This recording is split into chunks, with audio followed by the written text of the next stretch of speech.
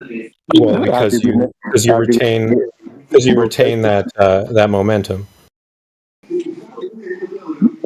Well, how do you measure Earth curve then and spin? How do you measure it? Yeah, the spin. If you can't reference it. Well, the day-night cycle. The speed it's supposedly rotating. How do you measure it? You'd have to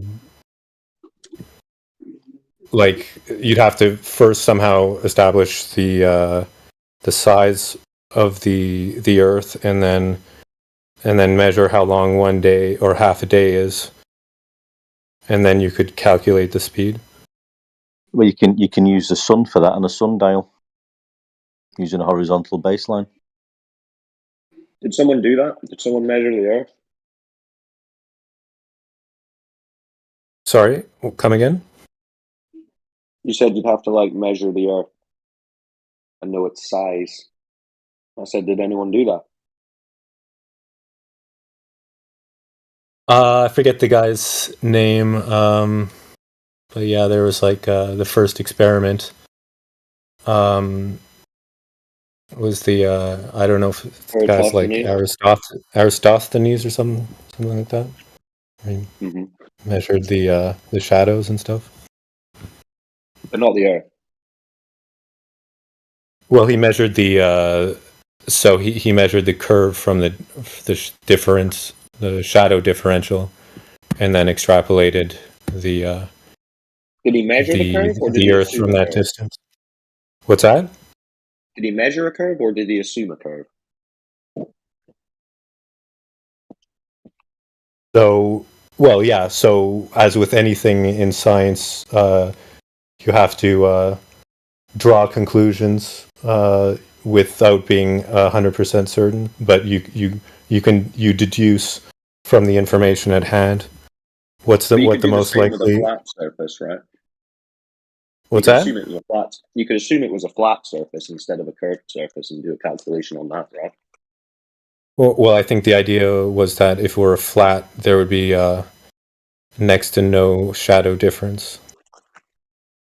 No, it was because the Chinese did the same thing, but they assumed it was flat, and they came up with a model that worked based on a flat Earth. So they didn't. So there's a shadow difference. There's a shadow difference. The Chinese detected a shadow difference and assumed that the Earth was flat despite the shadow difference. Yeah, I mean the shadow difference. It's like, imagine you're under a street light. Directly underneath it, you don't have a shadow, but then you walk away from that street light, your shadow starts to appear and stretch out. Same principle. You could calculate that street light and that shadow and pretend your street is a ball and come up with a radius for it. But that's just mathematical assumption. Well, the shadow would be more pronounced if the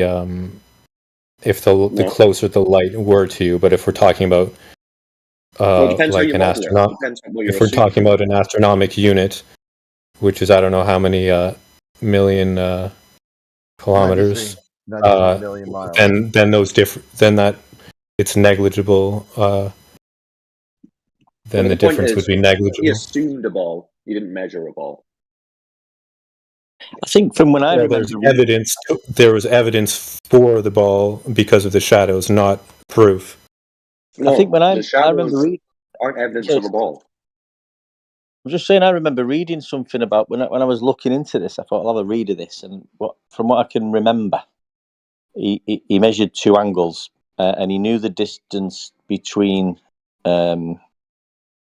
He knew the distance between the angle and the apparent zenith of the sun, and that was 7.2 degrees. I think that angle, and then I think he divided 7.2 into 360. Now that's where I thought, why is he doing that?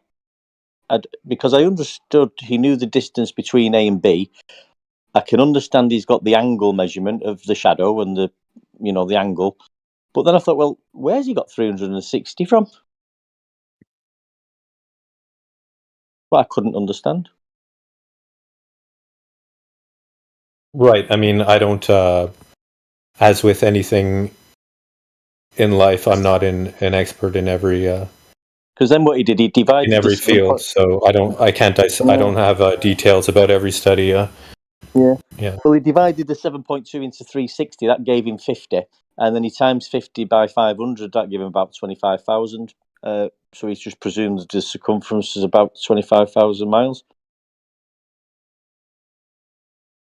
Yeah, I can't comment on that math. I can't But he didn't actually measure any conceptualize. curvature. This is what because I was researching who measured the Earth and all. Like I said, this Greek guy, and he measured curvature. But when I read it and I understood it slowly and went over it a few times, I thought, well, he's not actually measured any curvature.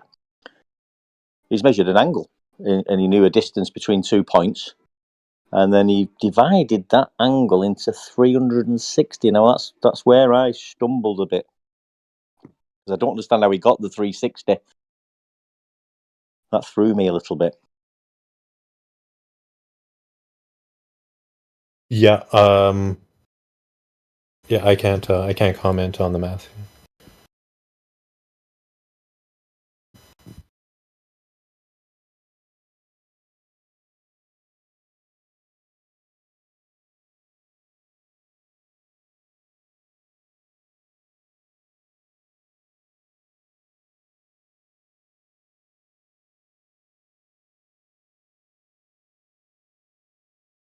So has anyone confirmed this assumption of a globe with some measurement of the surface?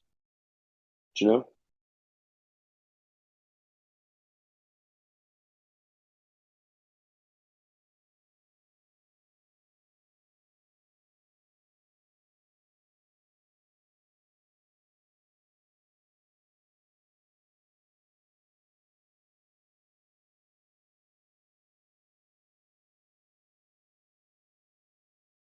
Still there, Gonzo?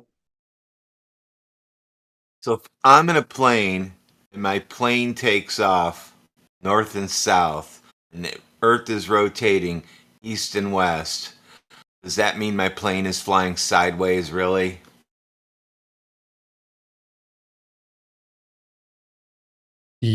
So yeah, the conventional thinking would be that your plane, let's say, okay, so South Africa is more or less south of No, Europe. plane. I'm going north and south. Is it actually going sideways?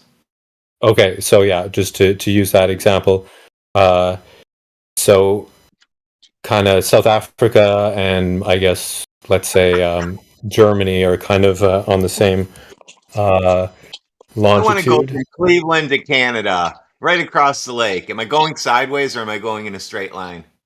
Okay, so conventional physics would be that you're taking off and you're retaining that.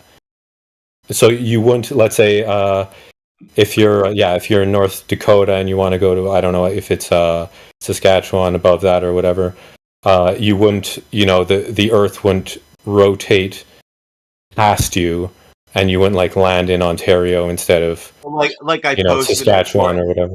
Yeah, I posted at 48 minutes after the hour. Is that what's happening when you're on a plane? Or Is this your in the plane side going? chat?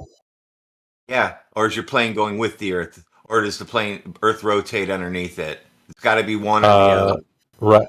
Radwin. Okay.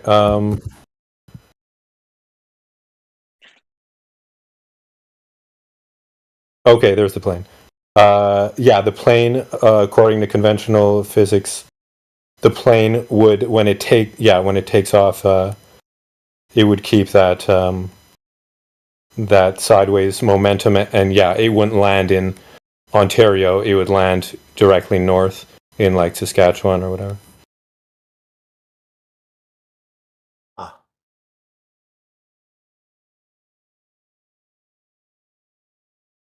So if I turned 90 degrees, would I have to basically stall the plane in order to land it? Or would I have to double the speed in order to land it?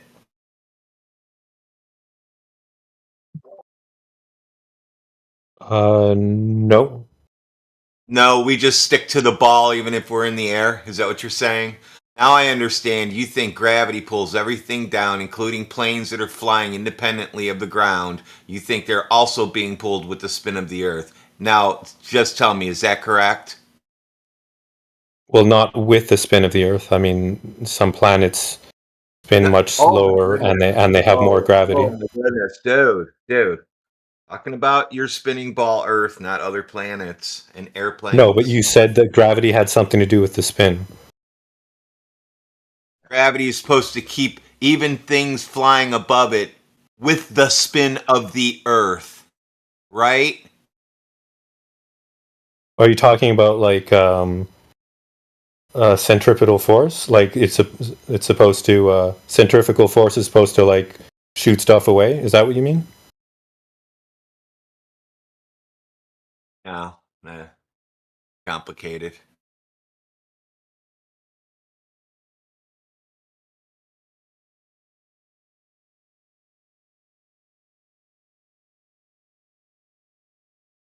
Well, at least it doesn't actually spin in reality, or we wouldn't be able to land an airplane. Could you imagine trying to land that airplane? You'd just hit the ground and roll sideways.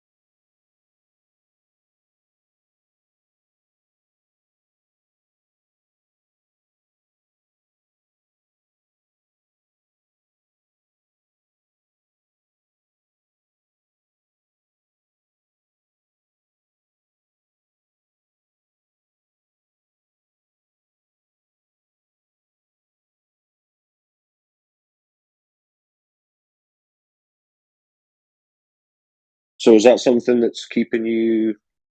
I mean, is that persuasive to you, Gonzo? This story about the shadows that makes you think that it's a ball?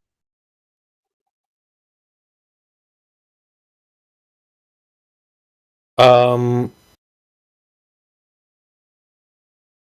it makes me more inclined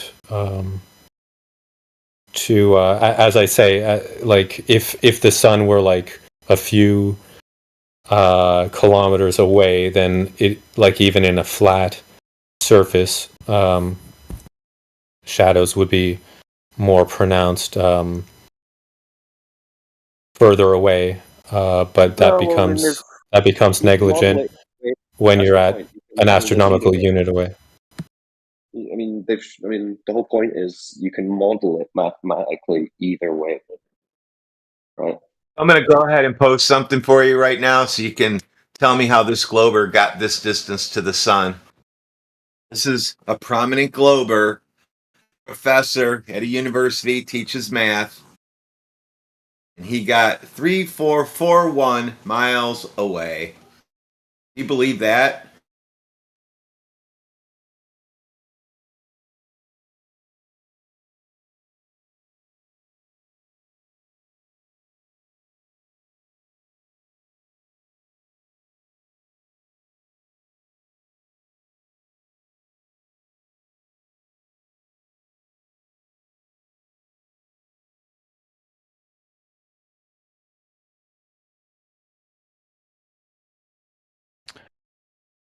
Hello?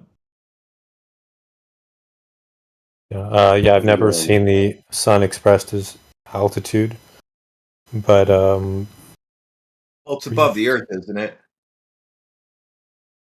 um, yeah, it's depending on, yeah, sometimes above the earth in Australia, sometimes about above the earth, so it's always not above the earth in the same I guess it in the would be same at frame of altitude. reference. Yeah, I guess it would be at altitude then. Well, I mean, if the sun is above the earth if I'm in Canada and the sun is above the Earth in Australia, then it's not altitude, it's like under me.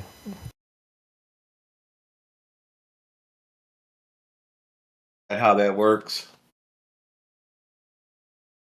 So if it's night in Canada, No, it's then the only sun isn't above me. 3,441 miles. So it's The only sun is below me. 3,400. It's only 3,441 miles away, even when it's over Australia. How you like that? And do you believe he's in? There's a general scientific consensus about that. Two guys did it. Two guys did it. Two of us did the calculations after they measured the height, after they did the triangulation on it, however you want to call it. We got an altitude of the sun of 3,441 miles. Two people, two globers did it. Yeah, I mean, I can't tell you that two people can't be right, but it's not the general scientific consensus. Everything in the sky is about 3,500 miles away, according to measurements.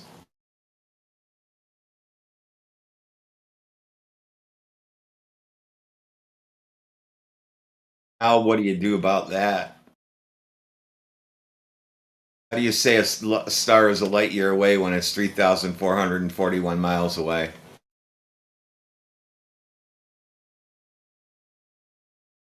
Well, I don't think you can find a general consensus among experts that that's the case. Just go measure it yourself. Be an expert. I'd rather not go to university for Okay, you take a calculator and you take a sextant or anything that you can measure an angle from the horizon up. And that's it. It doesn't require a degree. You don't need a degree to go sailing.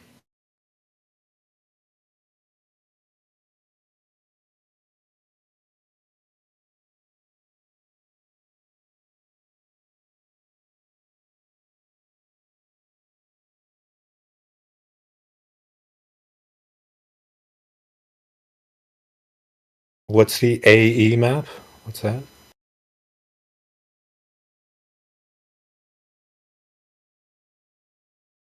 It's azimuth at equidistance. It's a globe projection using math.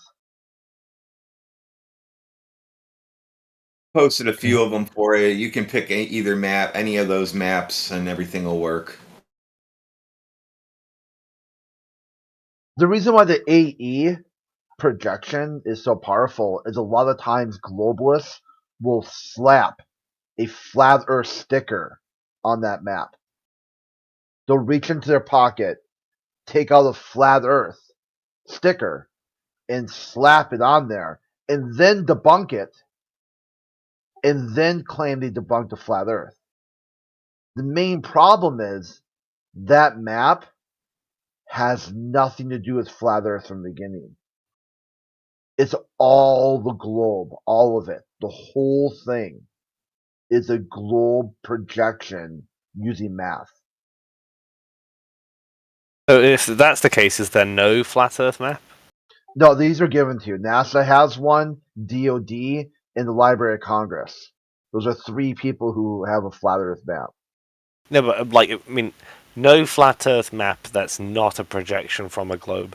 Those aren't projections, yeah. Those are actual flat Earth maps. Yeah, I'm saying Or, like, no. or they're lying to you, and then maybe you have a reason why they would lie. No, I'm saying there's no flat Earth map that isn't a projection of the globe. No, those three maps. NASA has one, DOD has one, and the Library of Congress all have flat maps that depict the Earth as flat, start from a flat, and end with a flat. Oh, like, okay, so like not a projection of the globe. Well, Yeah, what do they look like? Well, Google Earth does it too. If you just draw a line from one continent to another, it shows you on the bottom. It's just a straight line. Oh, wait, what do they look like then? What does It doesn't curve in Google Earth? It doesn't curve. What does Yeah, what do that they look baseline. Huey did this like in 2016 or so, 2017. He busted out Google Earth and showed an elevation profile like all the way across, like man, it was like the Gulf of Mexico into Louisiana. It looks flat, Britt. Duh. Yeah, I'm saying like, what's the map that's like not the projection of the globe that is a representative of the flat Earth? Google Earth. Google Earth, right? So you're saying if I use the map that Google Earth gives me, if it's flat, that's the map. That's the shape of the Earth, or not shape the Hey, what the fuck? orientation of the Earth would be a better. Earth is just flat and stationary, and when you use Google Earth and you draw a NPC. line, That'll be the it's just orientation a of the line. Earth. So The continents elevation on the will Earth will just show be. mountains and water. It'll show where the bottom of the ocean is, the little bumps in it, and it's all just a flat line. It doesn't curve in the elevation. It doesn't curve. How come they're lying to you? Why are So they I'm showing talking you about to be the wrong? orientation of the land masses on the face of the Earth. You think if I check Google Earth, that'll be it? That's correct. You guys rely on it, and they're telling you it's flat. No, I'm asking you a question. Is that like that will be the orientation of the continents on the Earth, right? Land masses. Yes? No? Maybe so. I guess. All right. Okay. Let's have a look. Is anyone going to co-sign Redburn on this one? We did it already. QE co-signed you. Okay. He already did it first. Well, I'm on Google Earth. I did it What a do I long do? time ago, but he presented it, I think. I'm on Google Earth. What do I need to do to make it flat? I'm not on that page. I'm not going to go to it. Just Okay. zoom out or draw a line, distance from one to another, and look at the elevation on the bottom. It'll be a flat bar across the bottom with a bunch Wait, of no. bumps I'm in asking it. you for the orientation of the land masses on the face of the Earth. Like I'm not asking you about anything Up and else. down. Up and down. That's not an orientation of the land masses on the shape of the Earth. Their orientation. Yeah, like they're on the face of the Chinese. Earth. What? No. Okay. Why is that a hard question? I just want to know like what the orientation of the land masses are. Because on the Google Pull Earth, it I mean, up it's and good then you because tell me. Pull it up and you tell me what the orientation is. Well, are you know about on a globe Earth what the orientation is? You do? I mean, is he asking me what the orientation is on the globe Earth? No, Because I'm asking him about on a flat Earth. So when you make an orientation, which way would you go? I don't know. Flat Earth? I have no idea. See, I know, like, when I look at Google Earth, right, I know that this is what we would say, relative to all the land masses, this is accurate, right? So all the land masses are positioned just like this on a sphere, right? Based on your orientation of what? The land masses, that's what we're talking about. On the face of the Earth, that's what the land masses So look say like. you want to get to, where do you want to go today? You're going to travel from A to B. A to B. Yeah. A is Well, just point A. what is the orientation of the land masses on the face of the Earth? Yeah, B, going where? Going where though? From Yeah, A yeah, to B. Which location? we're not talking about traveling. I just want to know what it looks like. Yeah. So to travel there, which direction you would go? Your Doesn't matter. orientation. Yeah, your orientation. I'm only on what it looks like right now. I'm not on about traveling anyway. Like how to get around, right? No. I Maybe want to you know got what it looks like. Maybe you have a different definition of orientation. So What's your definition of orientation? Your definition. My definition is how to move yourself around the environment. How to get around.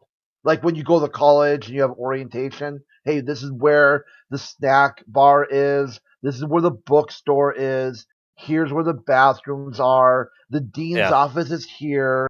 The political science wing is over there. The math wing is down that hall. So the gym is over here. Here's the definition. What is your definition? Yeah, this is the definition. The action of orientating someone or something relative to the points of a compass or specified position. So, in that sense, I'm asking for the something, the land masses on the Earth, being orientated on some well, one second, some Told reference. you how to which would be do it right there. Some It told reference you how on to the do it. face of the Earth, and Yeah. It told you how to do it in your cardinal definition. directions. Get out of Yeah. compass. So that's why I said you want to go from point A to point B. Okay, where would those be? In what direction would you go? And you said you don't want to do that. No, I don't want to What move you anywhere. actually want to do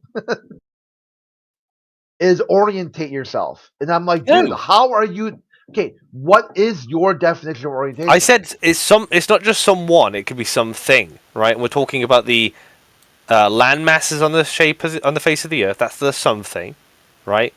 And relation to each other, right? That's the that's the reference. You don't have to use a compass, but your cardinal directions would be helpful, so I can see which way is north, south, east, and west. And then we can get somewhere. That's the whole point. It's not about someone. It's not about moving anywhere.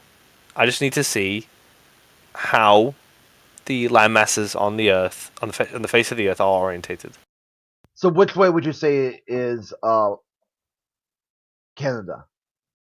Which way for me? Yeah. It is north west. Wait, no, it's just west. Never mind. It's not even northwest. It's just Okay. west. Well, I was thinking How I about- need to think about what my latitude was. How It's just about west. France? Which way is France? South? And then Africa, South? Russia. East? How about Scandinavia? North? East? There you go. Yeah, but that's not specific. That's just me giving you vague cardinal direction. That's your orientation you're looking for. If it's the case that you would commit to the idea that these things are all south, east, west, north of you, northeast, and so on, then you're going to have a very vague understanding of where things are located relative to you. But Concepts mastered by cavemen 10,000 years ago. What the fuck, dude? but the issue here is that when you say that, it's not going to be precise. I want something more specific, like a map. Okay, and who has these maps? In fact, I'll even settle for a simulation. Sources. I gave you 3 sources for full Earth flat maps. Yeah. Who are they? Yeah, but you haven't shown me any. Dude, I post this shit all the time. Like, holy crap. Okay, we'll post them and say which one you think is the real one. Whichever one you want. Who do you trust the most? It's not what you think. It's your flat Earth, not mine. Oh, this is your question, not my question. Yeah, but it's your flat Earth, not my flat Earth. No, it's not my flat Earth either. These are the Library of Congress, Department of Defense, and NASSholes. They all have the same map. They're flat. No, they have different maps. That's the best Okay, part. well, that's not helpful, is it? We want the flat Earth map. Yeah, that's what they call it. They call it a flat Earth map. Yeah, well, I want... Look, it's, to me, Crit, and I'm still surprised that people can't even tell me what the face of the Earth actually looks like from the known Earth, right? I mean, that's just crazy to me. And Globus can. Globus can just whip up Google Earth and let's look at the Earth. Which one? Google Earth? That's the same one that Radwin said to use. Yeah. Unfortunately for him... Unfortunately for him, that's actually in the globe's... That's for the globe, right? So not in his favour. No, that's flat Earth.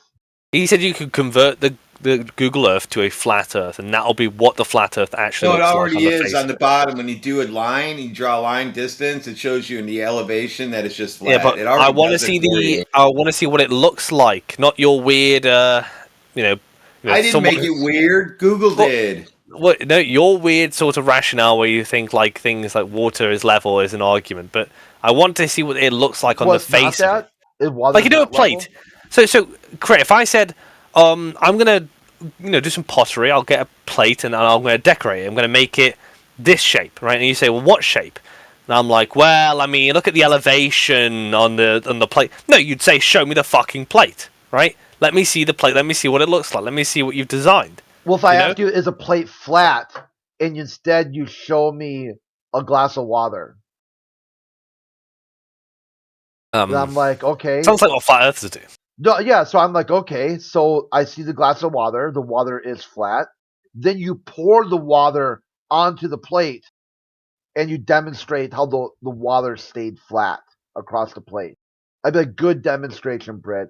I know this plate you made is hydrostatically level. You know what? I've got it, Crit. I've got the analogy. You used the physics of water and demonstrated in real time. Yeah, I got the analogy, right? That the surface of that plate. I'm asking you to let me see the words on the page, right? Right there, right there. Look, I stopped what I was doing because you obviously want some attention right now. I want attention, Crit. Like I want to look at words on a page, and then Redwin is forcing me to read Braille. Like, saying, close your eyes and just feel the bumps, right? Okay, That's what he's doing. Flat Earth map, Library of Congress, right there with a link and citation and everything. Athegoras, you said he wants a cartoon. I mean, look, I don't want a cartoon. I want just to know what you think the face of the Earth looks like. That's not too much to ask for, unless that's something you think is it looks flat, not worthy of consideration. But then that would kind of look badly on your viewpoint if you can't even get that together. The surface of the Earth looks flat. No, I'm talking about land masses relative to each other. What do they look like? We did that orientation already. Yeah, but I don't know what it looks like still. I've been asking for it. I'm still not sure.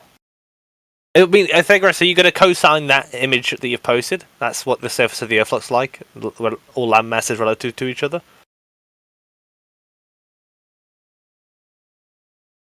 Cartoons. I mean, they're pieces of art usually, or simulations. I mean, that's fine. But they're always going to be reflective of reality. You know, like I can tell you that when I think of Australia, I'm thinking that the north and south divide is larger than, or almost equal to, east and west. But you think you live, people in Australia live in a hot dog continent, right? Because it's really thin and long.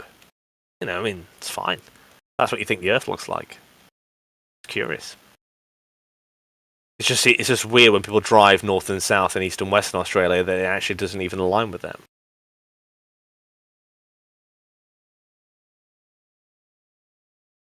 Not all maps are cartoons, by the way. They're all pieces of art. Yeah, it's an art. They call it a lot of art. Cartography. Wait, have you seen the side chat?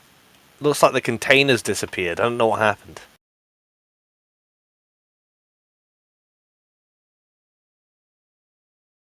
Well, why does the atmosphere look like it's next to a void? I don't know.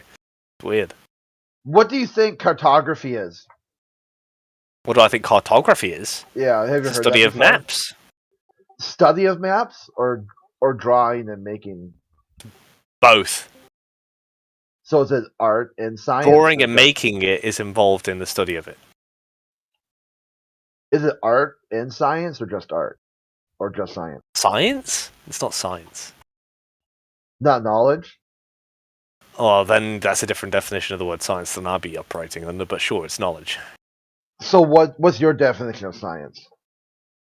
My definition of science is the study of the physical and natural world. So natural science. That produces observation or experiment or test or predictions that must be falsifiable.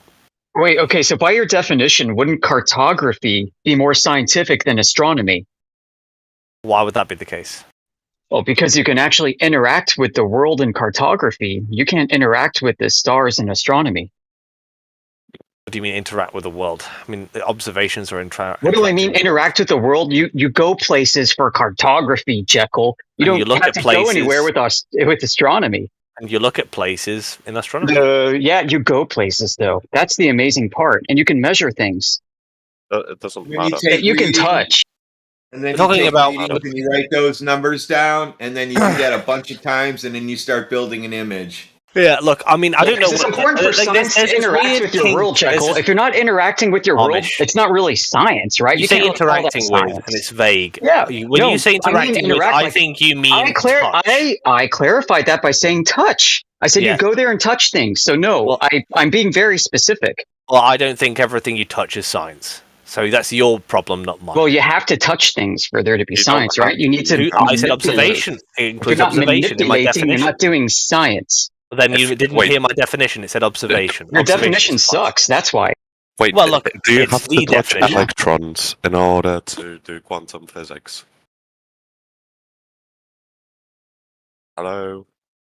Yeah, you would manipulate the electron. You wouldn't touch Okay, them. but you don't. Not with your physically, fingies. you You don't. wouldn't do. Get a You wouldn't do your cathode gun. fingies. You wouldn't You just like don't reach phys- into like a bowl of electrons and like play around with them.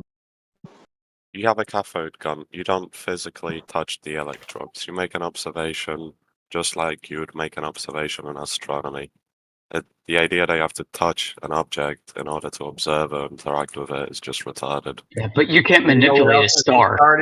You know what else is retarded? You Thinking that can people use make quantum physics for predictions anything. about how the stars are going to move. You can and then manipulate electron behave guns, you that can't way. manipulate stars. You don't have to manipulate them in order to make observations about how they behave. Yeah, observational science is pseudoscience. It's not. Is it? Oh, right. Okay. So, can I ask you a question, Amish? Do you prove things in science? What? I don't have time for Jekyll. Why is he still here? I thought we perma-banned him anyway. Yeah, he got back. He's back. That's my fault. Sorry.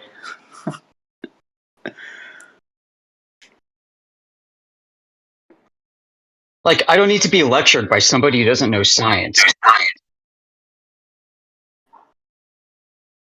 mean, he seemed pretty reasonable to me. Of course he seems reasonable to you. You think that you live on a spinning water ball inside a vacuum chamber.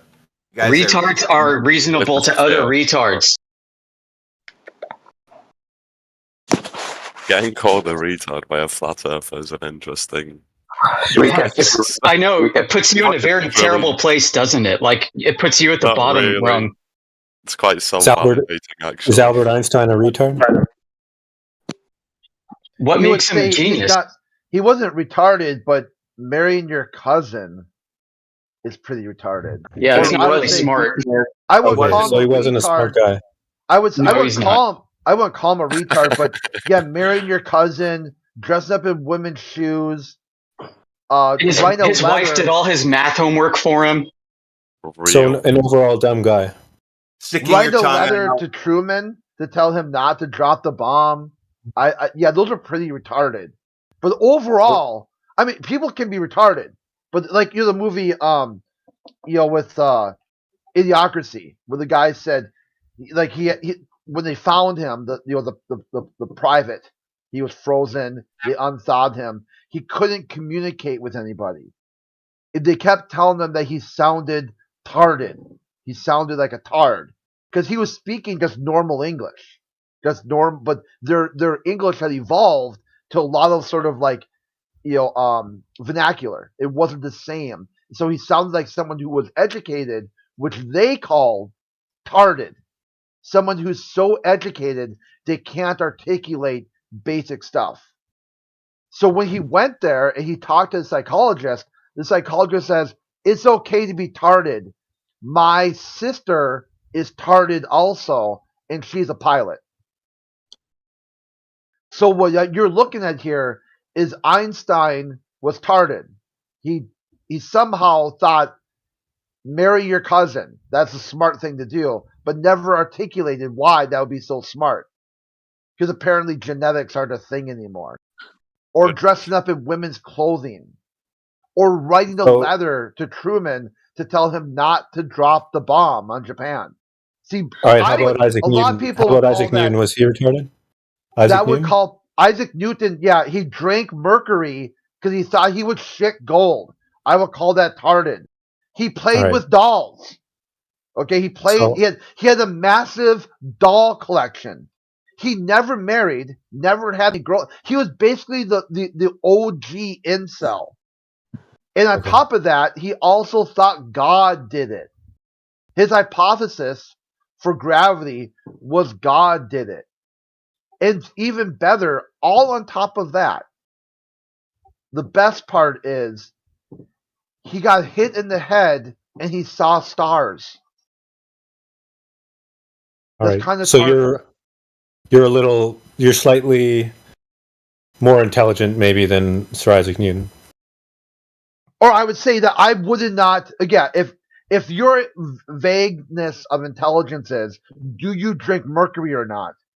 Yes, I would say my intelligence level is a little bit higher than Isaac Newton, who literally drank mercury because he thought he would shit out gold. He thought he would drink the mercury along with some other chemicals. It wasn't just straight mercury. It's true. It's true, Gonzo. Yeah, it's literally true. He had a concoction that included mercury in it that he thought would use his digestive properties, and he would literally shit gold.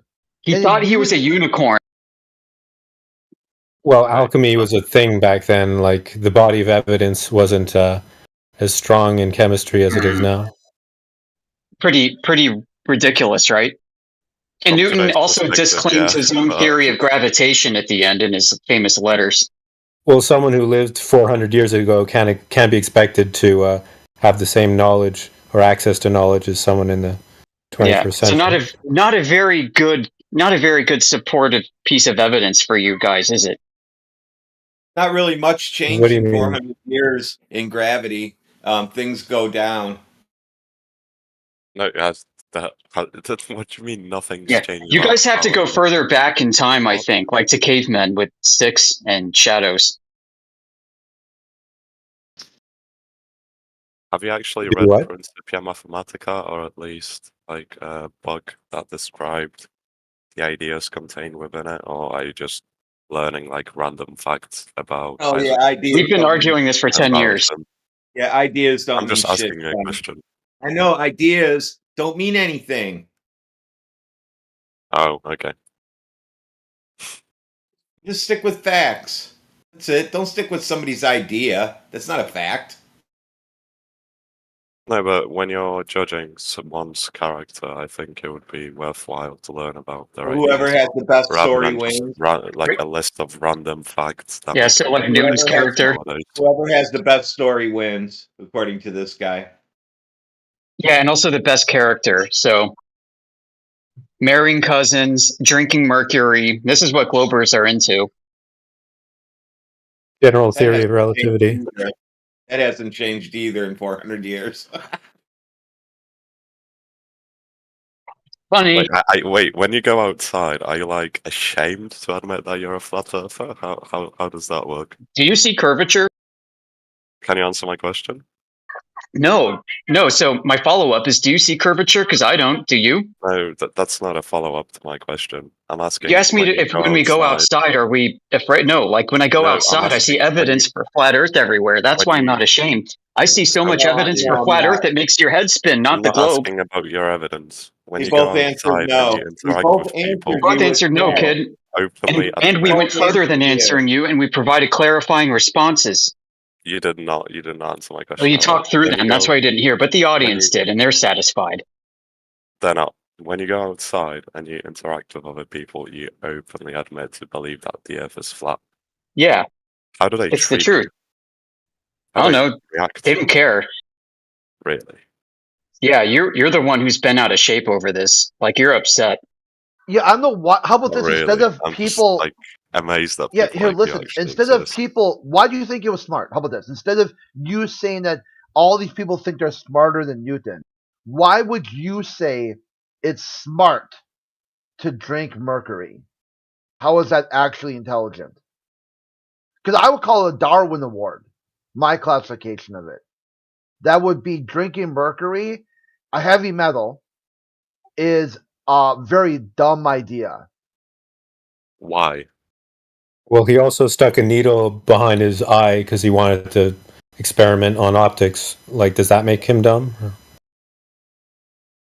In his own eye? Stick a needle. Yeah, he wanted to. In his own eye. Yeah, that's kind of a dumb move. Like, that's irreversible damage. Well, that's pretty stupid. When you don't know anything about optics at that time, like, maybe it's irresponsible, but... I'm pretty sure they knew that if you stuck your eye with a needle, it would cause damage. He didn't poke his eye with a needle. Guess what? Listen, dude. People were running around sticking people in the eye with sticks for thousands of years before that. He knew what was going to happen. He wasn't poking his eye with a needle. He wanted to see what was behind his eye, or feel what was behind his eye. That's what you said. And what did he come? That's what I said. What did he come up with? I all I remember is that he did that experiment. I don't know the outcome of that. What you could So do is you could do the experiment also, and then compare results and call it science. Well, in the 21st century, I don't need to do that experiment. But he wanted to experience it himself. He wanted to feel. That sounds pretty weird, because you know that their corpses are available to study things. So he wanted to personally experience sticking a needle into his eye. Well, I guess he wanted to know not what a dead, because a dead person can't respond to that. When you drink mercury. When you drink mercury, you want to stick needles in your eyes. I wonder if he wanted to inject his eye with mercury. Yeah, he said here a long sewing needle that he blunted the end, stuck into his eye socket, and started recording that he saw colored circles. Yeah, You no can't kidding. do that with a dead person. A dead person can't see colored. A dead person can't see colored circles, so why bother doing that with a dead The person? most brilliant mind. He should have used a test subject, like scientists use. Maybe he couldn't find a test subject. He literally poked his eye out. What a brilliant man. I think he died with two eyes.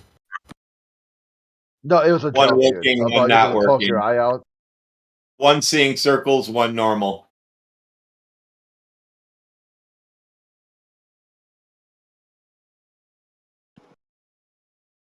You know you use two cameras in order to get 3D video, right? Why would Newton disclaim his own theory on gravitation? Because nobody agreed with the magic at a distance. Oh, that's a big problem, isn't it?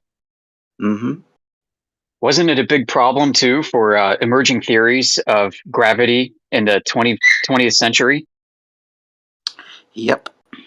That's why they came up with something else. Yeah, you had Michelson-Morley, right, testing interferometry and stuff, and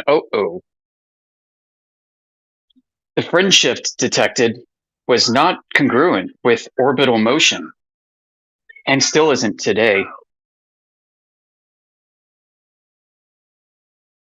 But that's all right? Because Einstein said, you wouldn't be able to tell anyway with such setups. So, and you probably wouldn't be able to tell at all because it's all relative, right? You can't, calibrate to any absolute reference frame to know if you're moving.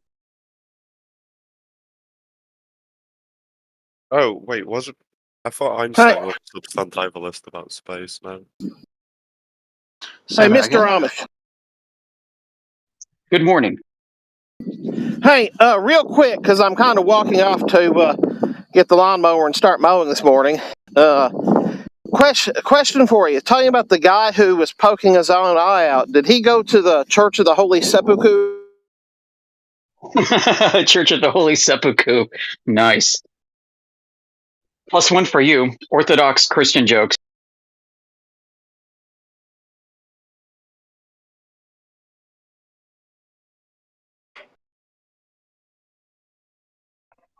Yeah.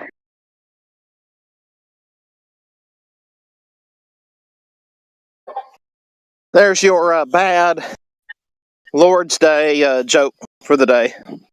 Hey, Gumby cartoon is on. The animation. It looks just like NASA animation. There's not really a big difference. Same speed, same way things move. I was thinking about that, like for the Gemini space missions that they were doing before the Apollo moon missions, where they have the famous moonwalk. That's all claymation, stop motion or something. Yeah, it's stop motion with Stop motion, yeah. with articulating little dummies that they use in claymation.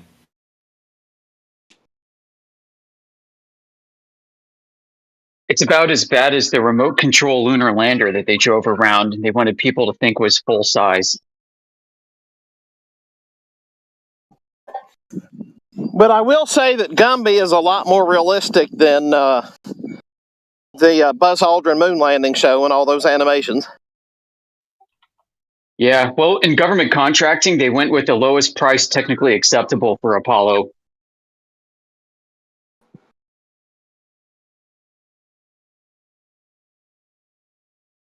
I mean, the one thing is that the makers of Gumby tell you that he doesn't actually exist, so by calling it fiction.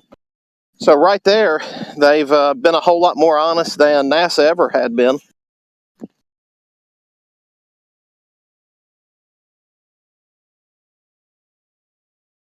Well, to their credit, they did put the astronauts' names in the Hollywood Star Walk of Fame. They have their own star in the sidewalk.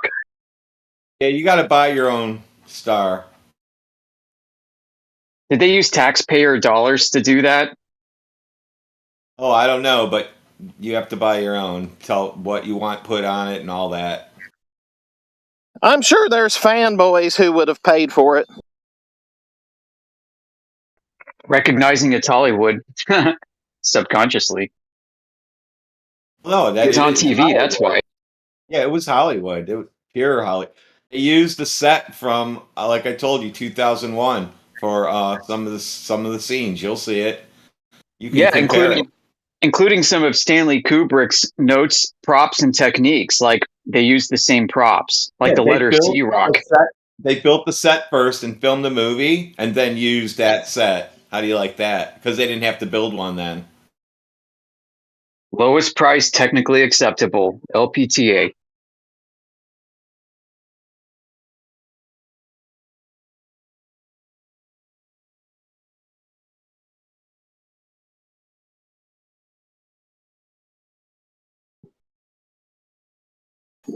But I tell you, if you haven't seen that episode called The Newsbenders that I shared on Telegram yesterday, I got that from Digital Max on Friday. That's one I had not heard of before.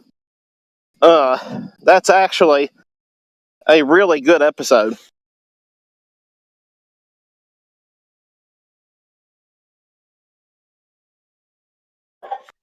I don't think that there's a flat Earth person who won't enjoy that. No, say again.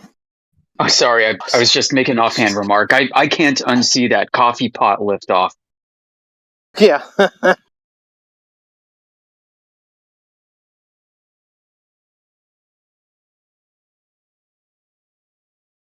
If you look at it pretty close, you can see it kind of swaying on the string. Yeah, and you know what's funny? Like during the shuttle missions 20 years later, whenever they were doing satellite deployments out of the shuttle bay in the back, and you can see the satellite wobbling around like it's hanging on a string as it ascends from the shuttle bay hangar.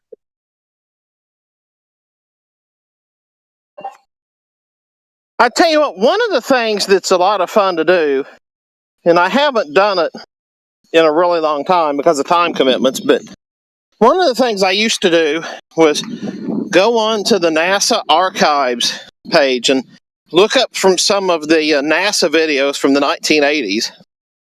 And they have these wonderful, like truly wonderful videos of like Jupiter and Saturn and other things. And you can just tell they're a painted styrofoam ball. Yeah. You know what's bad? In 2020 or 2021, NASA has been going through their archive, overwriting everything with digital touch-ups. Of course. Yeah, so you can't really find. It's getting harder and harder to get the original stuff.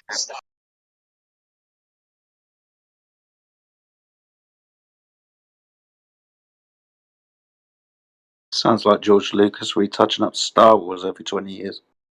Yeah, basically. I posted the spinning satellite with the guy in the background. Yeah, it's a 2-for-1 special, isn't it? You can see the shadow on him from that, quote, not an engine in the back.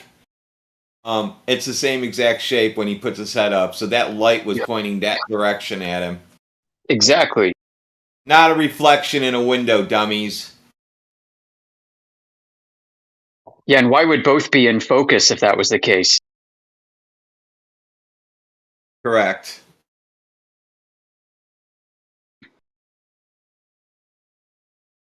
They're standing in like a dark warehouse or workroom.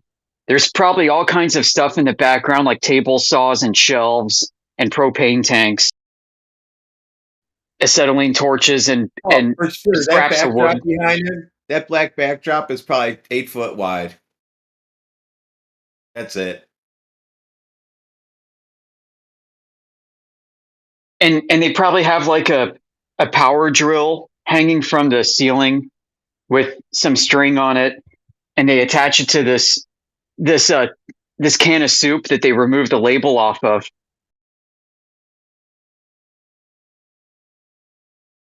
And they they have the just wind fishing. it up, and then they let it Yeah. go, and it unwinds, and it does it by itself. They probably have the power drill and the fishing line winding it around a dowel rod so that it goes up it. It doesn't Or even have to be likely that they filmed it. Or likely they filmed it going down and then they reversed that portion of the footage. Right, they do that kind of thing too. Or like with some of the ISS videos, you're looking at the astronauts that are like harnessed but laying on their back, but you think they're upright. And they pull them forward and backwards, and you think that they're going forward and backwards in zero gravity. And they're really going up and down on a harness.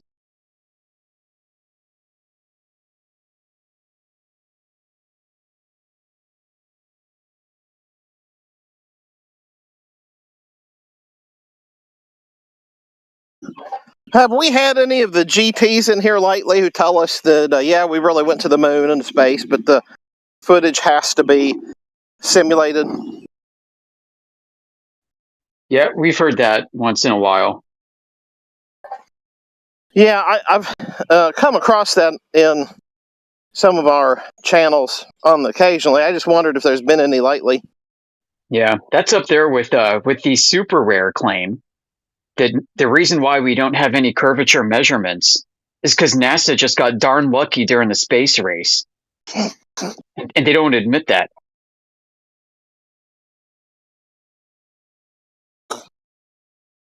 Well, isn't that nice? Or the other one is that aliens actually did land in Roswell in 1947, and they gave us all of this technology and space information, and we have to keep it classified. So that's why we don't have any actual measurements of Earth curvature or anything else. Or I heard that one once. Or one of those NASA balloons that you always post exploded, and it fell down because that was the original picture. They were holding a mylar material. And that's what that thing's made of. Or that happened. Yeah, that's what really happened. Yeah, Project Mogul. They had to make up something because they didn't want people knowing they were making balloons. They didn't want other people knowing, so they were like, "What the fuck do we do now?" Landed on the guy's house. You know what's even funnier is the mylar was made by a cereal company. General Mills was contracted by like the U.S. Navy Research Lab or whoever was putting this together at the time, back in the 40s, to make mylar balloons. And the reason why is because they were the only ones in America who had that industrial capacity. It's kind of like I was saying earlier with Ball Aerospace is the glass jar division. Like the glass jar company has an aerospace division for making glass. Nobody thinks about these things. Like nobody would believe it. Could you imagine during the Cold War, like the Russians are spying on America and they're reporting back to the Kremlin? They're like, guys, you're not going to believe this. The Americans have cereal companies and glass jar companies making their satellites. I saw on something that any day now we're supposed to go to war with Russia, nuclear missiles and stuff. Nah. I just saw that yesterday, so everybody get prepared. You scared. All right, I'm buying some beer and popcorn.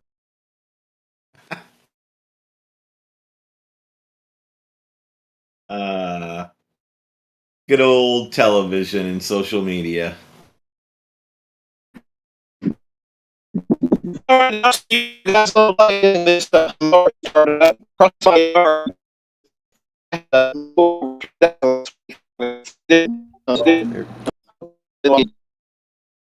Squared away. So have a good day.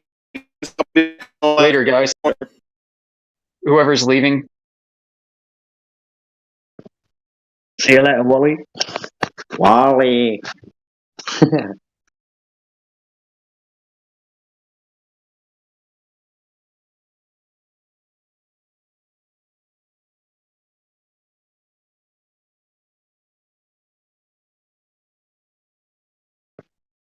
So who recorded the flying coffee cup?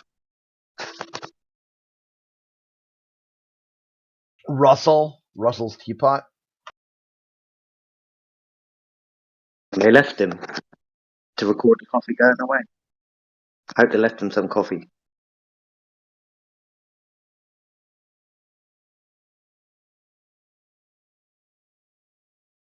Jim Henson.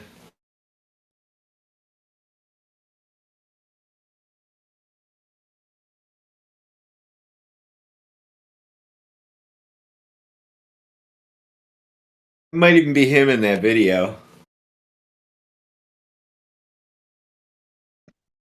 Who's that, sorry? Jim Henson, creator of the Muppets and Sesame or those characters or whatever. He's the guy who launched that satellite out of the shuttle, I'm pretty sure. He knew how to do all those camera tricks. Play It's with basically models. like Mythbusters. What's that? Yeah, NASA's warehouse is like the Mythbusters warehouse.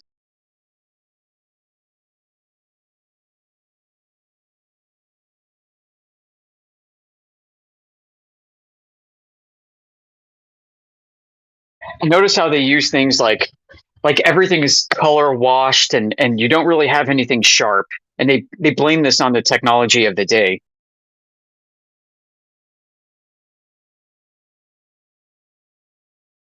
But for things like take a some of these though in the basketball-sized 80s. moon.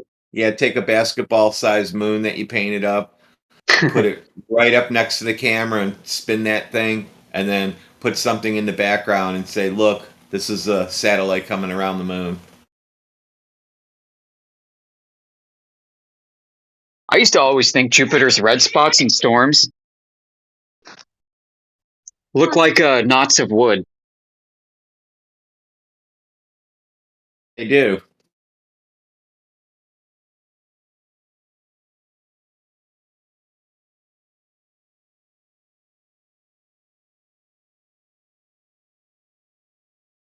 Does that mean they're knots of wood then? If the moon looks like a rock, they said it's a rock. If that looks like knots of wood, does that mean it's made of wood? Has to be. It's petrified, isn't it?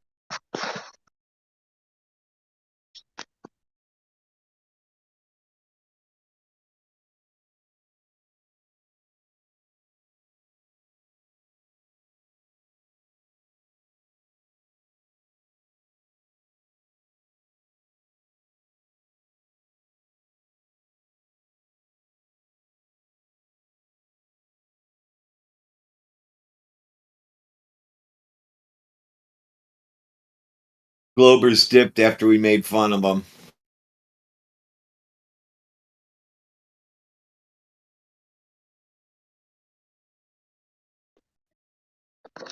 Behind their coffee cups.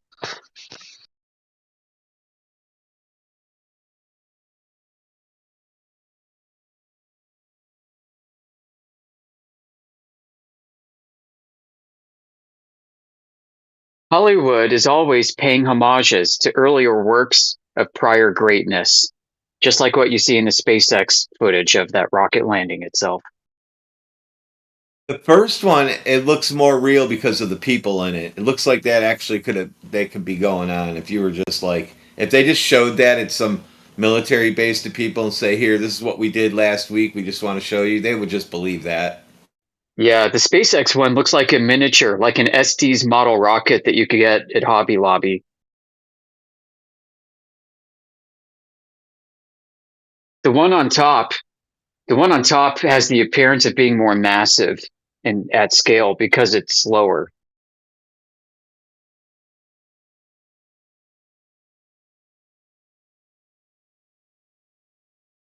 Like how many times is that SpaceX vehicle and it just goes bang, it just like drops right down onto the platform. Everything's fine. So what's the purpose of these landing rockets? I mean, why don't we just have cars that go up and land like that instead? Why don't you develop that instead? It'd be easier, a lot less weight. These globies would be getting into accidents all the time because they want to try to see curvature.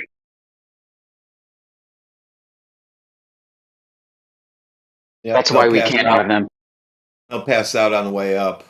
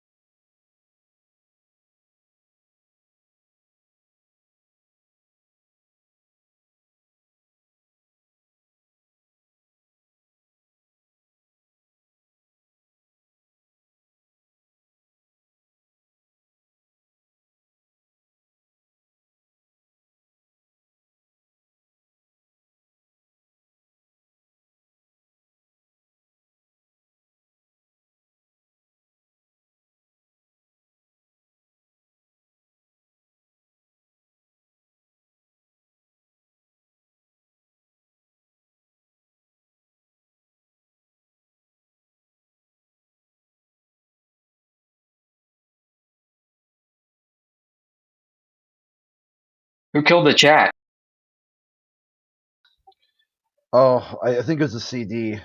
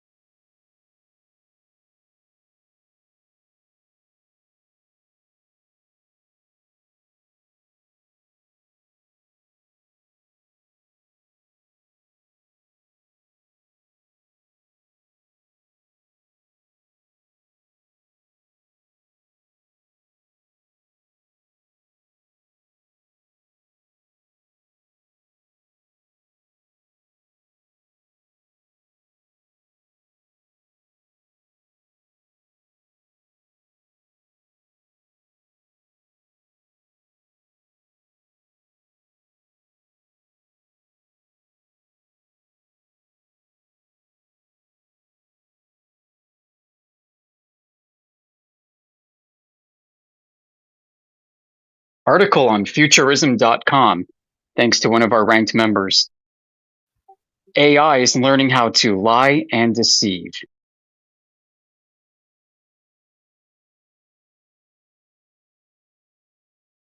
And they're getting better at it. That's funny because you know what it's trained on? Garbage in, garbage out, just like any other system.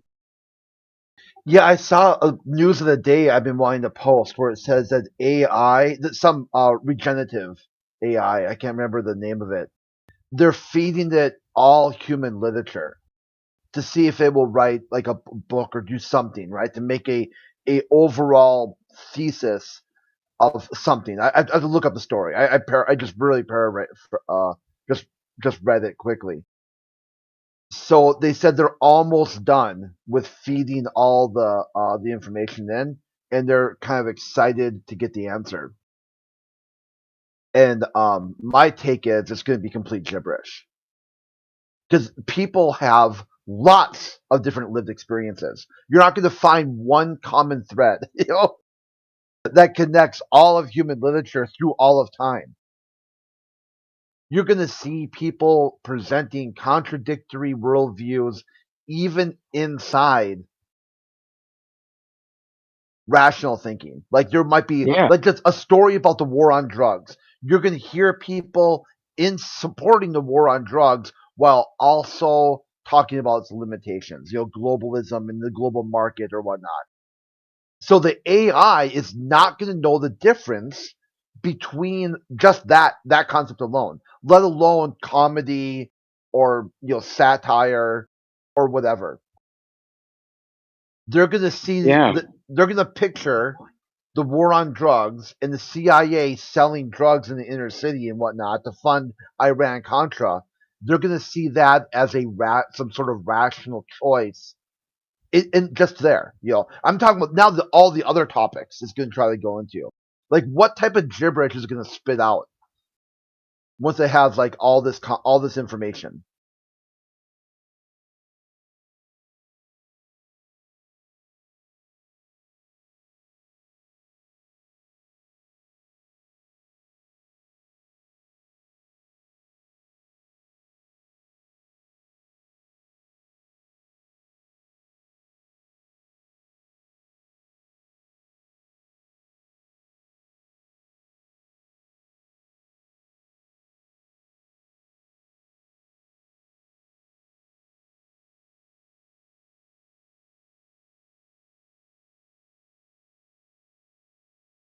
When are we going to be able to turn the large language models onto FOIA requests?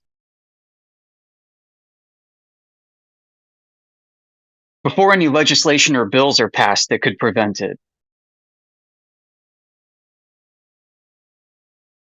Yeah, that reminds me of a couple of weeks ago, or maybe a week ago, the Google AI was given some really stupid answers, like almost like harmful answers.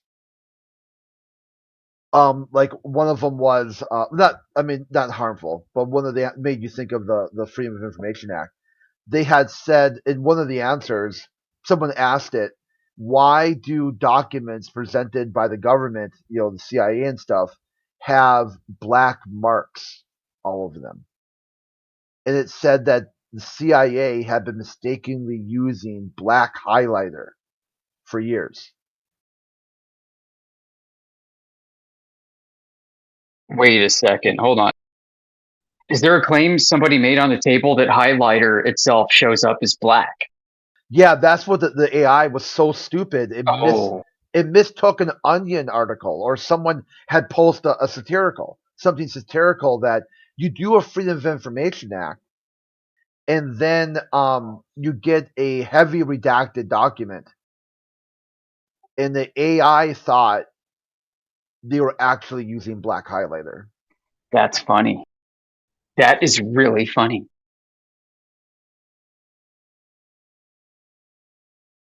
And what's always bothered me is the claim is that, well, what's in the black highlighted part is critically sensitive information that is still current to protecting national security interests and or completely unrelated to the content of the FOIA request itself.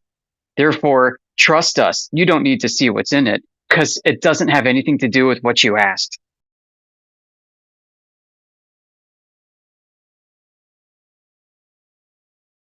And then you read the paragraph, you read the sentences, you read the words leading up to the highlighted part, and you're like, no, that can't be it. There's something really juicy here that is absolutely pertinent, and we're not allowed to see what it says. They had one of them, I saw like a meme where the document's redacted, and if you read the words that are left over, it's like, we're trying to cover, like, it had like a funny saying, like, we're covering up complete government misconduct, please stop asking for more proof, or something along those. I don't remember exactly what it was, but it was kind of like a thing like that. It's like, if we show you this document in entirely, it'll expose government crimes at the highest level. That reminds me, years ago, you may have heard about this, Crit, because I think you and I were activists and somewhat aligned a while back. We're talking like 10, 12, 15 years ago. But remember when the SEAL team that was raiding the Abbottabad compound in Afghanistan, their helicopter broke? Yeah, and then Pakistan, though, right? Yeah, that's right. Yeah. And the family members that were upset they did FOIA requests. And I think what came out of the unit's FOIA office was a CD that was given to the parents that survived, their children getting blown up. And somebody was able to pull out metadata from the CD and extract the real story about what happened there. And it's almost like somebody at the unit purposefully left it in there so that it could be found. Oh yeah, that reminds me. There's a not local. There's a police department near where I live. Well, not really near. It's quite a ways away, but it's same state. Okay, and they the news media had asked for some sort of document for like whatever sort of police officers appreciation day or something like that, right?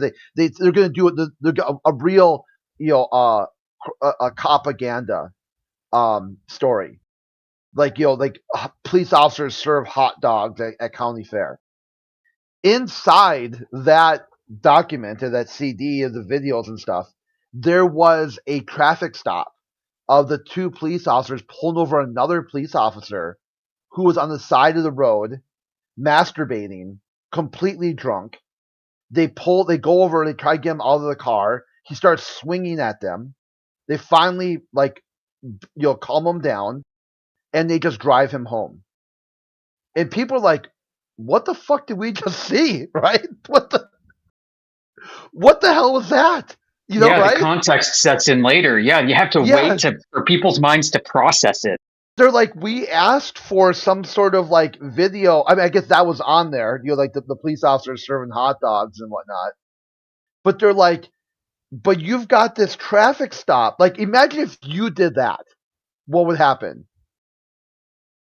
Yeah. So, And then, what I'm wondering. Oh, yeah, go ahead. so then it started an investigation. They're like, who are these police officers? When did this happen? And it opens another rabbit trail, right? And so what I'm wondering, like, is this AI technology capable of pulling out metadata and other things? And it absolutely is. Things that are maybe stegographically, whatever you say, I can't even say the word right, but encrypted within the file structure itself, you might Yeah. find data. So yeah, if we were to turn AI loose on all kinds of FOIA requests and open source material that's been published, we might find Easter eggs that people have left for us to discover.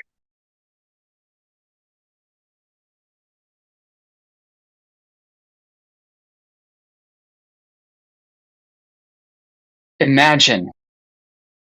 Yeah, it's out there. You just got to get it.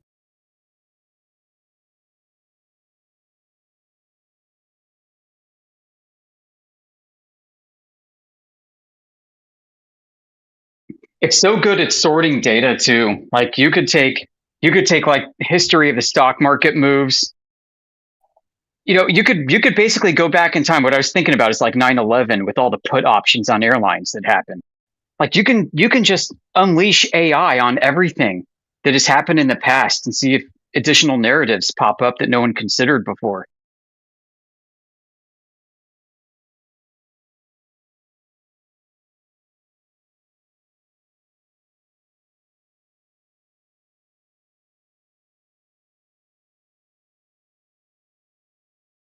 I'm really interested in the point of time when satellites transition from being balloon tech to self-orbiting space junk tech.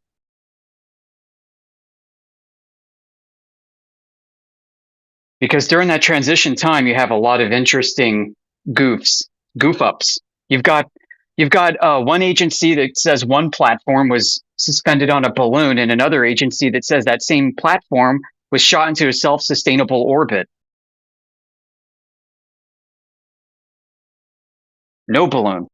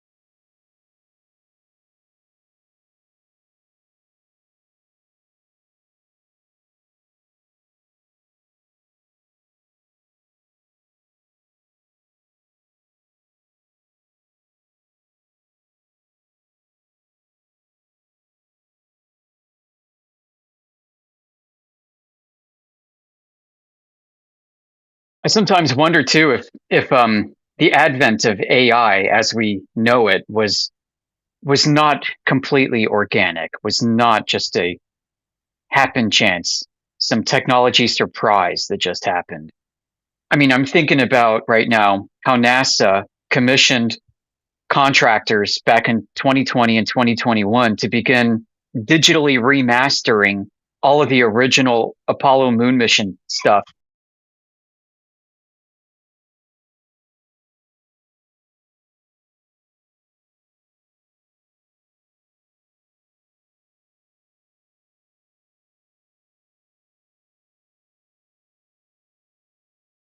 You've had a lot of content wiped off the internet too.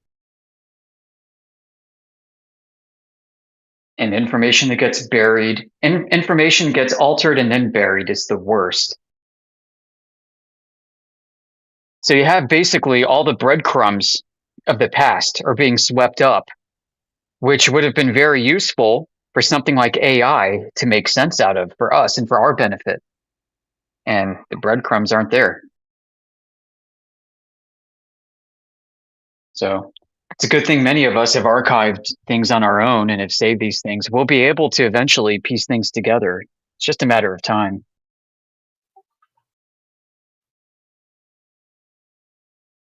But it's not easy.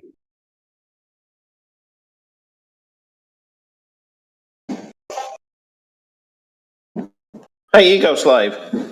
Yo. So, I think I've come up with a new term we should start using. Yeah? I kind of alluded to it through a private message with you, but it's the Mr. Sensible coefficient. I love it. I'm going to start using it now. Maybe we should maybe we should make an oblique reference to his name. That way we're not giving him rent-free attention in our heads. No, I'm all about that. Just, it could be like, I mean, it could actually be anything. It could be the Globy truth or the Globy certainty coefficient or anything. We could come up with any, and that would be the margin of error. So that way, whatever that 0.00001 that they're claiming is scientific, but which really is an emotional appeal, that would be what that coefficient is. But we could come up with any name for it. How about just the coefficient? So I was watching some just the coefficient. I was watching some funny zombie stuff the other day, and I was thinking about our conversation. Like, yeah, maybe zombie apocalypse films are a good analogy for what we were describing. You know? Yeah, no doubt. Well, what I'm referring to is, you know, how Mr. Sensible comes in and he's not 100% sure that he's on Discord. Oh yeah, that specifically. Yeah. But the other thing, no, the zombie films and the other subject is no. I think I hadn't considered that, but I think you're spot on. I think you have hit the nail right on the head on that. Oh, thanks. Can you elaborate for the audience? Well, I'm getting ready to get the mower going again. I was just stopping for a break, but next time I will elaborate for the audience.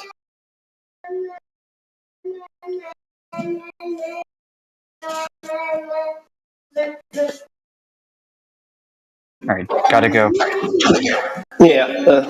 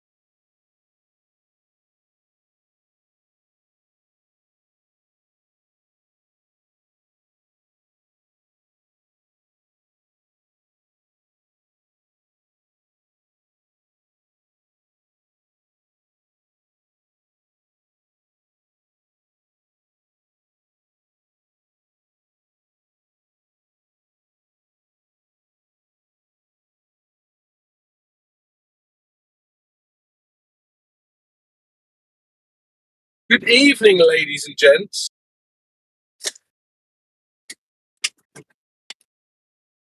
How's everyone on this beautiful flat Earth today?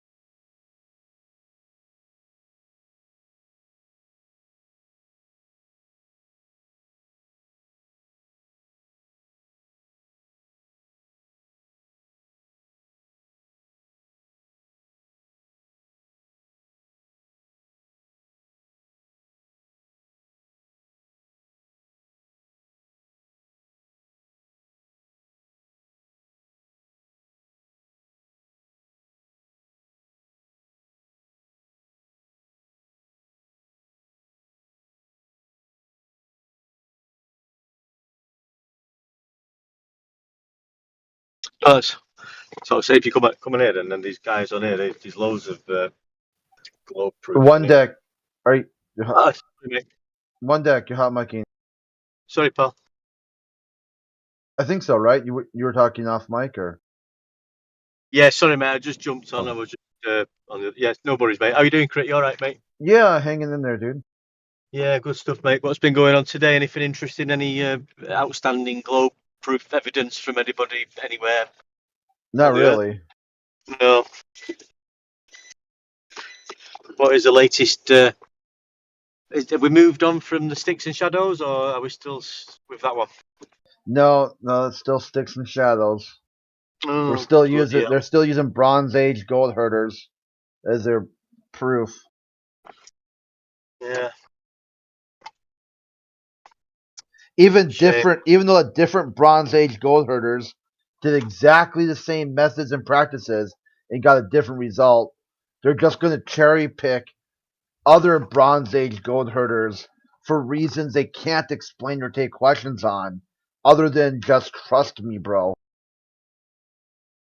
I mean, when they read the Eratosthenes story, anybody must be able to realise that curvature is not being measured. I mean, it's telling you in black and white when you read it what's happening. It's nothing to do with curvature. I mean, I thought these were supposedly intelligent people, but obviously not.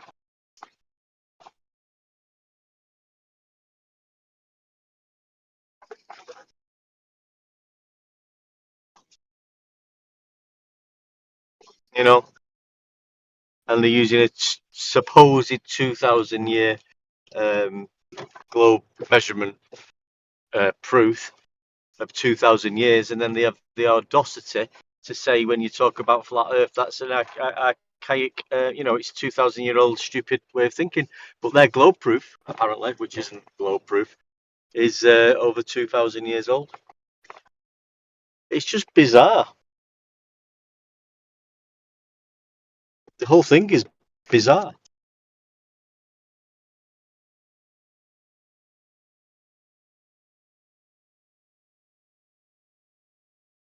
We've got to just jumping out for once, well, for 2 minutes.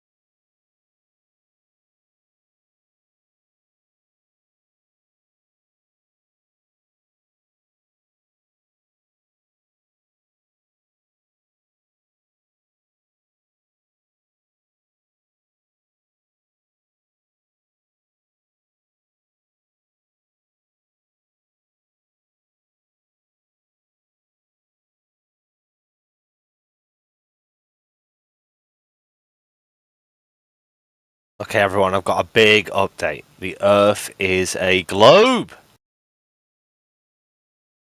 What do you think?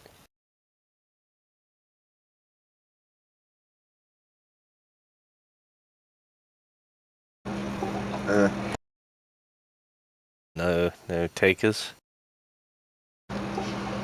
Oh man, I heard that one before, but they couldn't prove it when they told me that. And then you're coming in. I'm like, did you read like an old newspaper? I wouldn't say so. There's no globe. I mean, sorry, there's no flat Earth. Shit, no, that's gonna be on record. You say no globe. Ah, it's okay. It happens.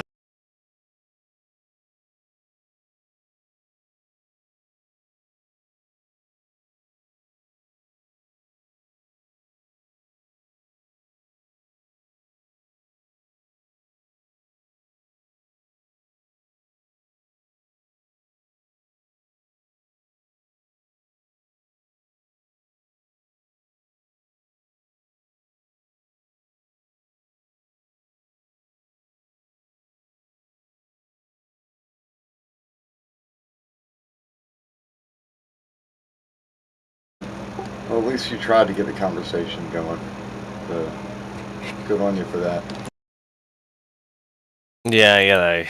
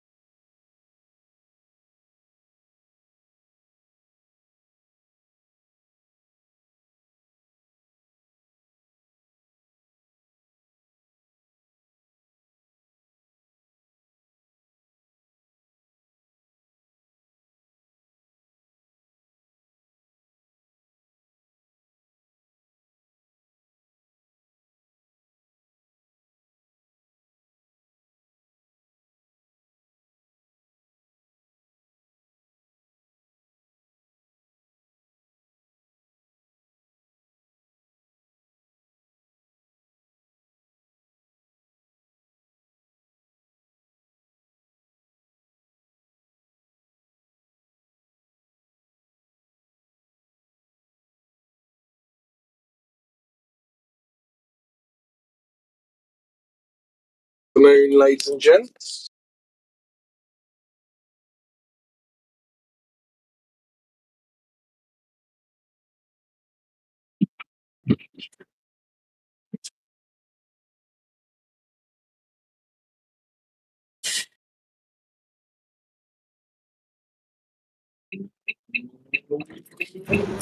How's it going?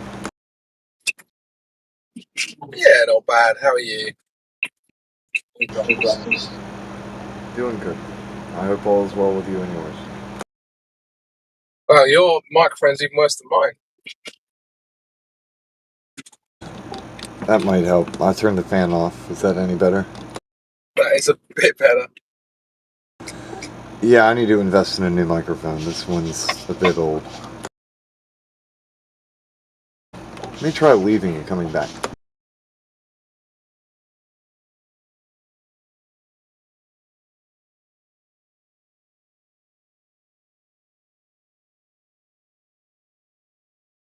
Might be something to do with the latitude line he's on at the moment. Well, is this any better? It doesn't matter, mate. We can hear you. All right, man.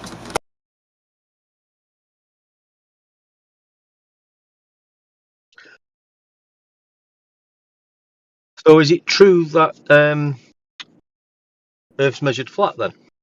I don't think so. I don't think that means anything. You don't reckon?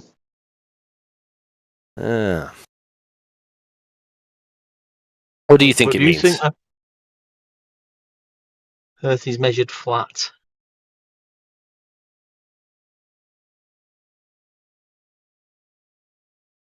Well, there's no mention of a globe. It's not saying Earth is measured globe. Well, I don't think it means anything, one deck. I think it's a nice platitude to sound like you've proven a flat Earth, but in reality, it means fuck all. I think when Nathan talks about it, he's talking about the the latitude measurements. I think. So how long have you been indoctrinated by Nathan Oakley, one deck? I think what he's trying to say is when determining the angle between your position on Earth and Polaris, that determines your latitude. There was a phrase you said the other day, one deck, and it was like, it wasn't even like an argument, right? You got to the point where you were just saying Nathan Oakley phrases, and I was thinking like, this, come on, you could do better, you know? So if two people say the same thing, does that mean it's wrong? Well, this isn't, like I said, it wasn't an argument. It was just like a phrase someone would say, right? I think it was something like...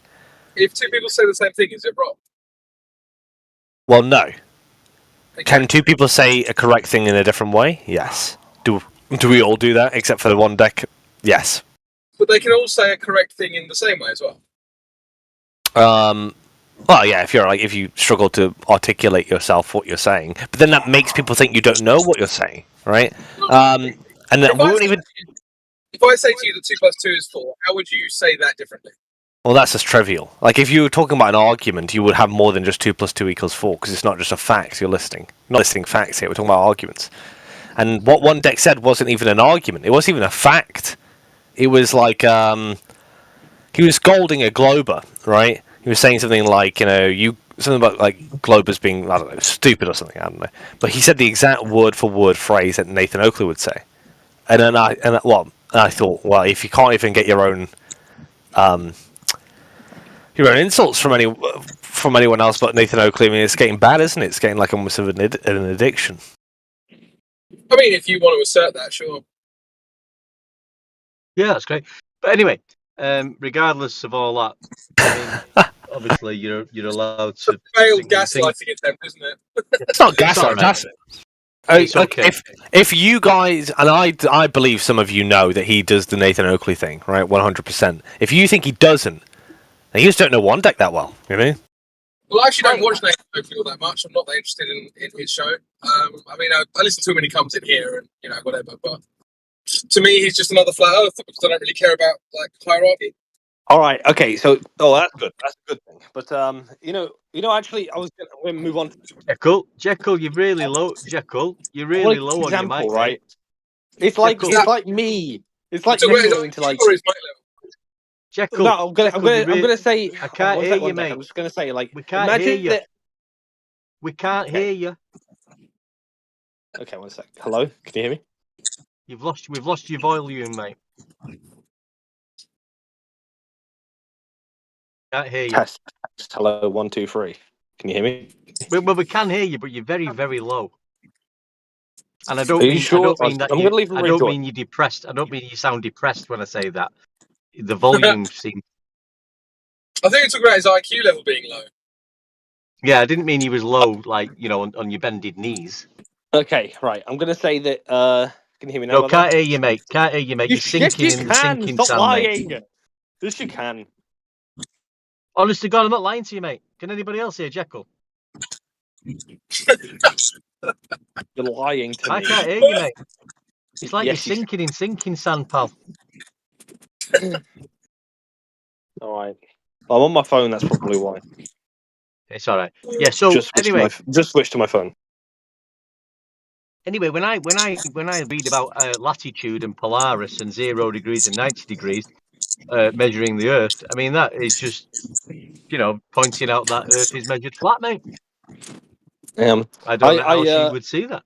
I was going to say to Crypto that it's like me going, you know, to one of the globe aficionados, like, I don't know, Neil deGrasse Tyson. Brian Cox. Well, Neil deGrasse Tyson is one of you guys always mention, but Brian Cox, right? Like going like, I can only speak about this topic if I talk about the topic in Brian Cox's cadence and voice, billions and billions. I'll just check your. I'm just going to check. I might have turned your volume down on my setting one day because I was pissed off. Yes, when I switched to my phone, it would make sense that you wouldn't be able to hear me. Just about hear you anyway. Don't worry, I can hear his hubristic, arrogant tone just fine. Yeah. So enough about me. On the topic of about me. Enough about me and my best friend. No. I want to talk about something else entirely, right? So, Crypto, you mentioned. I was hoping they'd get a rise out of it for that one. No, Crypto, you mentioned, and I think it's true, right? It was something like just like moments ago. You said something like you're not, you don't follow the hierarchy of flat Earth, and that's perfect because in your, something going for you. I think is like all the flat earthers keep telling me how libertarian they are. But I think libertarian also requires the psyche of a libertarian. Like, you don't really force people to do anything. You don't have that kind of innate sort of desire, right? Or psychology. And you don't. I think you're a mod here, but you don't do it, right? Whereas, like, Larry talks about how libertarian he is, but he'll swing you with that mute button and silence you whenever he has the option to. It's weird. Sure, I mean, if you want to take it with Larry, go ahead. I don't know if that's true. But... Yeah, well, that's how I see it. I mean, I think a libertarian has to also be psychologically that way inclined, not just say they are, right? Yeah, I see what you mean. I mean, look, from my point of view, I just don't like people telling me what I can and can't do because I feel like I've already got a solid moral grounding to act, so I don't need. And so also I think that sometimes people will... So, for instance, have you ever heard the phrase like, oh, it's illegal, so you shouldn't do it, right? People say this stuff all the time.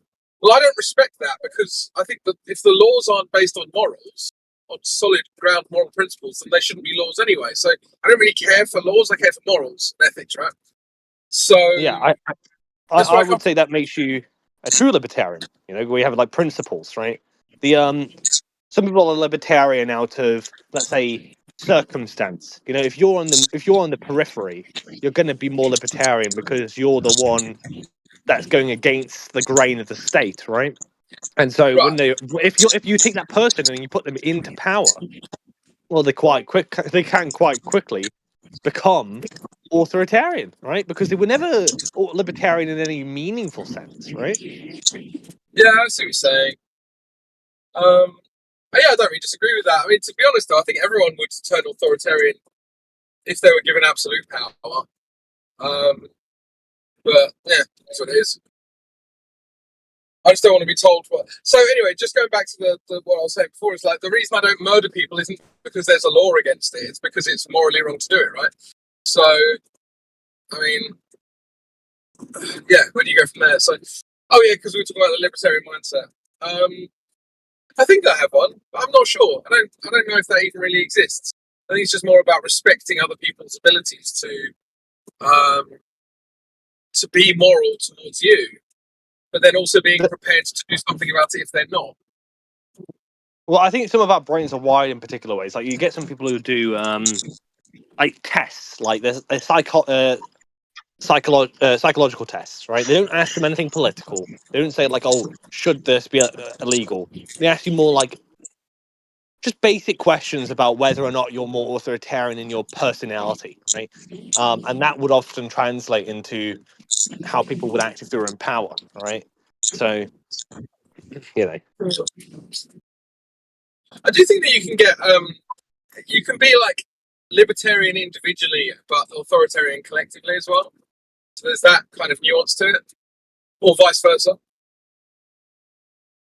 Yeah, I mean, like, say here's an example. Like, if I was someone who was quite mute button friendly, right? That's quite benign. You'd think, like, okay, I mean, he likes to make people be quiet when he talks. But if you were in power and you had that same sort of, let's say, drive where you don't like people talking against your position, that would also be something that would be reflective in how you deal with other people, right?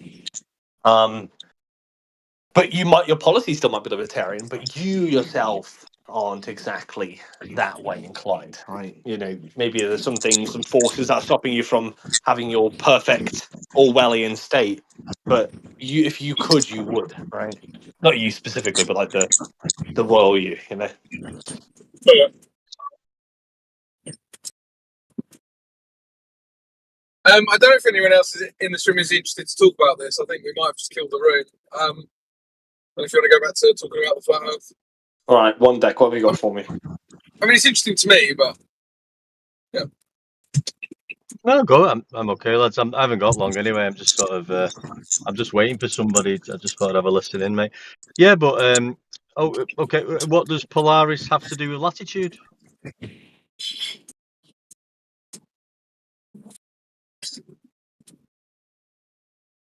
Question for you, Jekyll. Sorry, I'm peeing right now. You say you're peeing? Wash your hands.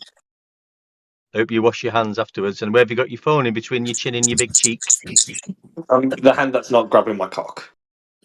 No, he's actually got his phone between his two cheeks. Hang on a minute. You've got a cock. Oh God! Can we not go there? You're joking. You're joking us. Give it a good shake, mate. Let's not go there. Sorry. I mean, my hand that's not wiping my vagina. If that's what you want me to say. I don't know. Fuck's sake. Oh, God. This is non sequitur to the ground. Can we move? Yeah, can we move on to... It's Jekyll for you all over.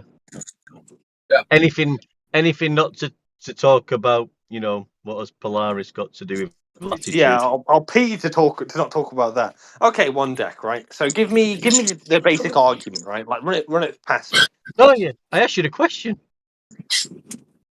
Well, you're asking me how do you get elevation angles to Polaris? No. Have you washed your hands? Yeah, What does Polaris have to do with latitude? Well, I mean, you use latitude lines to Polaris. Well, you don't use them. You get your latitude lines to get from Polaris, from angles to Polaris. Okay.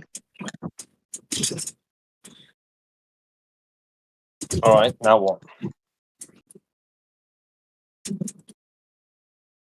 Because I think you're going to try and say is that any elevation angle you get is going to require a flat Earth. Is that right? Well, if you're using the surface of Earth, yes. Right. How do you get your latitude lines that you can't use Polaris for? Like south of the equator. Well, you can't use Polaris in the south. So how do you get your latitude lines? Well, they're just presuppositions, mate. Just presuppositions. Very persuasive. Yeah. You can't use how far can you get your latitude from Polaris, Jekyll? Well, that's very persuasive, yeah. So from 90 to 0, isn't it?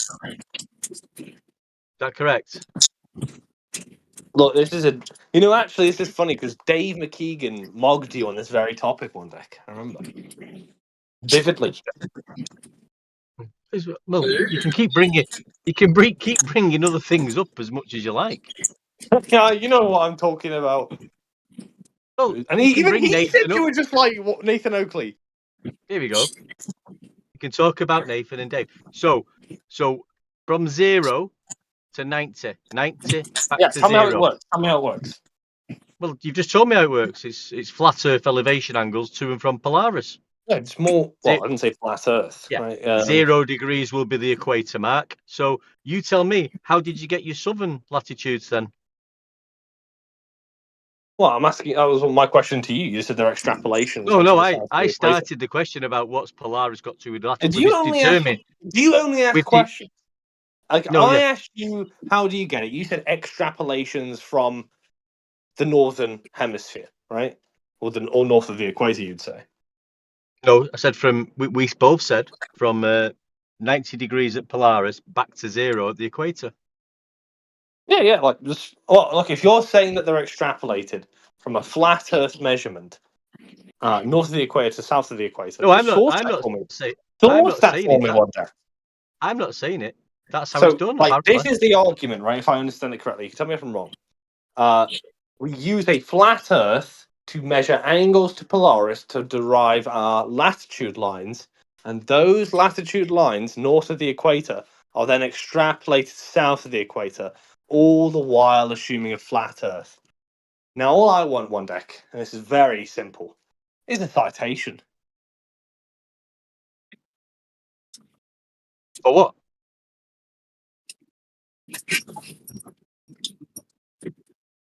For what? For that entire system of argument, point A to point B. How do you I want to talk citation for that? Well, we've already determined you can only get 90 degrees to 0 degrees from Polaris. It's just like you saying I refuse to get a citation. No, I'm talking to you, Jekyll. So imagine I'm stupid, right? And I'm sure you'll have no problem imagining that. You'll have no problem imagining that, right? But imagine I'm stupid at one deck, right? I don't Consider thinking whatever you think about me, and then cite it. Well, we can definitely cite that Polaris,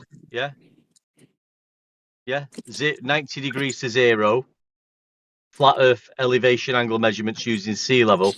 That is a measurement of latitude from 90 degrees to 0. Now, where do you get the rest of that on a globe? That's interesting, one deck. So you assume a flat Earth. Can you just cite that for me? Well, it's measured flat. That's a meaningless platitude, but can you cite it for me, one deck?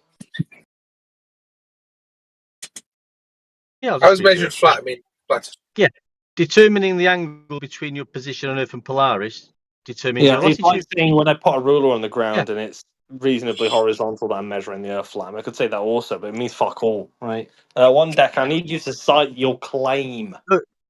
No, you don't need me to do anything. You've already claimed it yourself. Yeah, well, I'm giving you the benefit of the doubt. Now, just cite it. No, well, you've already claimed it yourself. Yes, to give you the benefit of the doubt. Now, cite it. Why do you not want to? It should be obvious, right? Yeah, hell yeah, bro. You totally killed it, man. You totally killed it. Yeah. What? Thanks, Cheeky.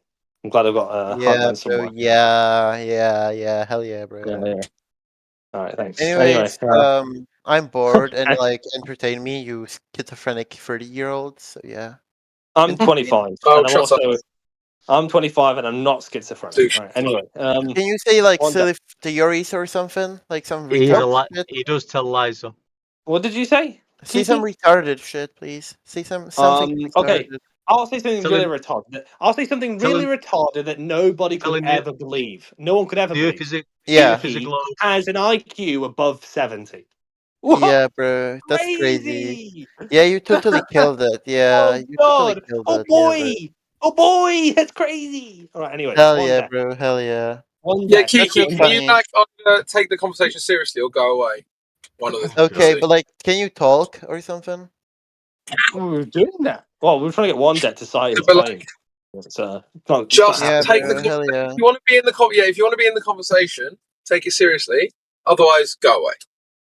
Really Yeah. simple. So All if right. you've One got deck. any, Yes if or you've got no? any, Will you I'll cite just your ask you claim? Yes or no? just 1 minute, Jekyll. The other guy, unless you've got any evidence of Gone. Earth curvature, mate. How's he gone? Yeah, You he's never gone. have it. You never have any Will evidence of Earth curvature, do they? Any of them? Will you cite your claim? What? No, I'm not. I don't have to fucking cite anything to you, Jackal. All right then. That's all unsupported arguments can be dismissed without evidence. Yeah, well, Sorry. cite that for me. Okay, 1 second. Oh, that's Hitchens' razor, isn't it? It's not really. And then cite how our Earth curvature is measured, if that's what you think, using the Polaris and latitude. Explain how it's using a curved Earth. Cite it. Can be dismissed without evidence. Yeah, Hitchens' razor. Hitchens' razor. Well, he said source it, so that's what I want to do. Yeah, well, it's called, the source is Hitchens' razor. Christopher Hitchens came up with that. Okay. I don't think he came up with it, but that was. Yeah, he did. That's why it's called Hitchens' razor. I don't know. It came from David Hume. Well, yeah, I mean, every thought has been had at some point. Yeah. Sure. That's not true. Every thought. I mean, that can't be true. I mean, I guess. No, Right? there It's like, infinite amount of thoughts. Yeah. Anyway, one deck. There's your citation. Would you like to tell me how you're going to source your claim? Or you're just going to refuse to do it? No, my claim is that the Earth is flat and the elevation angles to and from Polaris proves that. Well, no. Yeah, that's Cite what, that. that's what I'm after. Look, I don't want you to source the Earth flat, right? I mean, that's going to be a part of the elevation angles to Polaris proves that, right? So obviously, there's going to be someone that isn't Nathan Oakley who's written about this topic, right? Surely. No, I mean Nathan Oakley didn't originally measure latitude using a 90-degree angle at sea level directly I've got a underneath better Polaris. question, one deck. I've got a better question. Who No, before I mean, Nathan Oakley? No. What? This is going to be a good one. I like this question. no. Who before Why is Nathan it Oakley? hard? Who before Nathan Oakley one deck has ever tied elevation angles to Polaris to the Earth being flat? Well, that's how it's measured, mate. Everybody. Anyone, just any name. One deck. So you're the progenitor of this argument. No. I mean, you tell latitude. That's how latitude's measured, Jekyll. You know that. You've already confirmed that. Yeah, I'm granting it to you, so you can cite it for me. Yeah, you've already confirmed it. Yeah, completely confirmed. But now it should be obvious because we agree that it should be something you could cite. Oh, you can cite it. It's so obvious that this would tell you that the Earth is flat. That this is how it works, and this is how this is the obvious inference from it. Yeah. Yeah. So I mean, if you are using Polaris, as a reference to latitude, you're using elevation angles at sea level, that's definitely a flat Earth right there, Jekyll. It could be. I mean, look, some people say, and these are crazy fucking people. There's this thing called tangents, right? I don't listen to any of that nonsense. I'm on the. You need a flat Earth for your elevation angles to Polaris. We're in agreement, right? But there's one thing that's a kicker on me, right? One thing that's a kicker, and that's just whether or not you've got a citation for it, right? I actually prefer tangerines. Yeah, tangerines. I mean, yeah, tangerines, Tabasco sauce, whatever you want, right? But one deck. I mean, would you need a citation to tell you what an angle is, Jekyll? Oh no, I need a citation for the whole argument. This is how it works. This is No, the inferences that you have in the argument, and therefore this is the conclusion. No, it's common knowledge. It's common knowledge how latitude is measured. It's measured to and from Polaris, from 90 degrees directly below Polaris, back to 0 degrees at the equator. It's common knowledge. You've got me there, one deck. But I mean, it's common knowledge. That's how it's measured. You can just look for it yourself. That's how it tells you exactly how it's done. You're saying it assumes a flat Earth. Yeah, well, you're using sea level, Jekyll, when you're doing it. Is it possible, one deck? Is it possible? And hear me out. I'm a retard, right? As you know, right? I'm a retard. So is it possible? Well, I didn't say that. I didn't say that. Well, I'm saying that. I'm actually like mentally 5 IQ, right? Is it possible that flat Earth is just a tangent? Well, no, you're using Earth. You're using Earth, not a tangent line. You're using Earth. Interesting. Yeah, sea level. You're using the sea level. A tangent sits on Earth, right? There you go. Perfect. No, I didn't say that. You did. Yeah. Come on, boy. You're using sea level. That's what we're using. Fascinating. I should no, it's not. The thing is, Jekyll, it's F2. So are you saying one day that your time, the argument ties into the idea that water is level? Somebody's talking straight through you. Well, sea level is level, yeah. So you're saying this all derives from you not being able to not equivocate between level and level. Yeah. So level, if you're using level as the elevation angle baseline, it will be level, yeah. Fascinating. Fascinating. It's not fascinating. It's not fascinating, Jekyll. It's just simple. Very simple. Well, it sounds simple, yeah. Yeah, it is very simple. You're complicating things. You don't need to complicate anything, mate. Can I ask a question? Yeah.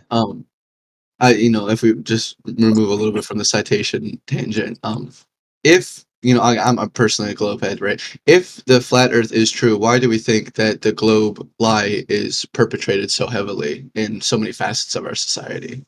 That's such a genius question. That's your problem, mate. I'm just curious as to what your guys' opinions are as flat earthers. It doesn't bother me. It doesn't bother me if you're talking to me personally. It doesn't bother me one iota. Once I know now that Earth is measured flat using Polaris sea level and from 90 degrees to 0, nothing else matters. I've already proved the point.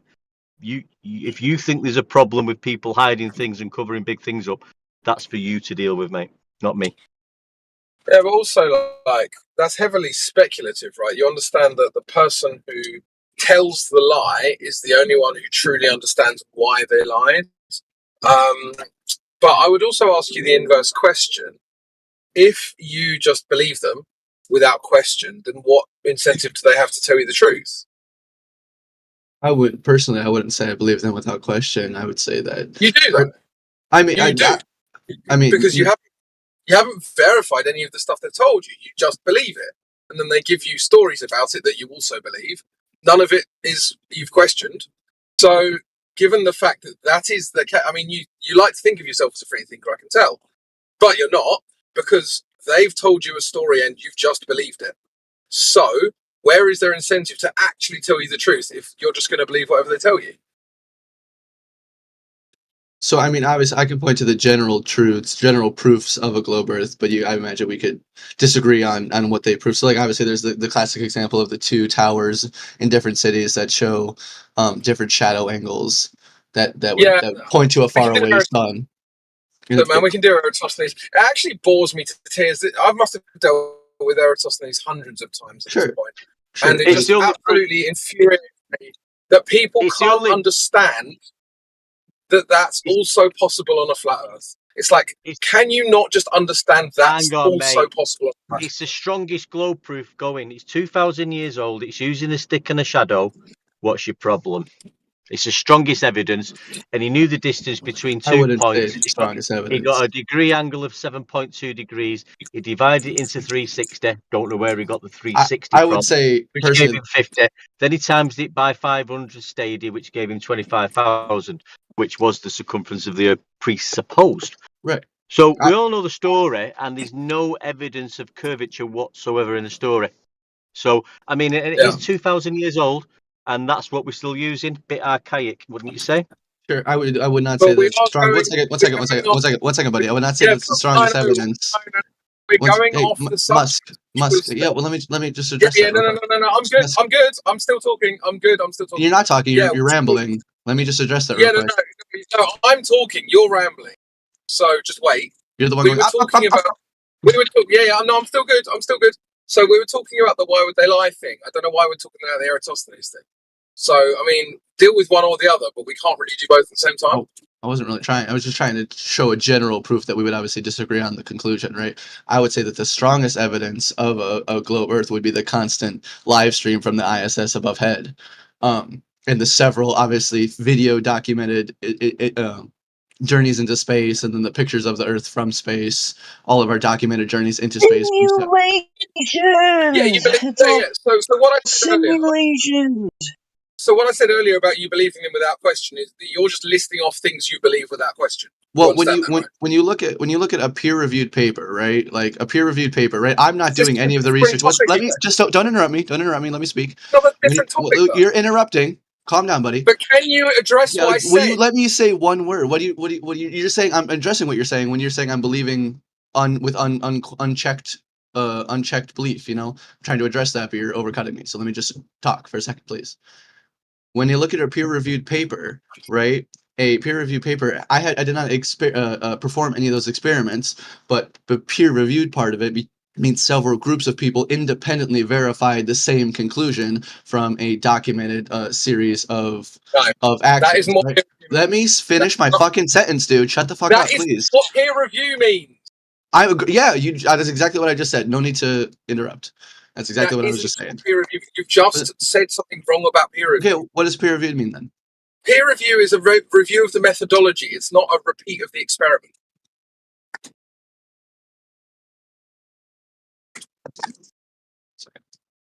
Sorry. Let me just look at the definition. 1 second.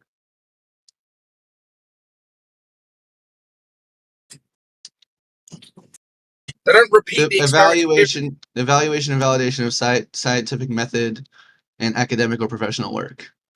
Yeah. So they don't repeat the experiment. You know that, right?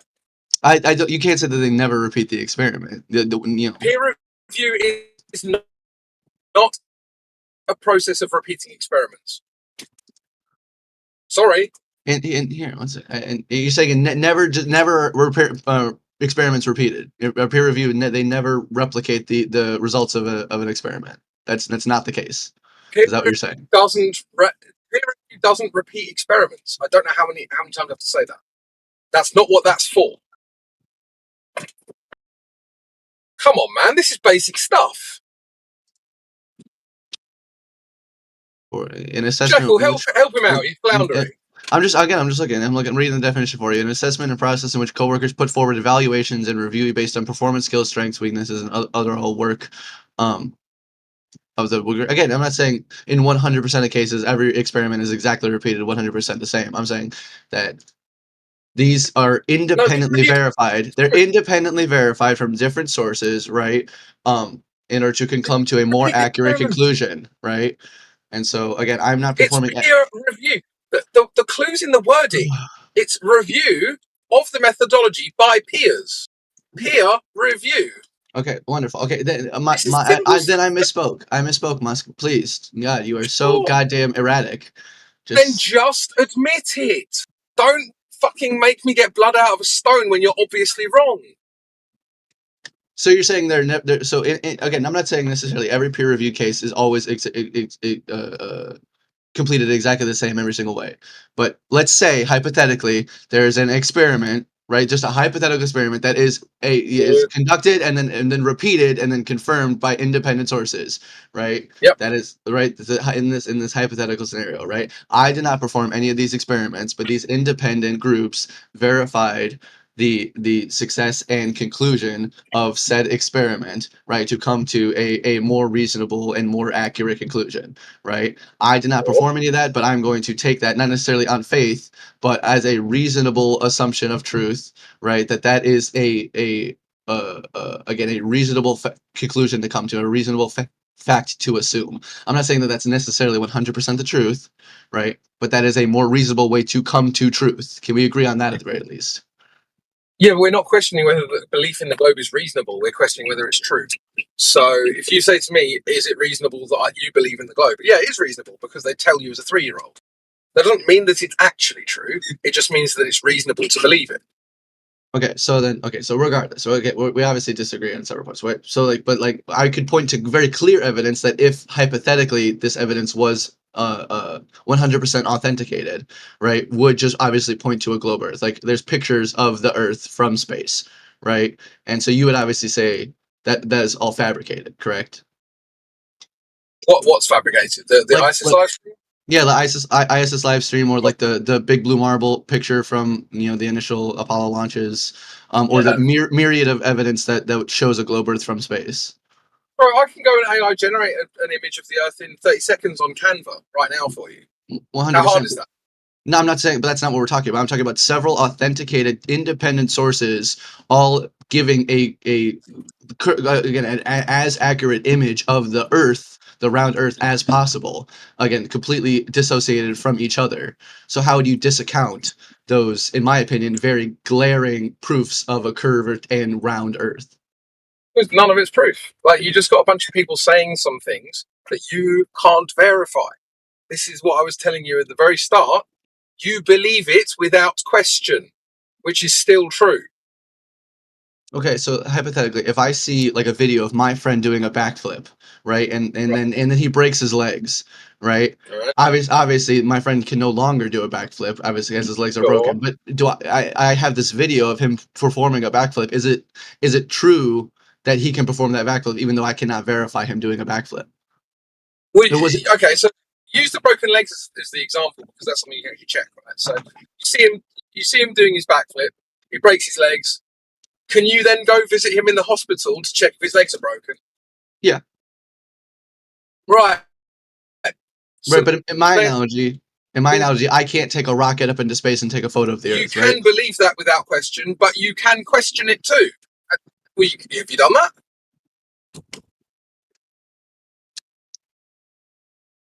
No, not necessarily. No. In this situation of my friend doing the backflip, no, right? Because I have overwhelming evidence, a video, which I know. Not talking about the back. Talking about the broken legs. You can go to the hospital and verify that he broke his legs. 100%, yeah. But I was referring to the backflip as the thing we're trying to prove, right? So again, my friend can. It's reasonable to believe, but that's like you're conflating reasonableness with actual objective truth. They're not the same. Right, but again, unless you have been to space and looked down at the Earth, right, you cannot say with 100% accuracy that the Earth is flat. You can assume that the Earth is flat. You can point to proofs that you would lead you to believe the Earth is flat, but you can't. You're in the same place that I am, where unless you can zoom out and go into space, you can't know the Earth is flat 100%. No, you can measure it, but regardless, you're floundering because your initial question, which you thought was a gotcha, has actually been reversed on you, and you don't know how to handle it. So clearly, what I said is true. That you believe it without question. It's true. It's just true. Just admit it. Like with the peer review thing, you were wrong then. You're wrong about this as well. You believe it without question. I don't say I believe it without question. Okay, fantastic. That's fine. Listen, I'm willing to admit when I'm wrong. But you do, because you can't check. So that's objective. I'm not going to have a nut from you again. That's objective. You can't check what they tell you is true. So you believe without question. So therefore, why would they bother telling you the truth? Why wouldn't they just tell you the most convenient lie? Who's they? People telling you that it's a globe. Several independent authenticators. Again, when no one different person. People. Surely different people couldn't all lie to you. Oh Not if they were, you know. To what gain? To what gain? Heavily Like, paid to do. Like again, you're saying at this point again, if we're just using deductive reasoning, why it's far more unreasonable to lie about this sort of thing. To what gain? Like a random independent individuals with no. I've answered that. No, you haven't. Yes, I did. How, what?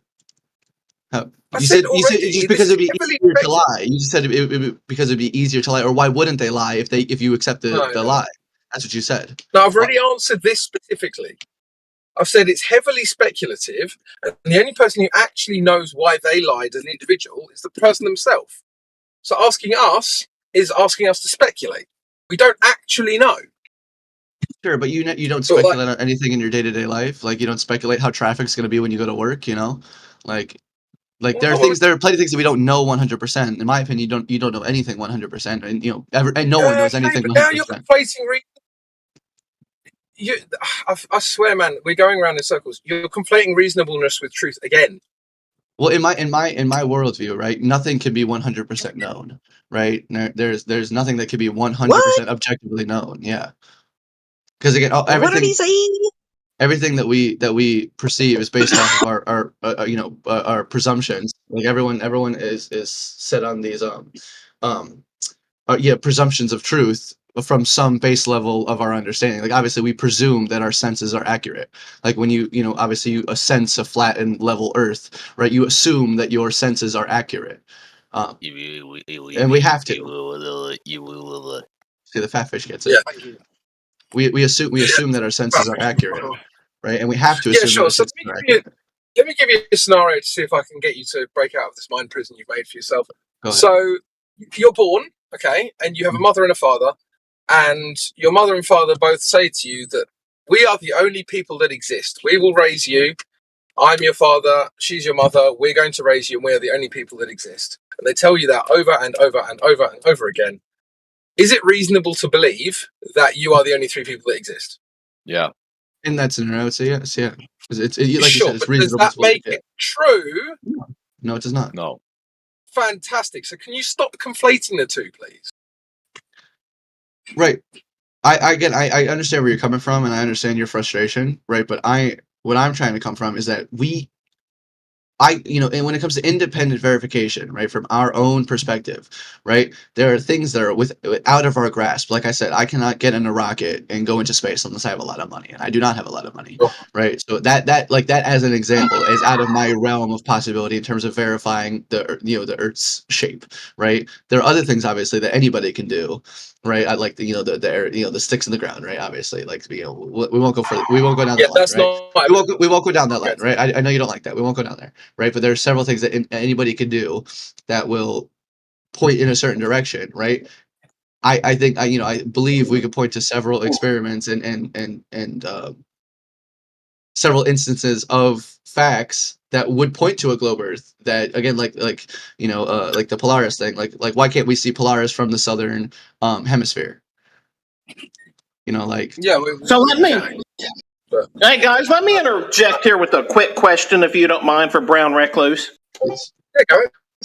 Hey, so Mr. Recluse, you told me here that you are not 100% sure of anything, really. I would say that's true, yes. Okay, so how sure are you that you are in front of either a computer, a phone, or some device talking to us on Discord? I would say I'm as confident as I can be about anything. I am. So you would say that's not 100%?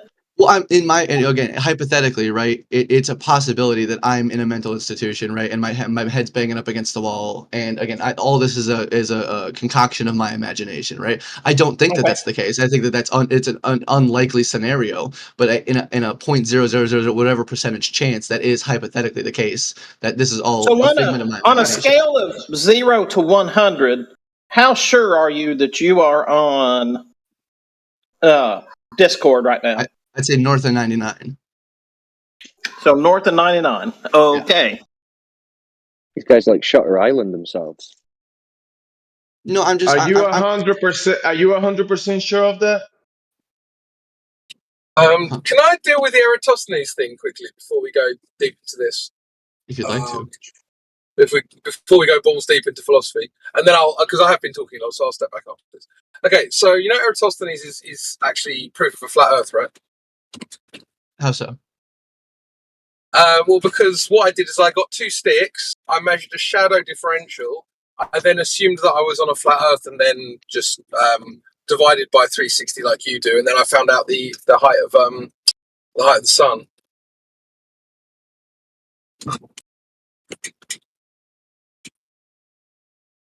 Oh, George. Sorry. That's the thought atmosphere. Again, I'm not a scientist and like that, but I've heard that before. And my counter would be that if you put another stick in there, I believe the math would never add up to a flat Earth. Like if you put three sticks in 3 separate locations, the experiment would reveal a curved Earth. I'm gonna try to find it. I'm gonna try to find a citation. circle. Did A circle. Eratosthenes do that? Did Eratosthenes do that? I don't really honestly give a shit what Eratosthenes is. I'm trying to give you a Fantastic. concrete. I'm trying to give you a concrete proof, as much of a concrete proof as possible for a globe Earth. And, Lovely. And again, obviously, so you don't give a shit. You don't give a shit about your own proof that you brought up to me 10 minutes ago. It's not mine. It's Eratosthenes. You know what I'm saying? Like again, I'm just some random 24-year-old in Indiana. You brought that to the conversation, so right. But we obviously disagree on the conclusion of the experiment. Well, no, you are saying 3 sticks, which isn't what he did. So don't bring that up if you don't like it. Regardless, yeah, you can do that on a flat surface or a globe, and it's based on the assumptions that you make as to whether you get so if you assume a globe, you can get the size of the globe, and if you assume flat, then you can get other facets based on the trigonometry. If you ignore a bunch of different variables, including atmospherics. On top of that, someone did actually collect data on this, and I looked through the data. It was Kosho, if you know. And they collected a bunch of data, and the data doesn't conform perfectly to either. It's somewhere in the middle. So what we can do with that. Well, the next step would be the globalists would have to demonstrate a large distant sun, which they don't do. They just kind of say, Well, if you say globalist, So why is he taking Aristophanes as a proof of the round Earth, whatever that means, and he's discarding the Chinese that did that same similar test and they came up with a different conclusion? So why are you discarding the Chinese?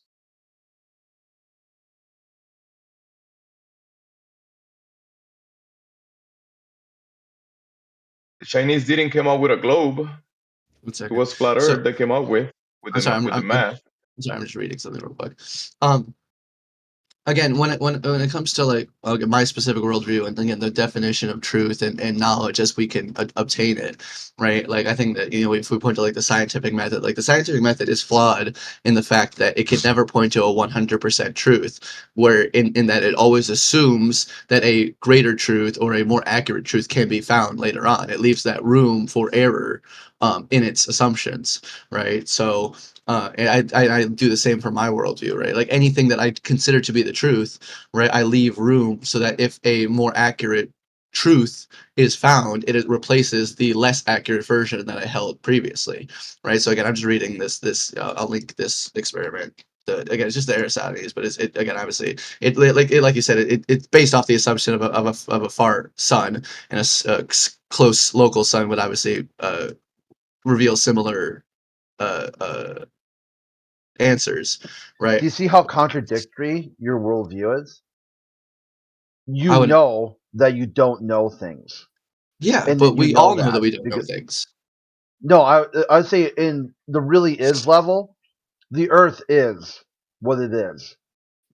It doesn't matter how many times you try to parse out or wordsmith things into like obscurity. It's not going to change the surface of the Earth. I agree. I wouldn't agree that I'm trying to wordsmith things into obscurity. I'm just trying to find. Yeah, I'd say, well, 2 sticks, 3 sticks, 5 sticks, 100 sticks. It doesn't matter how many sticks you stick into the ground. It's not going to curve the surface. It will remain flat and stationary. Again, we would disagree with that. How? Again, we'll just this is not an agree or disagree genre. Yeah, I would say I was gonna say who's the we in that part? You got mouse in your pocket? No, and you and me are saying we disagree. Oh yeah, I would say like then Gemsy was right on. It's not a agree or disagree. Well, I absolutely agree that again, and no matter how much we discuss in this Discord, it's not going to change the shape of the Earth, right? And I'm not going to, I'm not going to, like you said, wordsmith the world into a circle. We wordsmith the word flat into a shape. You're already in that right now. You're already turning adjectives into nouns, and then suddenly act like you don't know what things are anymore. Well, obviously, when we refer to a flat Earth, flat is the adjective describing the Earth, so the Earth has to be a shape. Which if it's a object. And flat would describe the surface. Adjective Sure. noun. Absolutely right. So but if the Earth is flat, right, it could be a a cube or any myriad of shapes with a flat surface, right? Could be or a just cylinder. Earth shaped. It's shaped like the Earth. Right, but what a very easy way to demonstrate this if I just bring you to a lake and ask you what shape is a lake. What up? Yeah. What about what? Hey, think about it this way. What about if you lack the frame of reference perspective to actually attribute an actual shape to the whole construct? What if you don't have God's eye view to look from the outside to say, hey, this is the shape of it? Yeah, again, obviously, I think we would all agree that from like standing on a street level, everything definitely looks pretty flat, unless you're like looking up at a mountain or looking down a large crevasse. So you go to the actual you go to verify what we experience and what have been utilized as for since before you and I were born, our ancestors, and how landmarks are aligned to the movement of the luminaries, and the luminaries move in cycles, and this has been recorded through history, and it's just now that someone has presented this idea in the TV that some people believe. Not everybody does. Well, definitely Some people believe it. the globe Earth was definitely around before TV, so that's I think we agree upon that. Yeah, but it's depictions. Remember, you start with the depiction. Remember the math that you spoke about, and you said, "Oh, I put certain amount of sticks on the ground, and I did this math, and it gave me a round circle, right?" And then from that round circle, you said, "It is a globe now." And that stuff that you made a model that you build in cardboard, or maybe a computer CGI generation, or a graphic rendition of that idea. But when you go to reality and trying to find that depiction on the paper, on the book, or on your mind, or that math, when you try to verify that, it's nowhere to be found in reality. So that's the problem that you're having. Almost sounds like you think Earth is floating in space. You want it to be a cube. Like Bizarro, like the world of Bizarro. I mean, that's definitely subjective because everyone that believes the globe Earth definitely would sit in this Discord and point Bizarro at you guys. I'm not trying to be adversarial, but again, Bizarro is definitely. You didn't know the reference, did you? It's Superman's arch villain. Oh, you mean literal Bizarro? Like I did not. No, okay, I did not get that reference, but I do know Bizarro. Yeah. But again, I'm not a math whiz. I'm not a scientist. But when you mentioned a model, right? A model of the Earth and the solar system and how we exist in space.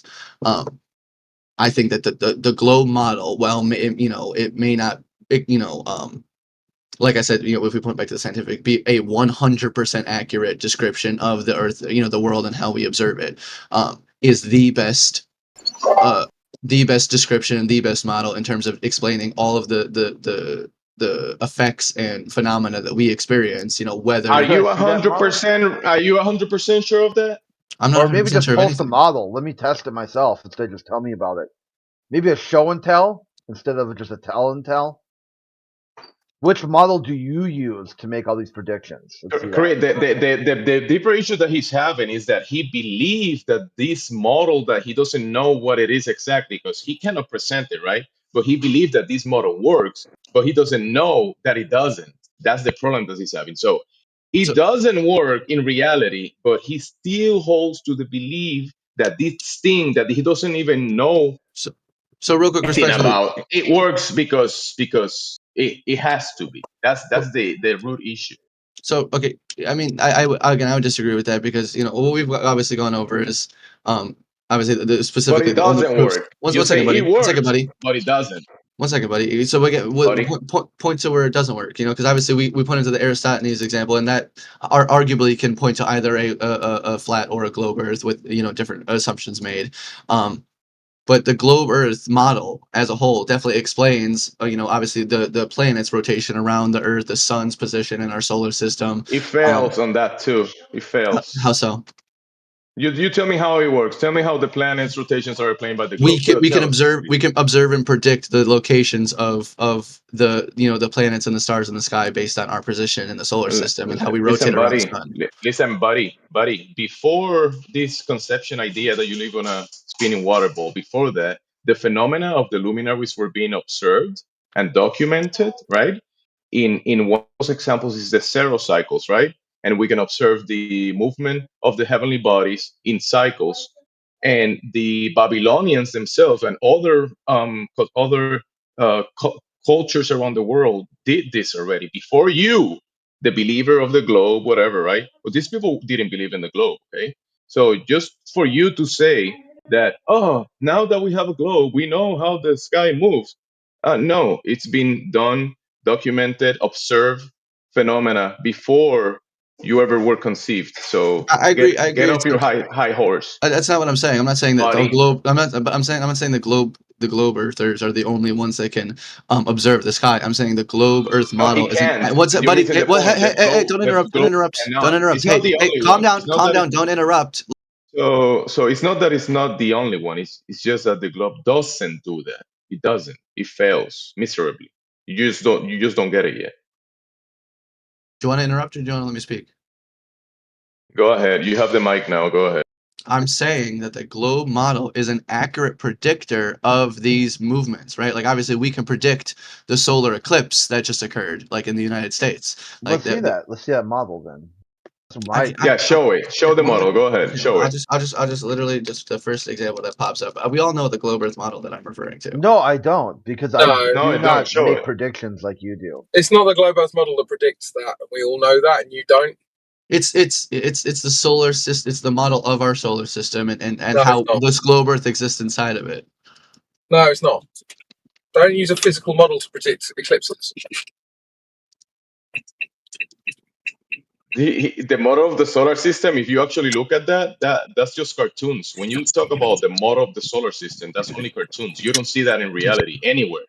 And when you go to predict or post dig, because this is not predictions, I told you when the sun rises from the east and I observe that's I'm not predicting that it's going to rise tomorrow. It's going to happen because it's been happening before me, before you, and it's a post diction that people are doing. The sun is going to rise a certain time because it's been doing it again and again and again, right? So when the movement of the luminaries, this stuff happens, these events happen again and again and again and again. That's not you predicting anything, dude. You don't get it yet? If we look in general chat, I've posted a very accurate depiction of the solar system. So that wasn't That's your the problem that you're having, the that wasn't cartoons. your argument. So that wasn't your argument. Your argument was that they use a model, some sort of geometric or physical model, to predict eclipses. They don't. They use what's called the Saros cycle, which is a mathematical model and not a physical one. I wasn't actually saying like a mobile model of the solar system. I was referring to that mathematical model. Yeah, so it's not physical, then, is it? I didn't say, but the mathematical model would then point us, obviously to gravity, which gravity. No, it wouldn't. That's a leap. Yeah, the model doesn't claim it's a globe either. Yeah, For the so Saros cycle. you obviously don't know what the Saros cycle is, so I just wanted to get... So the Saros cycle is literally, as Heaven and Earther said, it's watching things, realising that they repeat, and then saying that's a cycle now. Right? So that can happen on a donut Earth, that can happen on a dinosaur Earth, that can happen on a Corvette Earth, it can happen on a globe or a flat Earth. But then when we try to figure out why those occurred, why these cycles occur, right? So an eclipse, for example, right? Like It's how like, would it's like information doesn't go in your brain. Like what you've said is proof of a globe isn't proof of a globe. And now you're talking about the why. Well, but no one gives a shit about the why. We're talking about evidence, and your evidence isn't evident. And just admit it. Like, just admit something.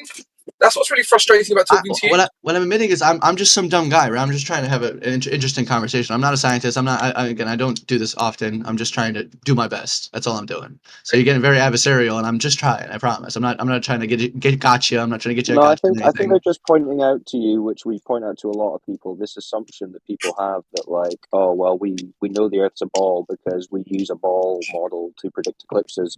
That's incorrect. That's an assumption that you have that's incorrect, and we're just pointing that out to you. It's not adversarial, just fact. Well, the reason I wanted to stop it there as well is because you're going to keep doing this.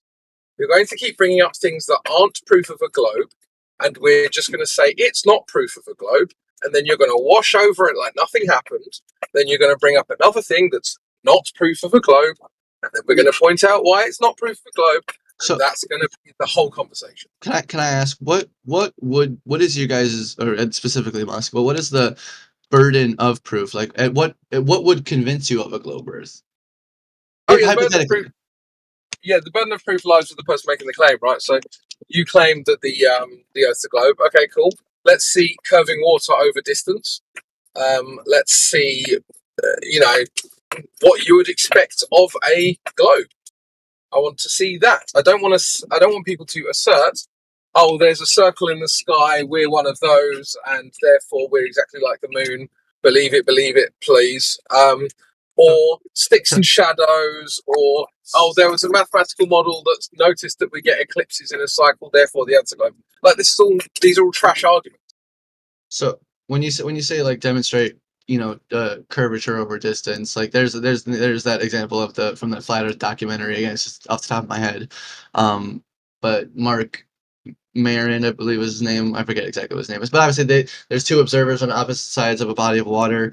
And they both stand at the quote unquote sea level, and they have the big board with a hole cut. Let me find the exact example, but yeah, we all know. I know you guys are familiar. It's very popular, right? So, Bro, but he's just gonna call it propaganda. You yes, don't even need to do that. Don't assume what he's going to say, please. But just if we point to that, right? If I can pull it up, but I believe we all know what I'm referring to.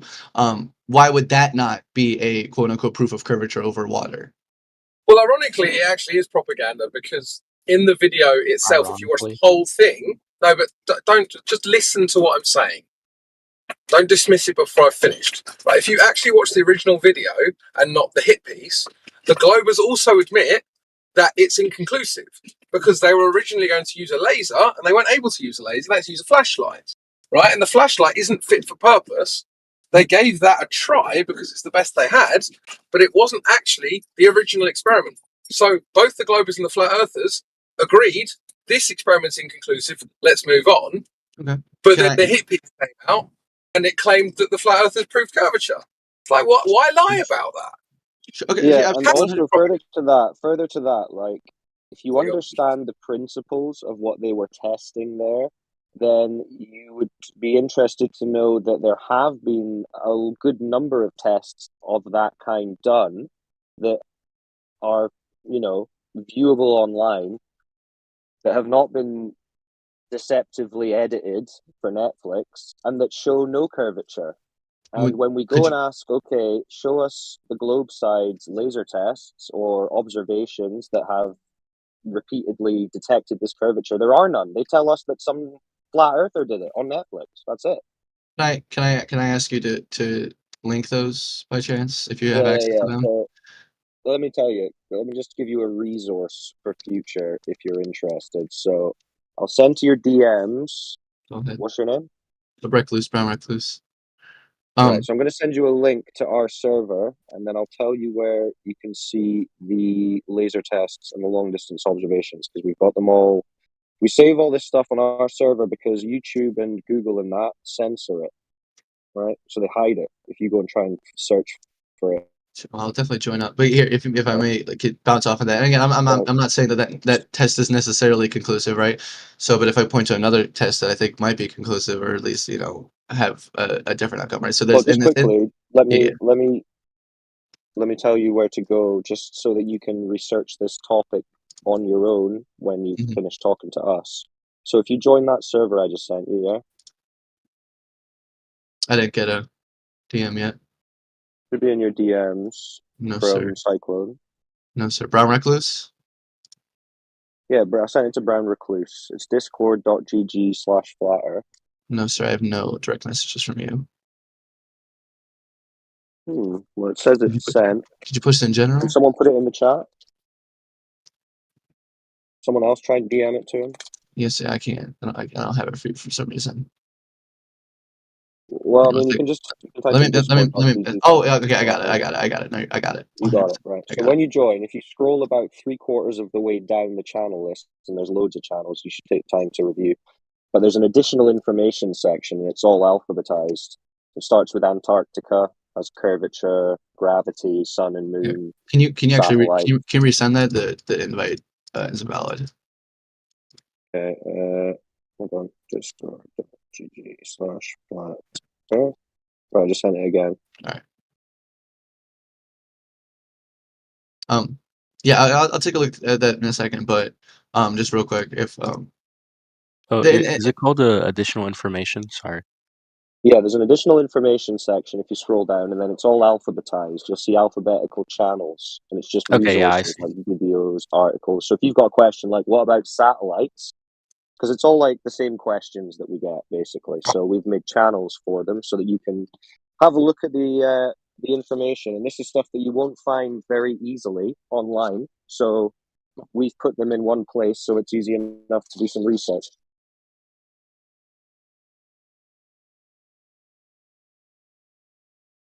all right. Yeah, 100%. I'll take a look at that in a minute, but I'll just ask one more question before I go searching. In that same documentary, obviously, again, you could call it a hit piece, and I'm fine with that. I don't really care. But they demonstrate with a laser gyroscope, and I'm sure you guys know what I'm talking about as well, that the 15 mile per hour drift or 15 degree per hour drift, which is what we would expect to see on a globe Earth. And I would say that that's a pretty good proof as to again, what we would expect to see from a globe Earth model versus what we do see in that gyroscopic drift. I'm not sure if anyone has a retort for that. Yeah, we know the guy. I mean, it's a similar thing, just a misrepresentation of the argument and the fact, right? And I mean, also just begging the question of the cause of the drift of a gyro. You'll say, oh, it's due to the Earth's motion, the Earth's rotation. We say, what Earth's rotation? So the one that I'm assuming is causing that drift of a gyro. Begging the question fallacy, because you can't manipulate, right? For you to be able to say the cause of that movement of the gyro is X, so you would have to then be able to manipulate X. I can slow it down, speed it up, start it, stop it, and show that impacting the motion of the gyro. But because this is supposed to be the Earth's motion, that's just like a passive effect. Right? You can't turn it off and then say, look, the gyro stopped moving. So you can't actually draw a causality from the assumed motion of the Earth to the gyro. That's one problem. Well, it's objectively flat. I mean, especially Palestine. That's the other thing is that Bob and that they did some tests where they took it to a higher elevation, but the same latitude, and you would expect if its motion is due to the rotation, then it doesn't matter if you've just raised an elevation; it should still be the same rotation that you're experiencing. But they got different results at different elevations, which indicates that it's not actually motion of the Earth or a rotation of the Earth causing the drift of the gyro, but something else. And exactly what that is kind of hard to determine because you can only observe the motion of the gyro. You can't really manipulate what it is that you think is maybe causing it.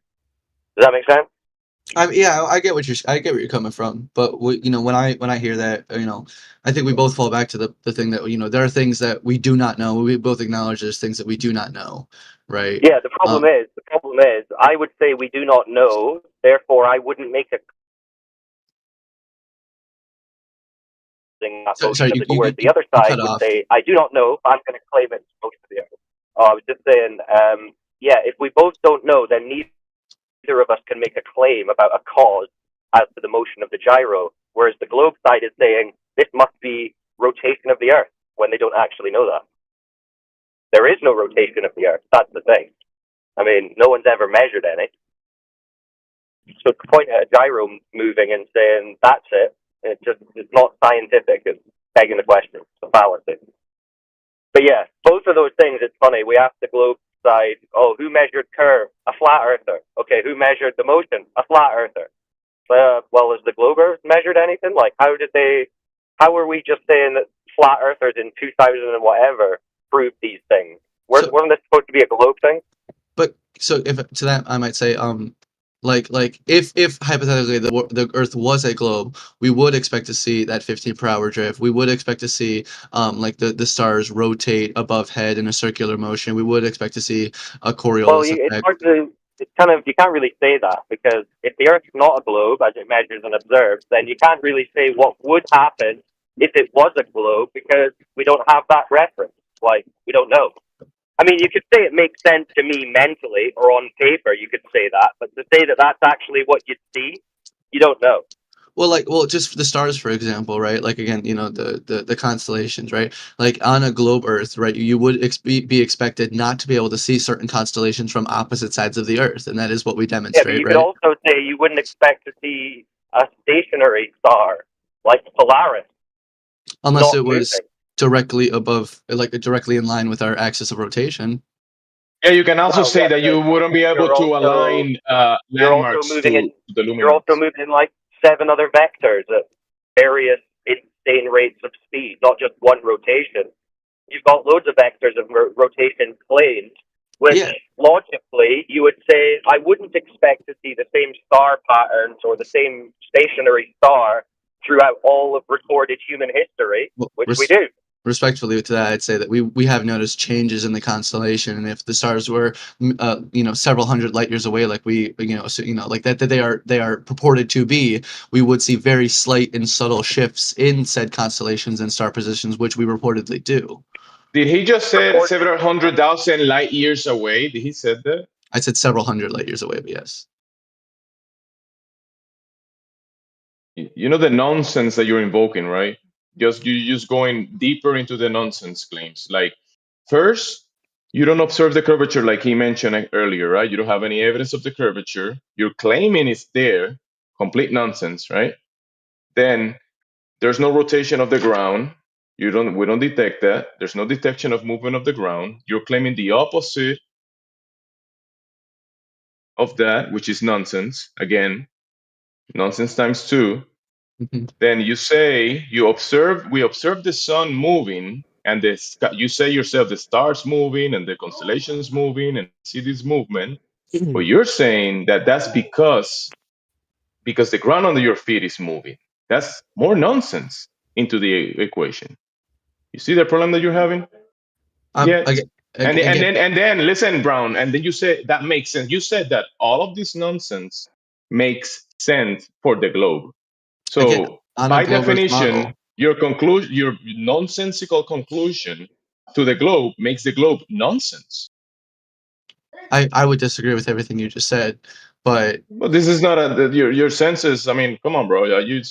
Come on, Brown. How are you gonna disagree with what we observe, what we verify, what we detect, what we put down, everything that we practically do? How are you gonna just discard all that and say no? I'm gonna disagree with all of the real East level? How can you do that, Brown? What is your problem with reality, Brown? I would personally say that I'm trying to find the most accurate version of reality, and that we disagree on the best tools to come to that conclusion. But you moved away, and you moved away 100 light years away, and you started speaking of a place that you haven't been there. No, You'll I never go there. I haven't been to Nobody India. has been there.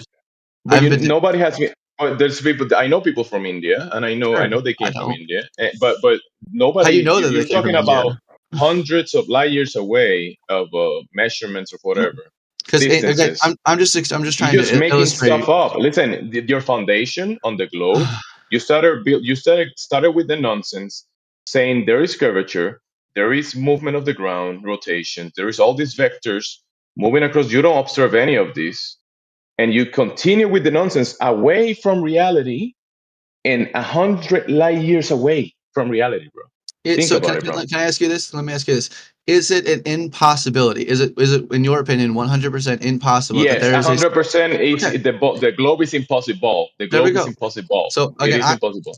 I You don't know why? Why? go ahead. Because when I go check for the claim, you know the math equation that you talk about, the model. When I go to reality and I check for that, it's not there. So if it's not there, yeah, and I only find it on the piece of paper or on the model. It's only those things. Therefore, it's not that model.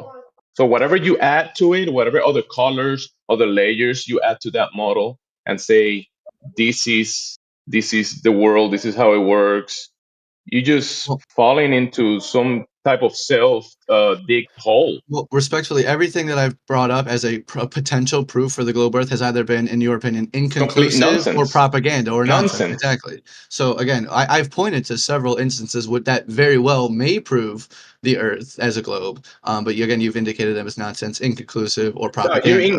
the problem that you're having is it goes deeper than that. You're discarding all of the other variables that might tell you something based on what we can check, right? And maybe verify it as with measurements or establish a relationship between the cause and effect of the phenomena that we observe. You're discarding all that, and you're Bro, saying because of the bro, globe. It's a you globe, realize that you and that's the discard cause every of piece the of effect. evidence that would conclusively just prove that the Earth isn't flat in the first place. So we have to play on your field, bro. Like No, I'm not when it making. comes to I'm not shit, making a when claim it of. comes to I'm not. anything about That wasn't the argument. anything That about the wasn't the argument. You're government. interrupting. Puff, you're muted. Puff, Puff, you're muted. Okay, Puff, are you gonna behave or are you gonna keep doing that? Because you You didn't jumped even let at me it. finish. Puff. Did the middle of my sentence interrupt at the beginning of yours? Tell me that, Puff. Heaven, that's All right, kind of finish. ironic All because right, you're finish. interrupting as well. Okay. So Puff, it's me and the other guy. Do you want to jump in? Do you have anything to add?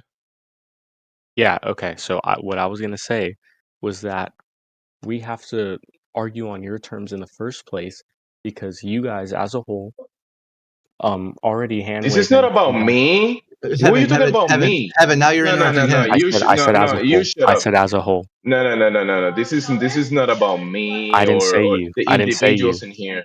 Did I say you? So stick to the topic. We were talking about the nonsense of the globe. Can you talk about that? Can you talk about the globe No, nonsense? no, Talk about that. that's not what you were No, specifically talking about at that point. You Brown. continue. You continue. Exactly. You want to talk about personalities in here. You want to talk about people, Paul. Let's I'm talk. not You want to talk talking about about. people? So stick to the point, and I'm that's it. talking about the Stick to. points that you just hand wave.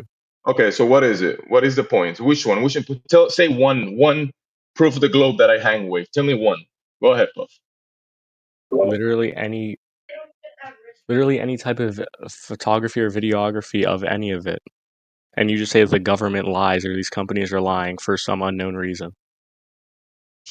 Can you show what you're talking about in the text? Go ahead, because you got to be a bit more specific. Can you be hyper specific about what you're talking about? What are you talking about, Puff? I'm speaking generally. Generally. Yeah, are you gonna respond to what I said or? Oh, did you see that picture of the Yeti? Oh, I saw it. Everyone knows about it. You want to show it? They left. Come back. Everyone knows about the Yeti, don't you? So you want to show the picture of the Yeti? So Puff cannot provide any of these, all of these things that he said proves the globe. He can't provide one. You know, this is All of these things that I discarded, James, I discarded a bunch of things, a lot of variables. Well, Puff hasn't shown one. Yeah, So this what's is a going on, Puff? debate server where we Alright, make claims and we debate them. So you're Okay, making a what claim, variables but have you you don't want to discarded? provide any evidence for that claim. So I don't know how we can go forward from this point. Okay, I was just curious, what variables have you provided or have you discarded? Remember when I was telling him that there was no curvature, and he said he thinks it's a globe because it's a globe, but we go and measure, right? We put the lasers out, we do long distance observations, all of those variables we take into account, and we come to a conclusion that the curvature that he's claiming for the globe is not there. So those variables, he's discarding that and Actually, saying it's a globe because I saw the images that Puff believes in, and Puff believes in these images that I see this globe. Remember the solar system that he was talking about? He posted one himself. This isn't Puff. Are you seeing the chat, Puff? Are you looking at the chat? The here, text I'll chat. click on it. Yeah, look, he posted something like this earlier, and he said this is what he believes he lives in the solar system, right? And then Sorry, I got a phone call there. he's so listen, Puff. He posted something like this earlier, right? And that's what he believed. He believes he lives here, right? And we go to reality and we check for the claims of this thing, whatever this is, and we go check for that and we don't find it. He's discarding that. He's discarding the actual real East level experience of verifying or falsifying some claims, and he's missing those variables and just sticking to the cartoon. That's the problem. You get it now, Puff?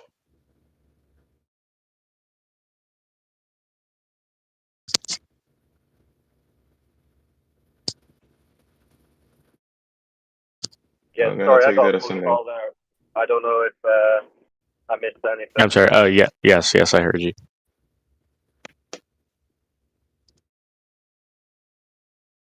Yeah, it's pretty simple, really. We're just saying the Earth's surface doesn't actually curve, so it can't be a ball. So, I mean, all those other things, like, well, what about the satellites? What about the pictures? What about the gyroscopes? Yeah, well, if the Earth's surface isn't curving to be a ball, then it has nothing to do with a ball. So, all that's Actually, occurring on a platter. the laser stuff. Wait, do you have that in the Discord? Yeah, so it's under L. Oh, okay, just laser. under the L section. Yeah. So if you're interested in curvature, I would recommend checking out the channels Curvature, Long Distance Observations, Laser Test, and Horizon.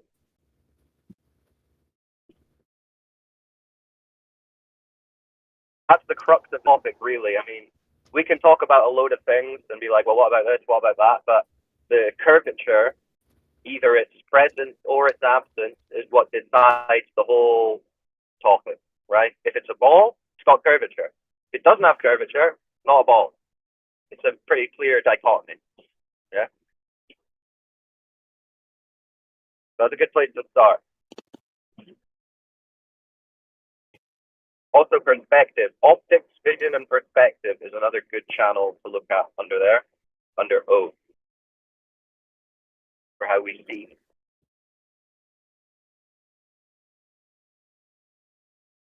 Hey Puff, you know optics. another variable that he discarded? He was talking about, the water is attached to the spinning ball. And I sent him an infrared. Look, Puff, I'm gonna tag you under this infrared. Look, Puff. So what about this variable? He doesn't. You don't.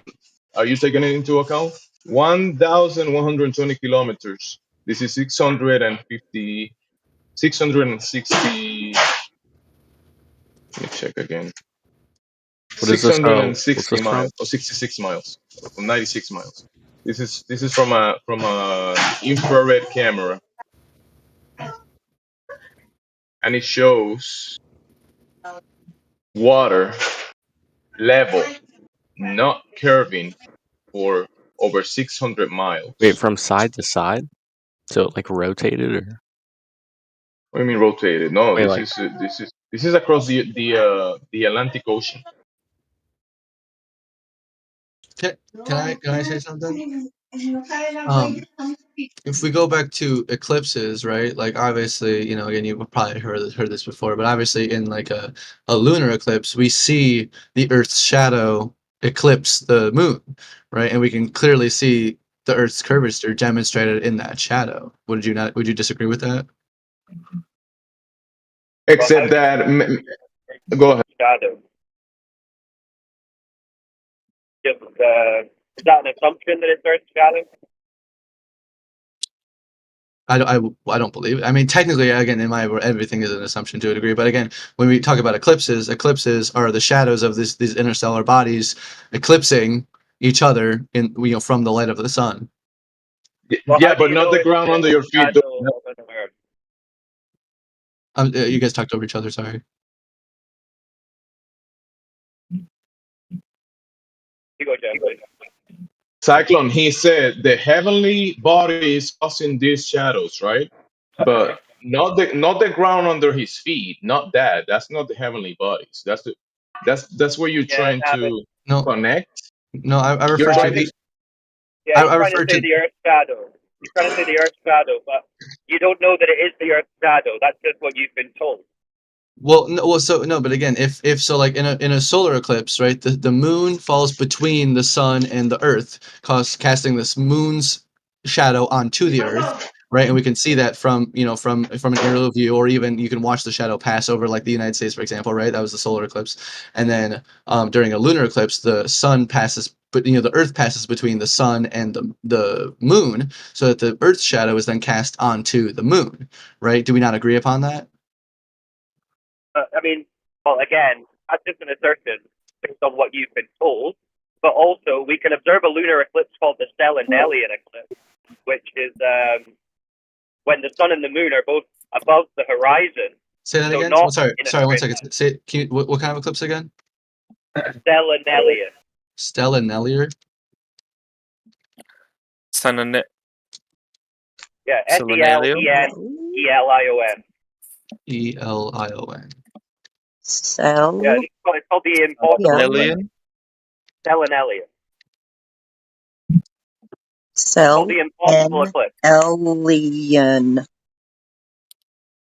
because All it's of impossible on the globe. all lunar eclipses are selenial eclipses, but only certain from certain areas you can observe the effect.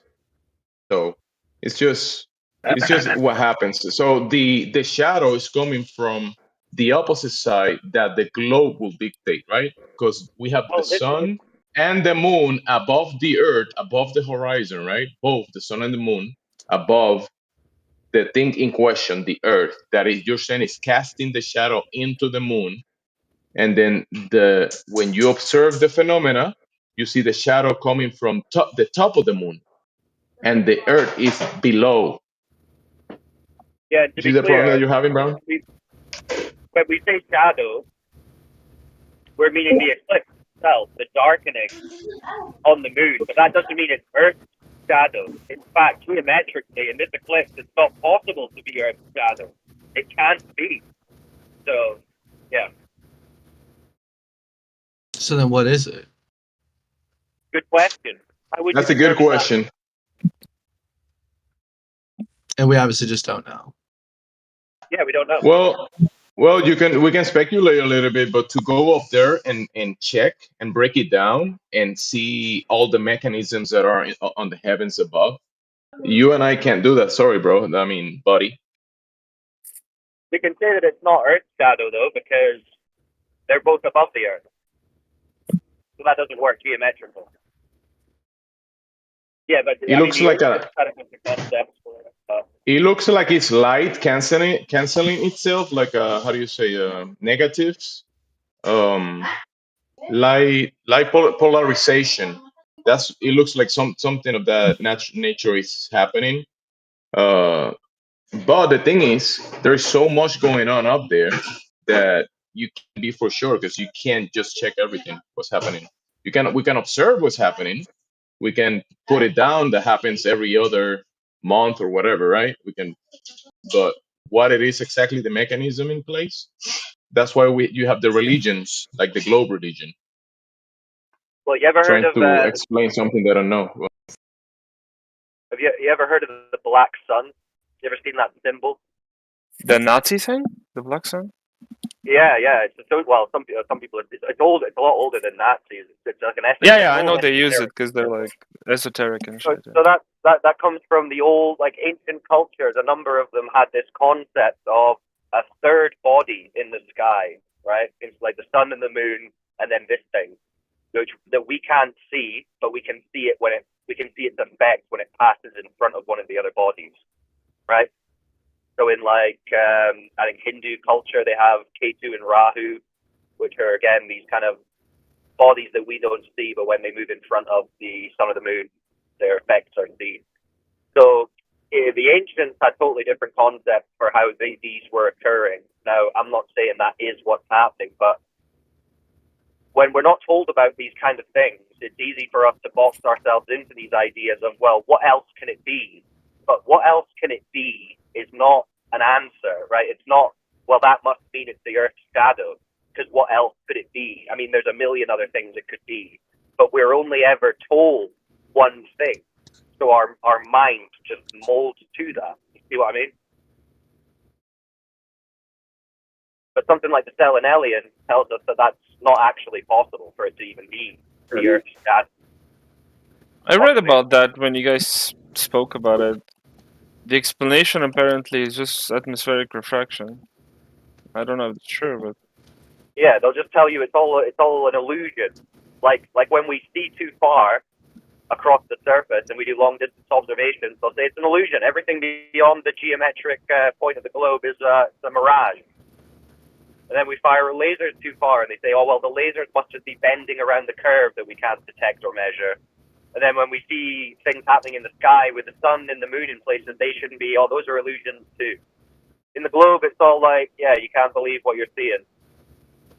Real quick again, I just have a bunch of links open at the moment. So like, but one of the things I have open was like measuring the distance between the Earth and the moon with lasers, right? And that appears to demonstrate that the moon is 240,000 miles away, right? Would you guys I'm not sure that obviously stretches out into what we would define as space. So like, do you think that that's an inaccurate measurement, or that is incoherent with a consistent what we perceive and measure? Yeah, I don't think anyone's measuring the distance to the moon with a laser at all. I mean, Was that if we can shoot? I'm sorry, real quick. I don't want to cut you off, but if we could shoot a laser far across the Earth in order to measure perceived distance, why can't we do the same thing with the moon? well, saying that we could shoot a laser 10, 20, 30, 40 miles is a lot different than saying we can shoot a laser 250,000 miles to the moon, a spherical object that's moving at however many thousands of miles per hour, hit that in the exact right spot, that the laser is going to come back to the exact right spot on this other ball, Earth, another 250,000 miles, so 500,000 miles there and back, and we're going to receive it on Earth, and that's going to allow us time. I mean, it's just fantasy. So they say they kind of tie this into the moon landing, because they say they put down like a mirror that they could shoot lasers off of on the moon, and the mirror is like 2 foot wide or something like that. You're hitting a 2 foot wide target 250,000 miles away on a curved surface that's moving. Right, but if you don't mind, all you're saying is that's fantasy. Come on, bro, that's ridiculous, right? But if we went back 20 years ago, you know, the concept of all of us in different parts of the world sitting in this Discord call and talking about the flat Earth, that would be considered fantasy. So why is it? Not really. Well, it's 40, 50 years ago. You understand what I'm saying? Yeah, you those are understand what I'm very saying? different things. But how can you just immediately conflate that to fantasy when you haven't performed it yourself? Well, it's not just that. I mean, the story on its face, when you think about it in terms of, well, what power of laser are they using? How many photons are they claiming to receive back? How do they know that they're like actually shooting to the moon and not getting obstructed before that? They don't even know like what is the moon as a thing. Like they don't know that. But I mean, the whole globe cosmic paradigm, the heliocentric space story, is also a violation in natural law. So I would say that in what way is it? In what way is it a violation of natural law? Well, okay, well, we're going to get into a slightly different topic here, but I suppose we're going to come to it eventually. So we talk about gas pressure, right? I don't know if you are very familiar with concepts of gas pressure. Yeah, I can guess where you're going with this, but please continue. Right, so gas pressure is defined as the gas, the force exerted by the gas on the walls of its container. So the gas particles are hitting off of a container wall, and that's what the pressure is. It's pressing against the container.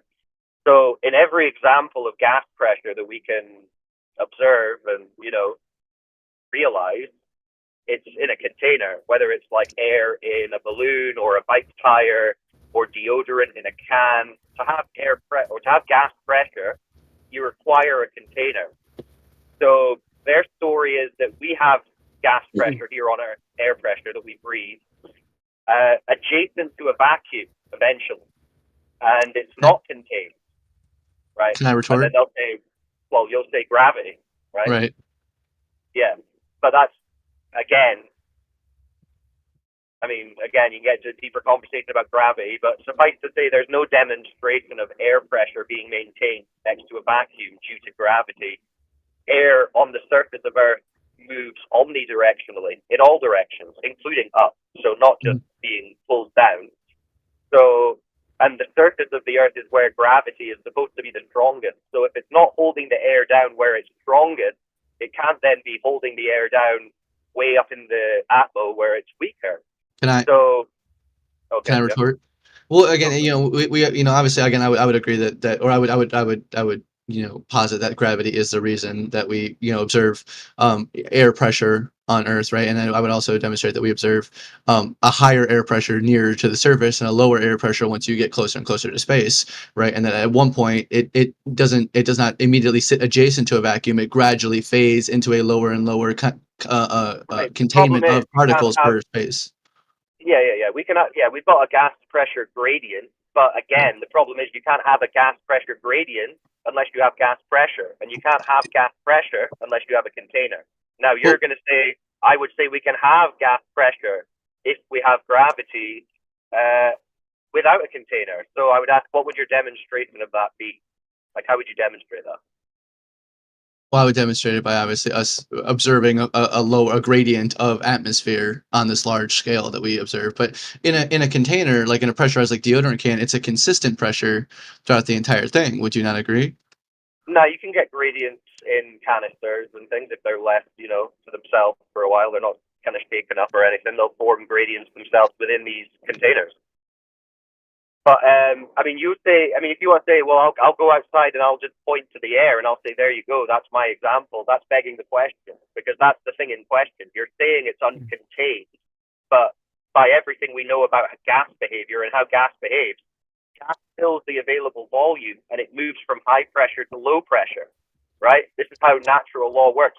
High pressure flows to low pressure. So if you've got your house is warm and you open the windows and it's cold outside, all that hot air is going to flow out into the cold air. Yeah. So this is just how things behave. So if you've got high pressure system adjacent to a low pressure system, it's going to equalize. It's just going to flow out into that low pressure space. So I would say that the environment we're in has to be contained, right? So the notion that people are leaving this Earth and going into a vacuum, and there's the moon, and you can land on the moon and all this stuff, that's just not possible. You can't leave it. We're in a contained system. That would be my position. If I could just add something. Sure. Yes. So, I think obviously besides, which none of us can actually do, just go up there to space to see whatever the gradients stop. I think really the only other way would be to, demonstrate gravity, because that's like what this all hinges on, is gravity being the container.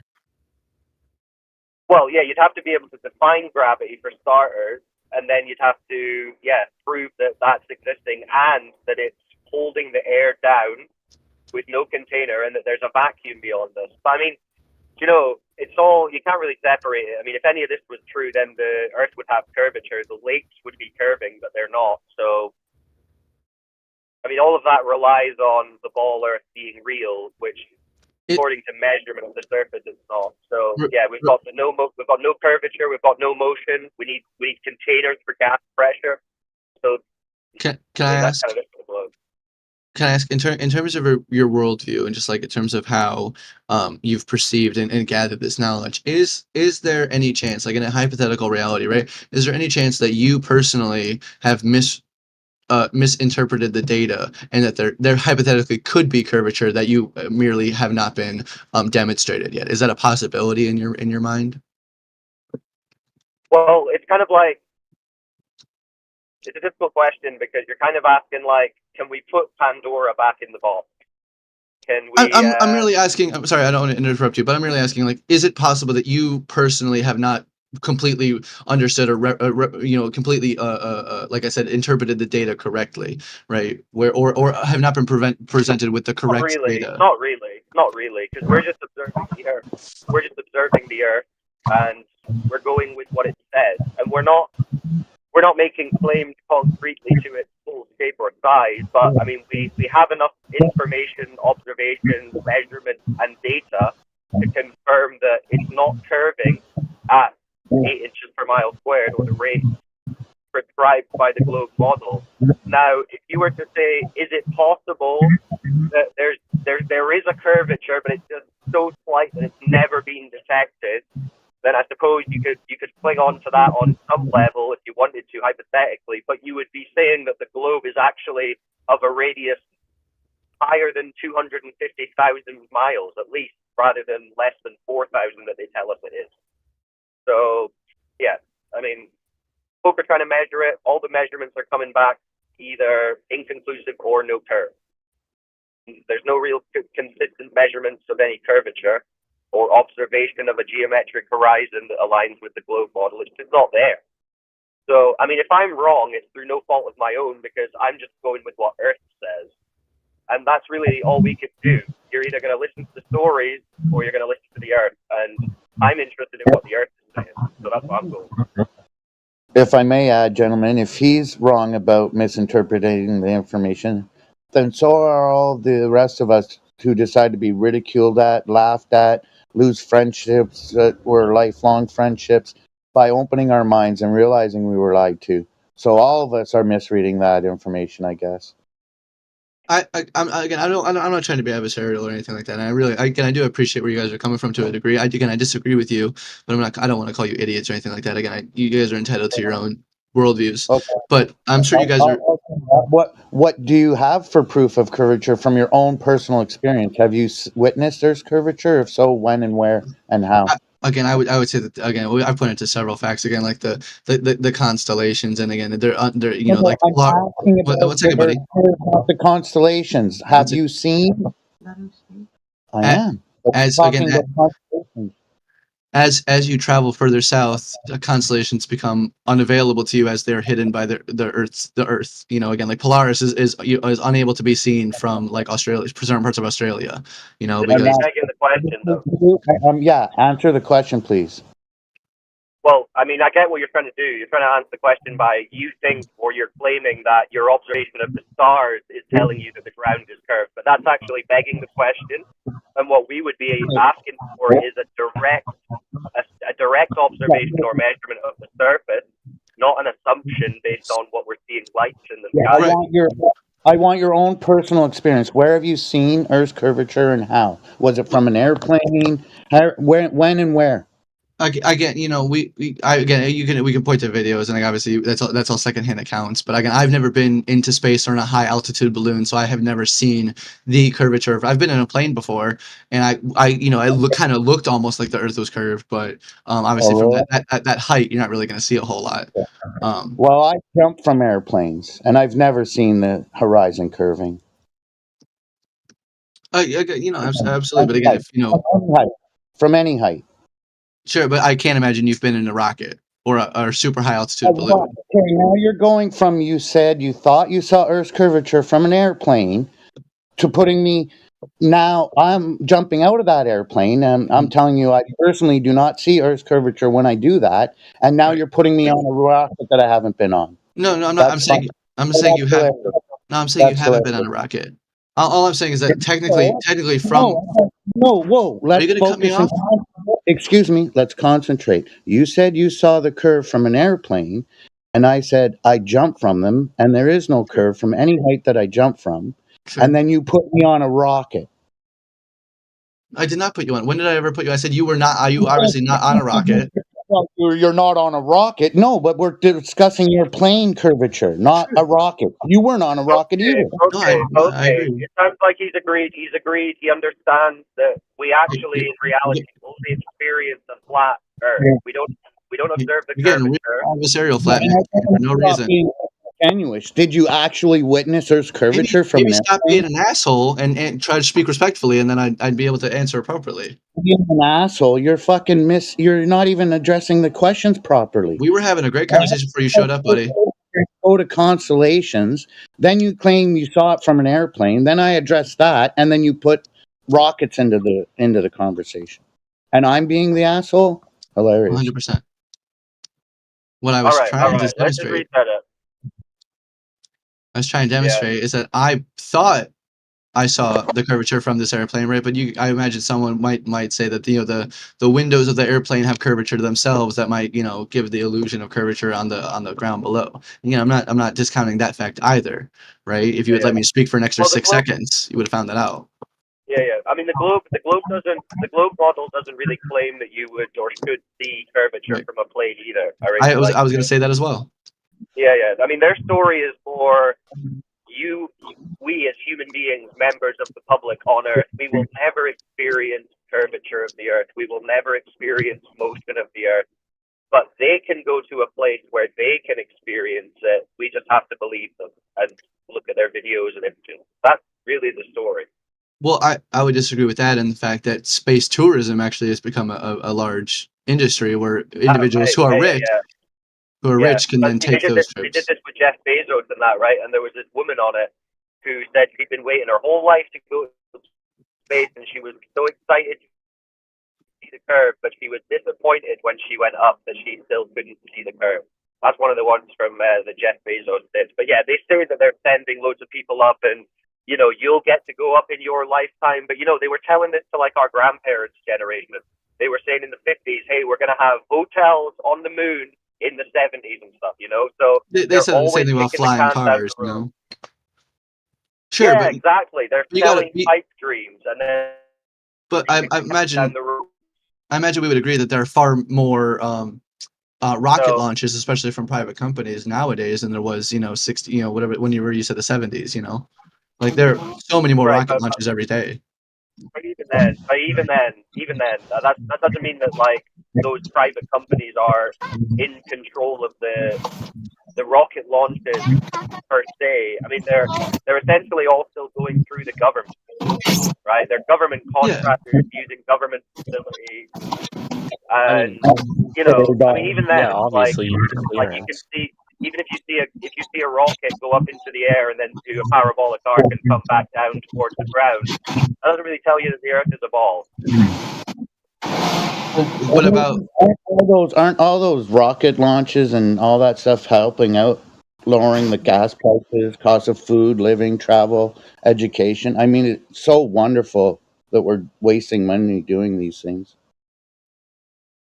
I mean, I feel like that's a separate issue. Arguable. Yeah. McLovin, they're also selling real estate in the metaverse. That's a very good point. That's a very good point. Again, I don't disagree in any way that the elites are exploiting us down here. I don't disagree in any way, shape, or form. I just don't agree that they're exploiting the outer space travel enthusiasts. Sure, they're exploiting everybody in some way, shape, or form. I mean, I would just say to that point. Speak for yourself. Try to make sure that you're not. It's very easy in this to fall back to an escape to future fallacy, right? To be like, well, in 20 years' time, we'll be able to go to space and we can see it for ourselves. Don't fall back on that. Like, try and think, how can I prove this as a member of the public? Here now, because you currently have this belief and it's your entire worldview. So, I mean, you don't want to just be relying on some promise from the government for decades down the road or a private corporate government. You need to try and stick to what members of the public do, I would say. If you want to, we're looking for verifiability. Basically. So I think personally our best place to find verification is gravity, right? Because gravity is something we can all demonstrate every second of every day. Okay, here we go. Could you define gravity then? When you say define gravity, obviously, gravity is misunderstood as a whole. Obviously, even scientists would say that, but gravity, as far as the best definition that I'll Google the definition, but the best definition that I can perform before I Google it is just the common phenomena that we see. Your best evidence that you're on a globe. You're about to Google it. Don't interrupt. Don't interrupt, please. The Just finish your common well, phenomena that we see of mass being attracted to mass. Okay. Now, see, the problem I would have with that, and you'll find out if you get into Demonstrate this it. topic any deeper, is that that's not how they define gravity anymore, mass attracting mass. That's like the old school theory from Newton, which has been superseded by Einstein. So now the theory is the bending and warping of space-time is the theory. But if we're talking about like what we observe in terms of, we drop a rock and it falls down, yeah, we all agree with that. I mean, it's not the case for everything, right? You let go of a helium balloon and that'll go up rather than down. But we're not disputing that we see things going up and down. But gravity is a specific claim, depending on how you're defining it, for something more than that, right? It's the cause of what's causing the up and down. In one instance, mass attracting mass, right? But in reality, that's not what we observe. I mean, you could equally argue it's a push from above downwards rather than a pull towards the ground. But in reality, we don't really see heavy, dense things moving or attracting lighter things. I mean, we don't see like that magnetic effect between objects on Earth. I would argue that we do, because there's a common scientific demonstration of like if you lay out again, this is just an analogous demonstration. Cavendish. Say again. Are you talking about Cavendish? If I'm honest, I couldn't. I know what you're talking about. I don't believe that's what I'm referring to. It might be, but it's you lay out the big rubber tarp or the big tarp, and then you put a heavy dense object in the middle, and then you roll objects around that. Stop the cap. That's an attempt to visualize the curvature of space-time. About space-time curving, yeah, not like one object being attracted into another in terms of mass attracting mass. So that's more like how to conceptualize. But think about it, right? I mean, you put a basketball, you put a ball in the middle of a street like a bowling ball, and then you start throwing those other balls around it. They're going to do like one or two spins, and then they're all just going to crash into the middle. And then they'll tell you, now this is what's going on, but just imagine those balls just keep going round and round and round and round and round for millions of years before they crash into the middle. Like, it's a very weak conceptual idea. It's just a concept, basically, to try and explain why things move up and down. But, I mean, we could just as easily say, well, things are ordered by their density, Archimedes' principle. If something's more dense than the medium it's in, it's going to go down. If it's less dense, it's going to go up. Well, and we don't really need to. It doesn't tell you anything about the shape of the Earth unless you assume a shape of the Earth. Well, so, again, real quick, he brought up, I believe what Puff or whatever his name was brought up the Puff, brought up the Cavendish experiment, right? And that shows gravitational attraction or mass. They're gonna say that two balls like on some sticks and string doesn't show that because like something not in nature, it can't be seen in nature. But I mean, regardless, before you address it, the Cavendish experiment is a repeatable demonstration of mass being attracted to other mass. They're gonna say there's not like an independent variable. Puff, respectively, let them answer. Oh, okay. Yeah. I would say the same, Puff. Respectively, let us answer. Yeah, it's not that. There's a misconception that it's an experiment and it wasn't that. So one way I would say it too is that people are misinformed what it is. If you don't know what it is, then how can you speak on what you think it is? Critical thinking happens in this room is because people are starting to investigate and research what they thought they knew. The foregone conclusions that you have about science. So if you actually think about it and look into it, you're going to find out it's not the conclusion you thought it was. But if you just use it like a mechanism to fire off an answer, it's not a good look. Because when we start to quiz you on what it is, you're going to fall short of giving a good explanation. So I would ask you, Brown Recluse, do you know what the Cavendish is? Or did you just fire off an answer because a gentleman suggested it? No, I was semi-familiar with it before he mentioned it, but obviously he sparked my memory. I'm reading the paper on it right now. But yeah, no, the two smaller masses are attracted to the two larger masses over a period of time, and then they give all the equations. And I'm reading them. It's a bit above my head, obviously. I know. But what I'm asking you, Brown Recluse, is that you're doing it mid-argument. You know what kind of a look that is? Because you didn't know the answer, and now you have to look it up mid-argument. I'm increasing my knowledge base. Yeah, what's wrong with what's wrong with finding the answers to Ron questions. Recluse, you're doing it in the middle of an argument. You Um, should have already come with the information supporting the claim. We're not in a high But school debate club. I'm if trying I to could, talk. it's You not know. a high school Yeah, to be debate. fair, if I could just say respectively, what point does that make? Like, Yeah, you should hold attack on, the hold on, hold argument. on. point Just that because I makes didn't know something. no, you didn't know prior to the Why does that matter? Yeah, I'm just some 21, 24-year-old All running. right, I can tell you if you allow me to. If you allow me to, I will tell you. Go ahead, please. If you didn't know something prior to the information being given to you, and you, in the middle of an argument, just because you want to give an answer, look up for it right now. That shows that you didn't have the information to support the claim prior to it. You're just looking for it. You're looking for an answer. It's called grasping at straws. Well, What you're doing right now. as I said before, I was already semi-familiar with the Cavendish experiment. I'm currently catching up as he mentioned it. I'm not a gravity debater. I brought up a point that would prove. The important thing is that once we start to quiz you on it, you're going to be able to support the claim, right? Well, I'm reading. I can draw from this document that I'm looking at right now. I'll link it for you. You're not a gravity debater. You're a gravity apologist. Sure, we can say that. But regardless, none of this. The guy wasn't Yeah, I'm saying, still going to ask an important question. I feel like I'm going to ask an important question. So, if you're going to do this as an experiment, what is the naturally observed phenomena that was looked at prior to the experiment? If it isn't, you maybe re-clarify your question. What is the naturally observed phenomena? I'll say it again, Robert, because I want you to think about this, okay? The naturally observed phenomena that gave them the idea that they have to test that naturally observed phenomena. What did they look at in nature? From what I'm looking right here, it says the data demonstrates that it can also be used to calculate the universal gravitational constant. Well, Brown Recluse, I know, he's but looking that's not for. answering my question. Sir, hold on. That's not answering my question. I'm looking for the naturally observed phenomena in nature that inspired this experiment. Yes. How does that affect the conclusion of the experiment? That's not affecting the conclusion because the experiment that you're doing was something that scientists were looking at the physical natural world that had to spark the interest as to why they would ask the question, why is it happening in nature? So what were they looking at in nature that made them think that this is something they have to test? I'll give you what you want. I don't know. Thank you. So if that's the answer to the question, then how is this a real experiment? Just because I don't know what inspired the experiment, it's not a real experiment? That's what you're saying? The point is, sir, that you think it's a real experiment and you don't know the answer to the question that I'm asking.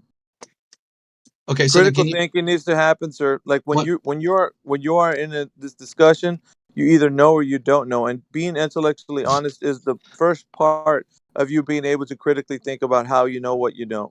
I just and acknowledge it's that I important. don't. I know, sir, but the important part about this is that the reasoning behind why you think the information supports your claim for the truth claim that gravity is the answer is not the answer for you right now. For okay, you. Then can you demonstrate to me why it's unreliable? It's unreliable because, like as I pointed out, it's not a naturally observed phenomena. You have to see if you are truly doing something where you want to find out what nature's doing and you want to test what nature's doing, you have to first see it in nature and then say, you know what, I see this happening and I'm kind of questioning what the cause of the effect is. So I want to test out in an experiment. I want to replicate something in a laboratory or something in a controlled setting that I can use this experiment to kind of see what can cause an effect, such as what I see in nature. So in fairness, Puff called your answer 100% on the nose. Good job, Puff. Yeah, but I've the problem argued with is him so many times. But the problem is, right? You think that you know what's going on, so you're gonna try to, like as I said before, grasp at straws. You're gonna keep somebody comes like another Glober comes in here. You're gonna use their answer because you want to give an answer to the question. But see, what happens is when you do it mid-argument, you're ill-equipped to support the claim. Respectfully, I've given several examples, and again, I'm not the most eloquent and well-versed individual here by any means, but just because I'm giving examples that I'm not 100% versed upon doesn't mean that I'm grasping at straws. Yes, you are, because do you know how right. to answer the question that I've given you? And the answer is no. You said it yourself, demonstrated within the context of you and me in fairness, you have not answered the question either. What was that natural phenomenon that they observed in order to inspire this experiment? See, here's the problem, though. enabling you, giving you the answer is not gonna help both of us. We're gonna have to only come to the conclusion if we both understand that you don't know what you're talking Why don't about. you explain it to him then? I've stated several times I don't know it. You know, Okay. I'm ignorant of So several facts. so Teach him. if the sorry if the natural phenomena that is supposed to be supporting the case for gravitational attraction is not something that you understand, then what was the gravitational attraction for naturally observed phenomena? But let the audience help you this time. I'm going to let the audience come in and see if they can support anybody who thinks the Earth's a globe. If you think the Earth's a globe, support this gentleman, Brown Recluse, and what the naturally observed phenomena for gravitational attraction. Anybody? Brown I'm Recluse. confused with the question. Brown Recluse, I think he wants you to say something falling towards the ground, which then he'll say isn't the same as two things going sideways towards each other Okay. along this Yeah. line. Yes. Things falling towards the ground. Right, as the gentleman stated, what did they do in the test? They suspended two balls, or it's They 4 balls suspended. technically. Well, they suspended them on a contraption, right, torsion Yeah. bar. So, they saw something falling to the ground. Are you looking for vertical or horizontal attraction? Can they not be one and the same? No, Why can't they be? because in the one instance you're looking for things that are attracted to the a giant thing that you're on, and the other one is because you're trying to find out if everything has an attraction. Sure, It's a right, but difference. hypothetically, if we're trying to figure out the mechanics of magnetism, and I hold a magnet below an object, and I hold a magnet to a magnet to the left of an object, we are referencing the same phenomena, Yeah, but that's just from a different direction. Yeah, Brown, that's a category error. You're not How looking so? for magnetism. You're looking No, for I'm something that's giving you an analogy, and you're saying that yeah. So the analogy, direction of this experiment is what invalidates it. yeah, the analogy has to be apropos for the I felt it's thing that pretty you're apropos. describing. It's But not. Well, I would In say this as case, well, your other in this issue. case, gravity is not gravity the thing that you're trying to provide evidence for has to be substantiated within the claim. So if Within you're the saying that, it has to be substantiated within the vertical dimension, is what you're saying. well, of course, if it's the thing that you see in nature. Now, if the thing you see in nature is not what you're trying to prove, then it's the experiment is not doing justice. I would argue that in nature, if we expand, which I would assume that is not your definition of nature. If we expand to the interstellar realm, we do observe gravity affecting horizontally as well as vertically. Well, But that's the problem, though. You think and then I'm something's begging the happening. question, right? Yeah, no. Well, the thing is, you think that something's happening vertically, but the thing is, in nature, what was brought up in this VC was not that. It was something falling to the ground. Correct? The vector of down. I mean, that's what you wanted me to say, but yes. No, I didn't want you to say that. I wanted you to actually think about what the answer was. And the gentleman, I asked the audience to help you out because if you didn't know the naturally observed phenomena, I asked everybody in the call to help you out. And the answer to you was given a downward vector. So you Yeah, started to that was. realize, okay, so that could be the case. So you went along with the answer. Here's the problem: when you are ill-equipped to answer the question, like I said before, I have to restate this. Then you're starting to grasp at straws. You're firing off answers without knowing or thinking about what the Is it answer could be. just me, or did this conversation get really bogged down as soon as this guy started talking? Bogged down? No, I'm actually making you stop and think about what you're saying. Why Yeah, am I your bogging bullshit things down if I artistry, want you to? McLovin, your My bullshit whole outcome of artistry isn't everything as for you fast to think as about you like the think, though. question is that you realize that you don't know what you're saying, and then for you You, to, it's like a you're mirror. Basically, I'm like a mirror to you. If you don't realize that you don't know what you're saying, then you're you're just gonna keep being in this call thinking you can say whatever you want without actually critically thinking about the thing you're saying. I think respectfully, you should take a you're honestly, Brown. I think you should take a step back and just say, let me sure. listen to a couple of sessions. I've Perhaps I listened. might know, maybe not, but I can't keep continuing to say things that I can't support. Right. That's what I want you to do. You're saying that again, this experiment, which again I was semi familiar with before, but then brought up as Puff mentioned, right, is invalid due to its inability to exhibit vertical gravity, right? But Hold then on, what let me we are, quickly yeah, jump in. Sorry, Go ahead. just on the Cavendish thing. Another thing that you might want to think about when it comes to something like Cavendish, and this is something that we touched on earlier when we were speaking about the gyroscope, right? When it comes to science and scientific experimentation, what you're trying to do is elucidate the cause of an effect, right? So you're observing something happening and you're wanting to know, right, what is the cause, the causal mechanism of that thing. But if your assumed cause is something that you can't manipulate, right, you can't turn it on and off, you can't increase or decrease it to then see how it impacts the effect, you're not actually doing science, right? So in this case, we've got gravity, right? Not something we can manipulate or turn on and off. So we can't say the cause of the motion that we're seeing or not seeing in whatever our observation is due to this thing that I can't actually influence, because the whole point in science is that you're manipulating a presumed cause and you're seeing it that impacts the effect. And then you can say, hey, look, because I'm manipulating X, I'm receiving this result. And that draws a causal relationship. But if it's things that you can't manipulate, such as this claim of gravity, which would again just be some kind of passive effect, it's just always occurring, you can't really say that's the cause of what I'm observing here. On top of the fact that, sorry. Just if I may, in the instance of the Cavendish experiment, you're right, you can manipulate. Obviously, the big G, like the gravitational constant, is a constant, but we can specifically change the mass of the objects, and that will change the it looks like the torque at which they move towards each other is what I'm looking at here, or the angle at which they go for a certain distance. But even then, you might be dealing with factors that you're not actually considering, or you might be unaware of, right? So for something like this, I mean, there's factors that you couldn't, and especially Cavendish at the time, couldn't really have known about or accounted for potentially, you know, like electromagnetics, electrostatics, whatever. Certain things that could be occurring, I mean, could be things that we don't even know about, right? That we can't even quantify, that might be impacting those observations, even when you say increase the amount of metal on one side or another. It might not be by the virtue of its mass alone that's causing this thing, right? Again, that would be, you're just essentially having to beg the question. I would apply that for any experiment, though. Yeah, you could. Yeah, exactly. Well, One second. no, that's no, you're no. just. You're Well, just. this is You, why, God, these guys are an great. actual No offense to them.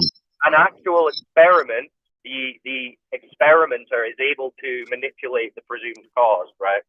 So if you have an effect of boiling water and you want to prove its cause, you can manipulate heat to that, and you can manipulate that, and you can draw a causal relationship.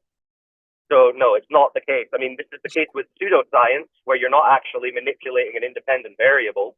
Can you manipulate heat though? Is this the Black Earth channel? So Yeah, dude, just wait. Let the guy finish speaking, and then you can come in if you want. It's the Outer Space Coke channel. Cavendish is another one of these parlor tricks that, like, if it's explained to you in 5 seconds by someone, you might assume that it sounds legit. But when you really think about it on a critical level, you'll realize, okay, this doesn't actually prove not only gravity, but that the Earth's a spinning ball, you know what I mean? And, you know, his paper wasn't titled, like, The Proof of Gravity, Measurement of Gravity. Yeah. His paper was about the density, calculating the density of the Earth or something like that. Yeah, that's what it's important, Brown. That's a bit the of a important. parlor trick. What Cyclone was saying is the important part about what we're doing here. It's not like a super grand debate that we want to show these gotchas. What we're doing is people don't think when they come in here that the answer has been supported, or they don't think that they're wrong.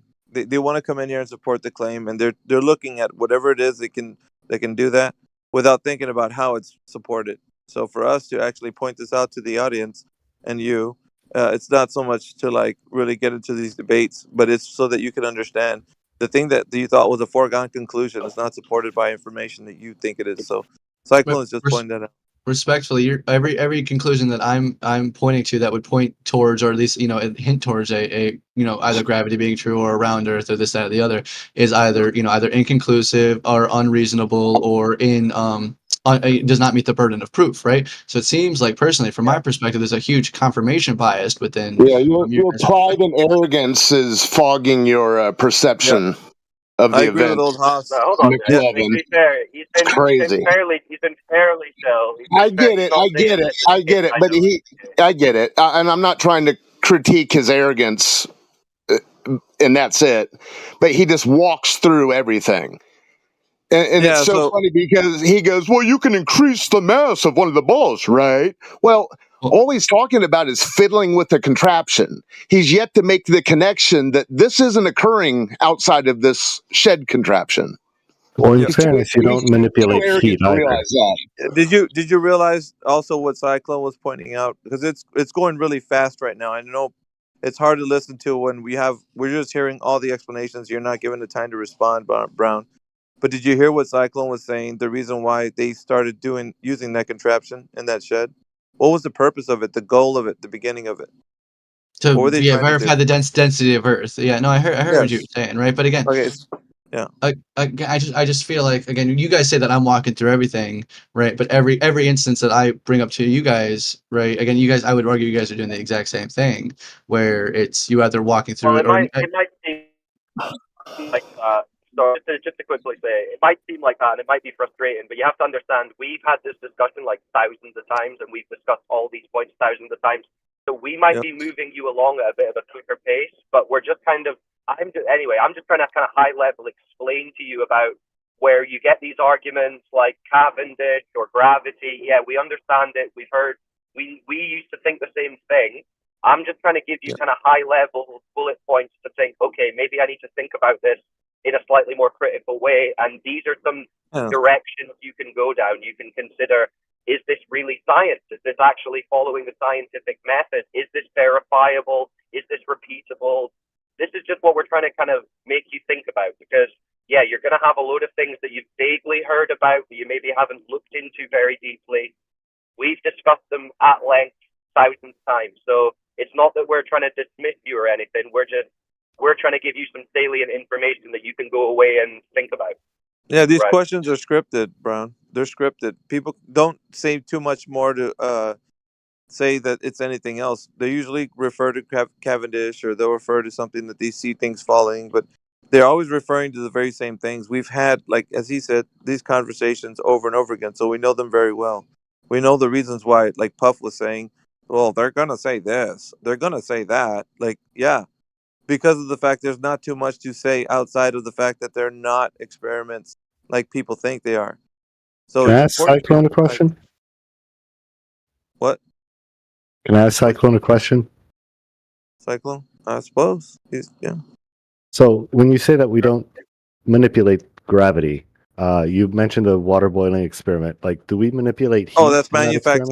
manufactotum. You're gonna wait, dude. Okay. Just wait. We're talking to new people. You know that. Don't sandbag. New people are priority. New people are priority, and the guys who've been here for years just That's fine. stuck on That's why I repeat. asked. No worries. Yeah, the guys I didn't know it was you. The guys stuck on repeat can just wait. Yeah. Suffice to say, it's not a globe, bro. That's all you need to know. Don't worry about it. I still think I'm going to respectfully agree to disagree. I would think that. Yeah, you're fine. Yeah, you're lost in severe naivety, sir. Can I? But I know. the thing is, Brown. Well, no, he doesn't understand. He's taking it. I hear the pride, dude. We were also sold this narrative of outer space, so don't think we're just special. Yeah, that's fine. But listen, I get it, in terms man. of the agree, disagree thing, I mean, you're not really disagreeing with us. You're kind of disagreeing with observations of the Earth, because that's all we're talking about. We're just showing what the Earth does, and if you don't agree with that, then fair enough. But we're I'm sorry, but I've pointed to several observational experiments that would. No, you didn't. You didn't do that, sir. When I asked you for the observation that was taken for Cavendish, you couldn't provide that. Somebody told you it was a downward attraction that you were seeing, and you agreed with him just wholeheartedly. You jumped right in. You didn't even know what was observed. No, that's not. No, that's not even what you asked. No, you asked. If I may, you asked what natural phenomena inspired the Cavendish experiment. You gave the wrong answer. And then and then I gave the answer because I was confused by the question. I gave the answer the other guy was talking about. I didn't understand the question in the first place, right? Yeah, it still wasn't sufficient to tell me.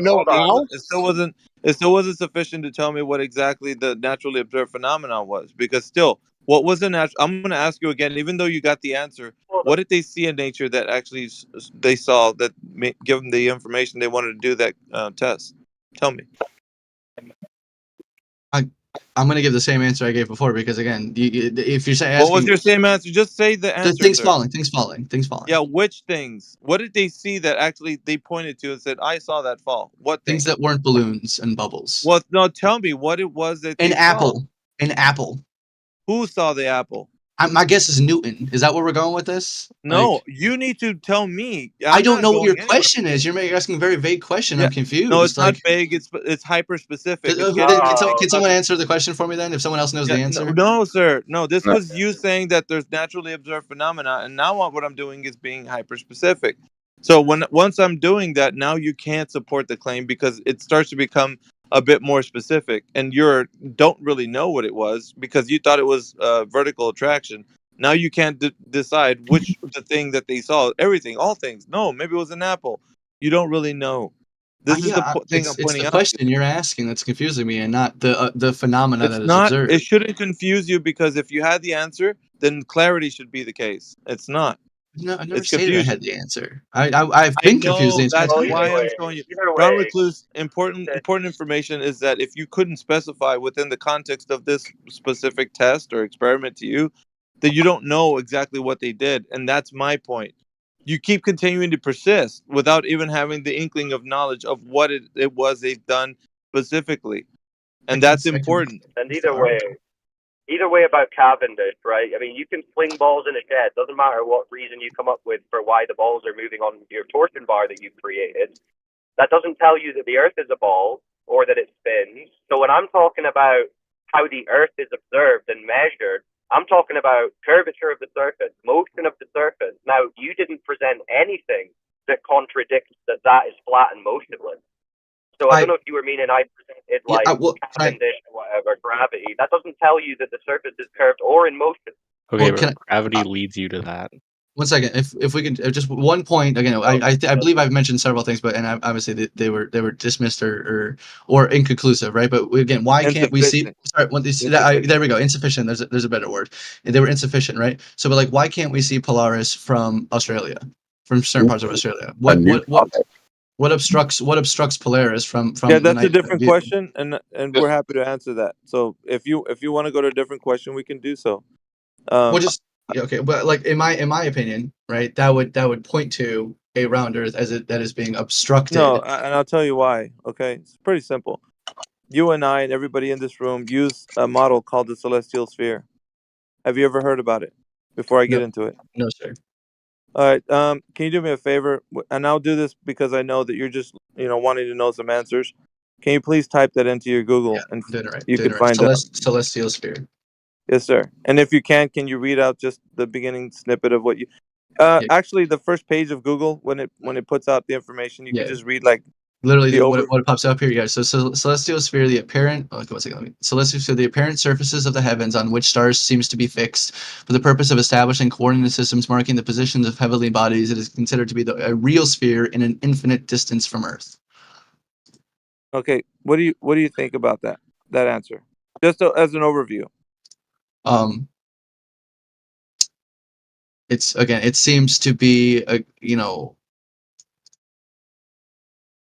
again, I'm reading this through one more time. Sure, go ahead. An apparent surface of the heavens.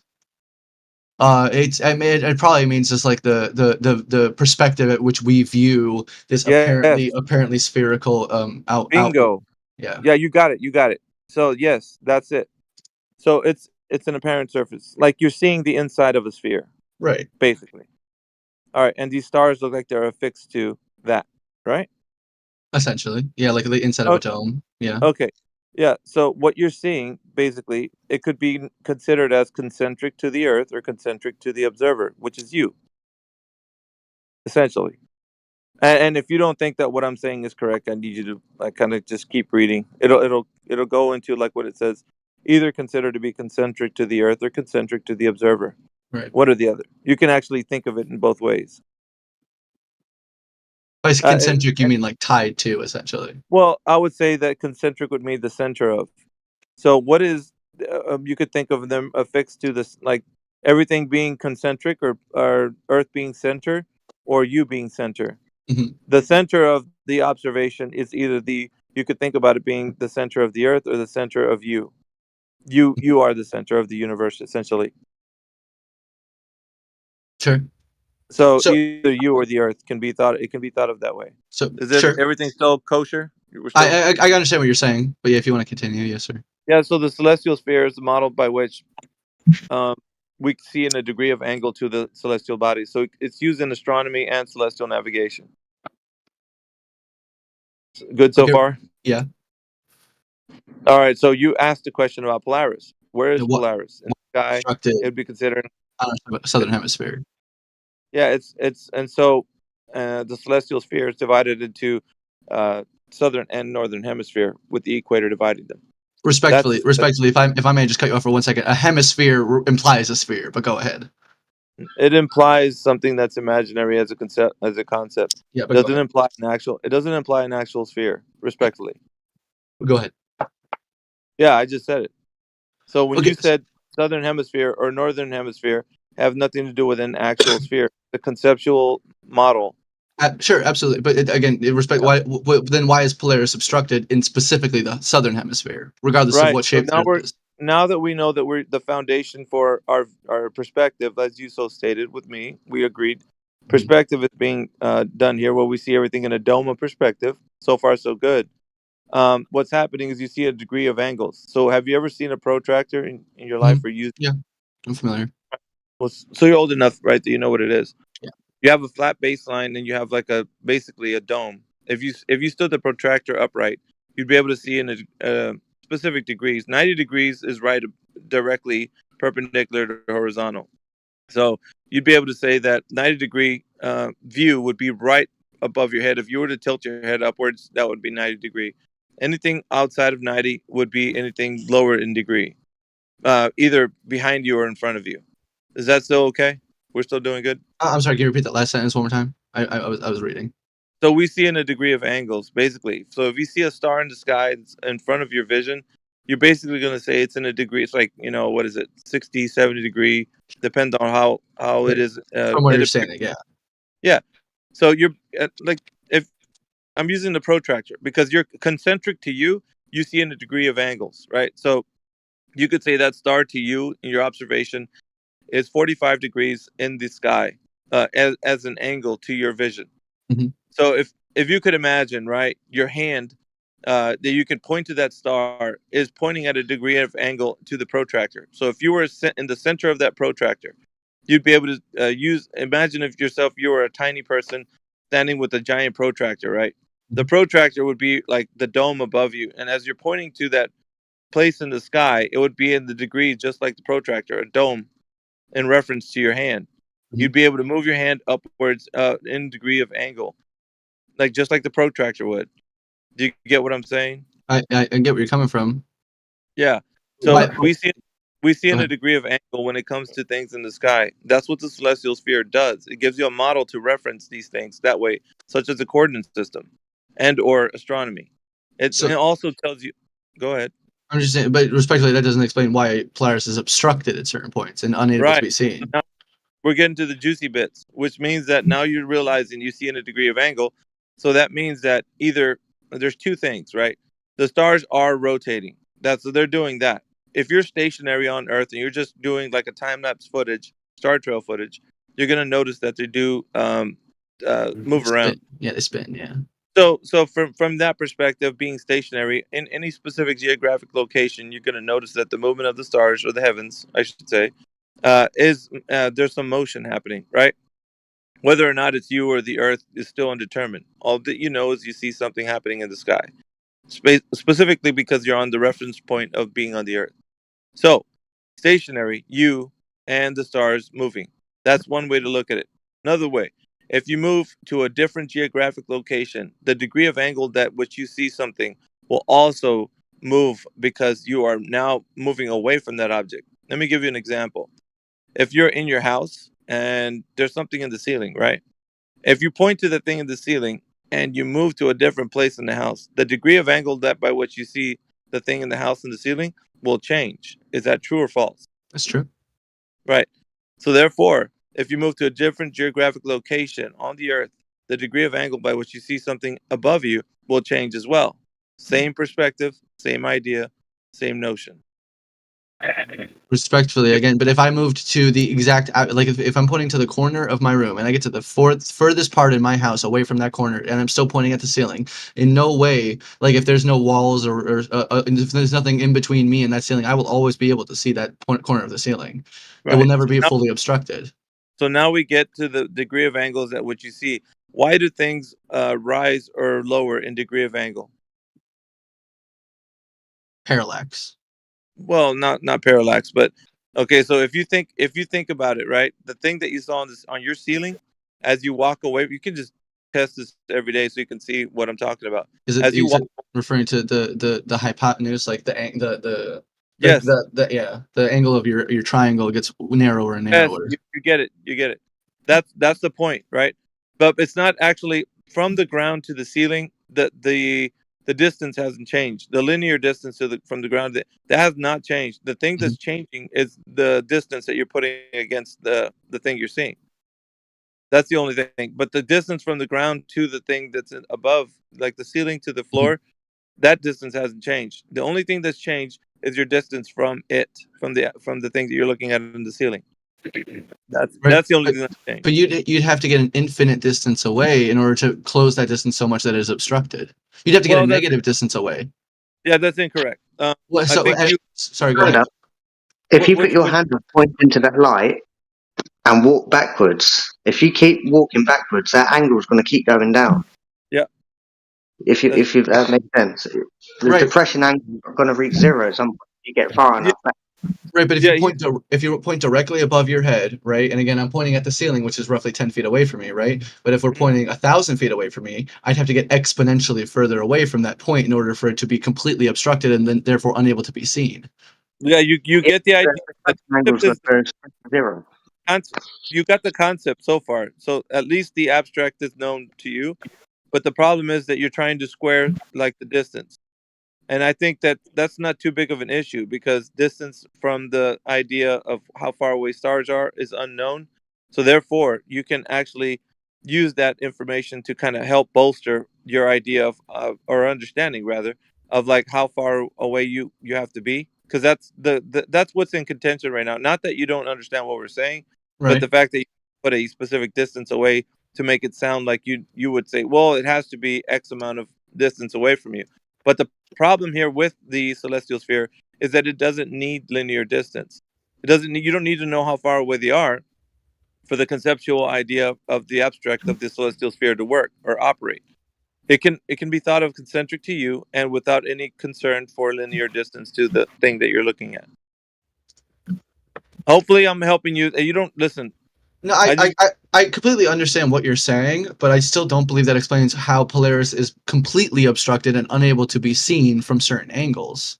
Like again, yeah, well, Australia in the southern hemisphere, you are unable to see Polaris because it's completely obstructed. I know because the degree of angle that the observer is seeing Polaris from, like as it was in North America, like as you walk away from Polaris, guess what? It's going to reach a 0 degree angle.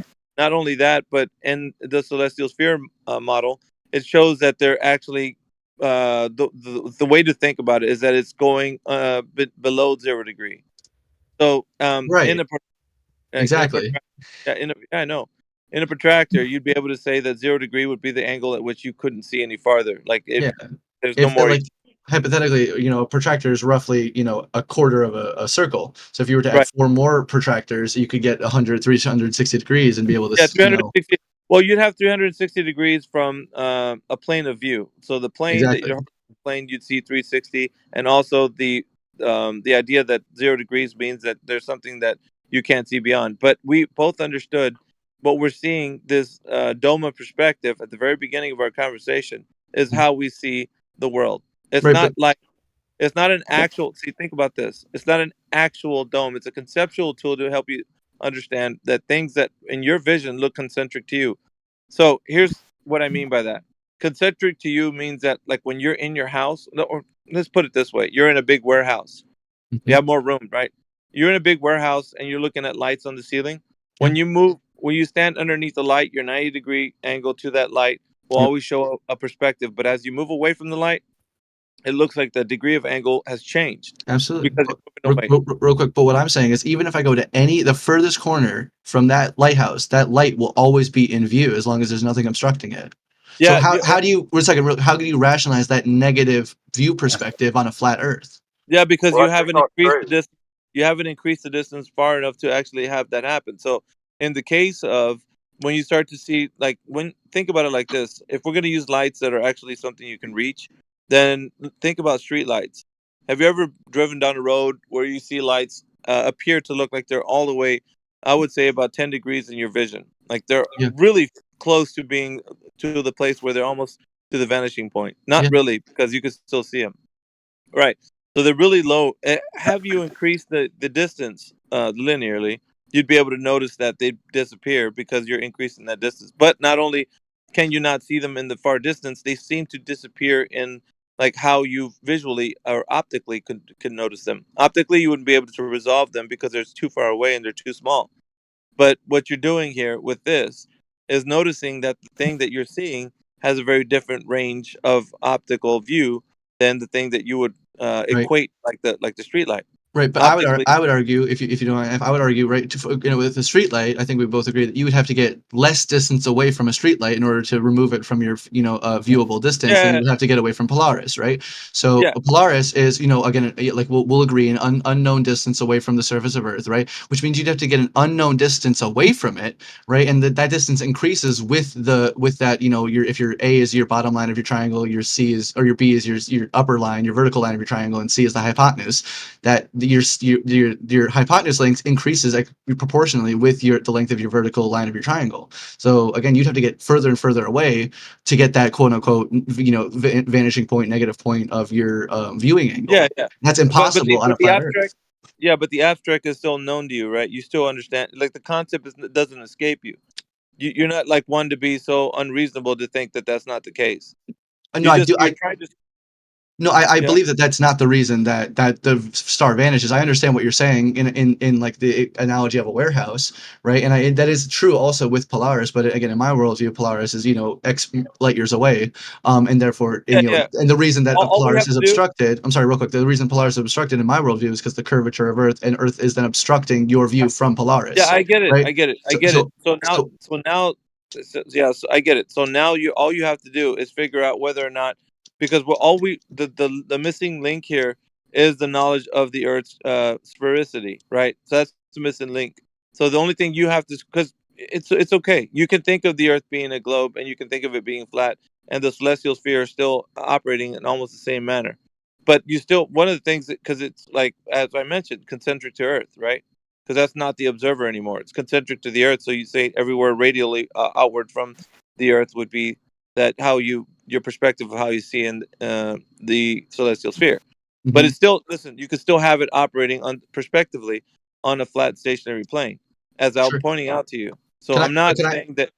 So Yeah. okay, so we don't know if we agree if, at the moment at least that we don't know the distance from Earth to Polaris, right? Can we agree Mhm. what the minimum distance from Earth to Polaris is? Like can you agree that people have traveled 33,000 feet up in the air, whether it be an airplane or balloon? 33,000. There's distance. Yeah, there's distances you can say that you can be above the ground, Right. So that so people can travel. But like, Right, so there, hypothetically, right? If 33,000 or 30, let's say 35,000 is a nice round number. If 33,000 is the minimum height that Polaris could be, like obviously it's above that because the firmament or space, in my opinion, right, is much higher than that, right? But with that being said, the distance that you would have to travel in order for that Polaris to reach your vanishing point and therefore fully disappear is much larger than the Earth offers. Like again, you're talking about hundreds of thousands of millions of miles, essentially. but here's the thing. Here's the thing that you're not realizing is that because an unknown distance is used here, we're going to give an arbitrary kind of like understanding of, oh, it needs to be more than such and such.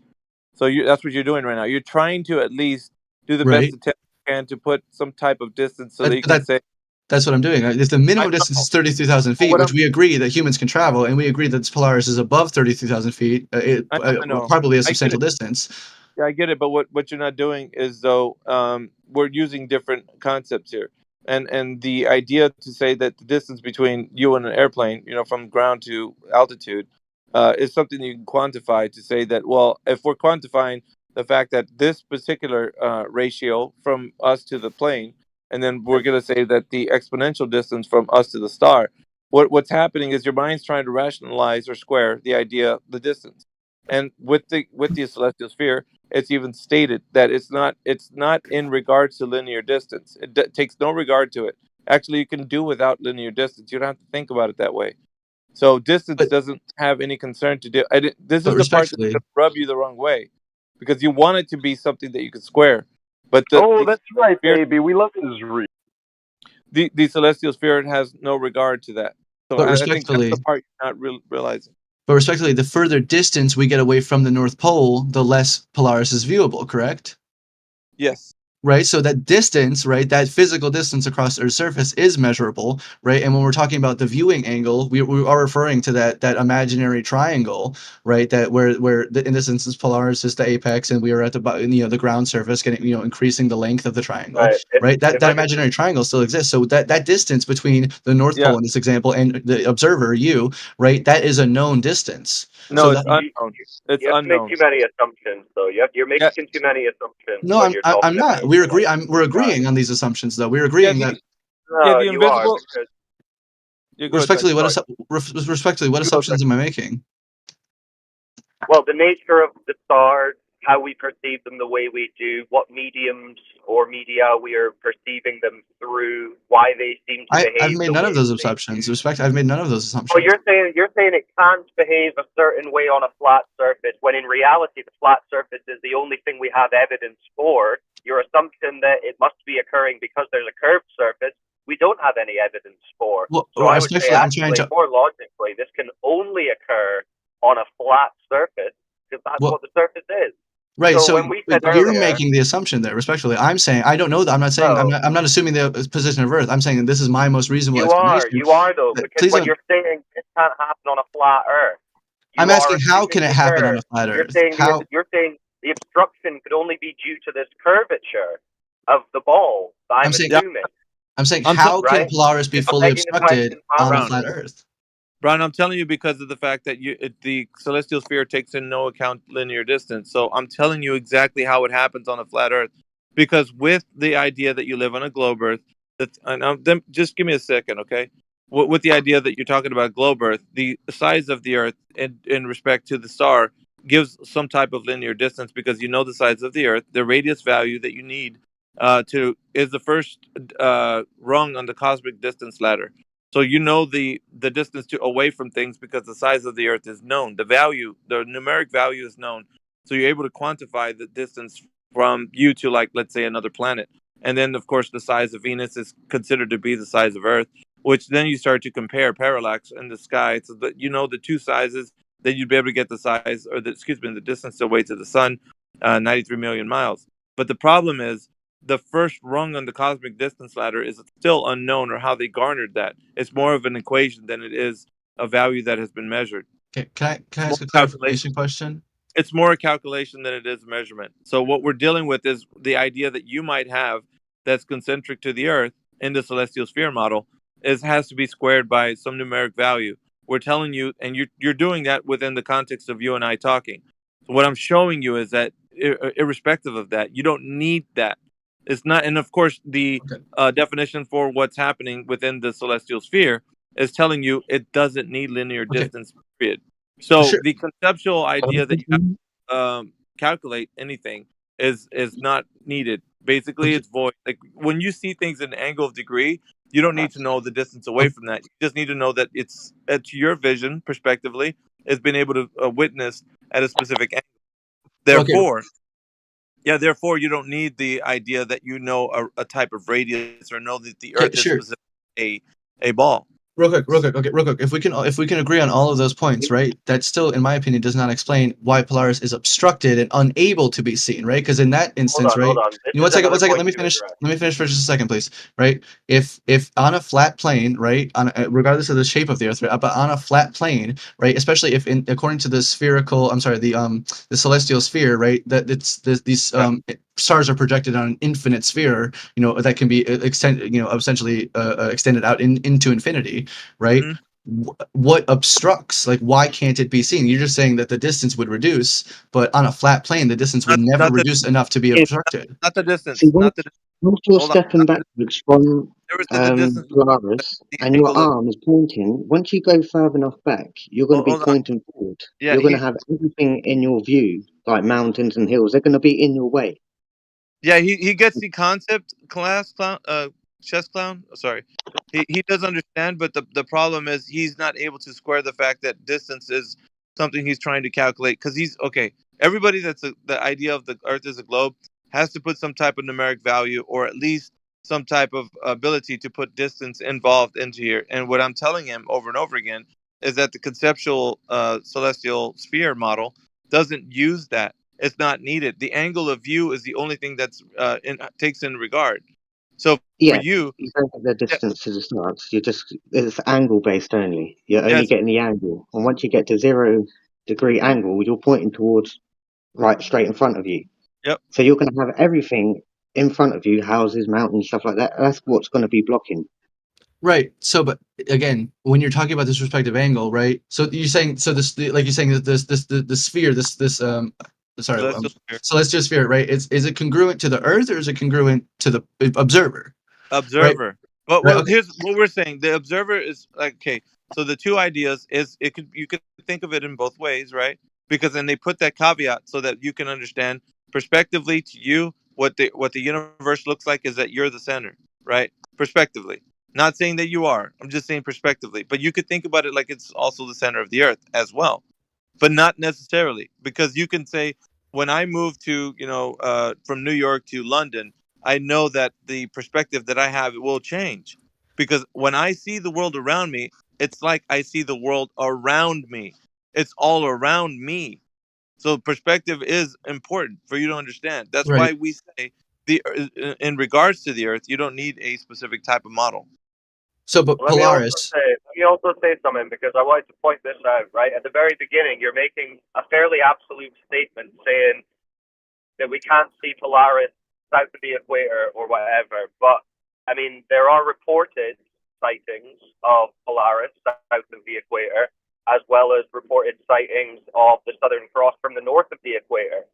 Now, I'm not saying whether or not that's 100%, but I would guess that you haven't specifically went and tested it yourself a number of different times to even be able to say, I personally have checked that you can't see Polaris from X degrees south of the equator.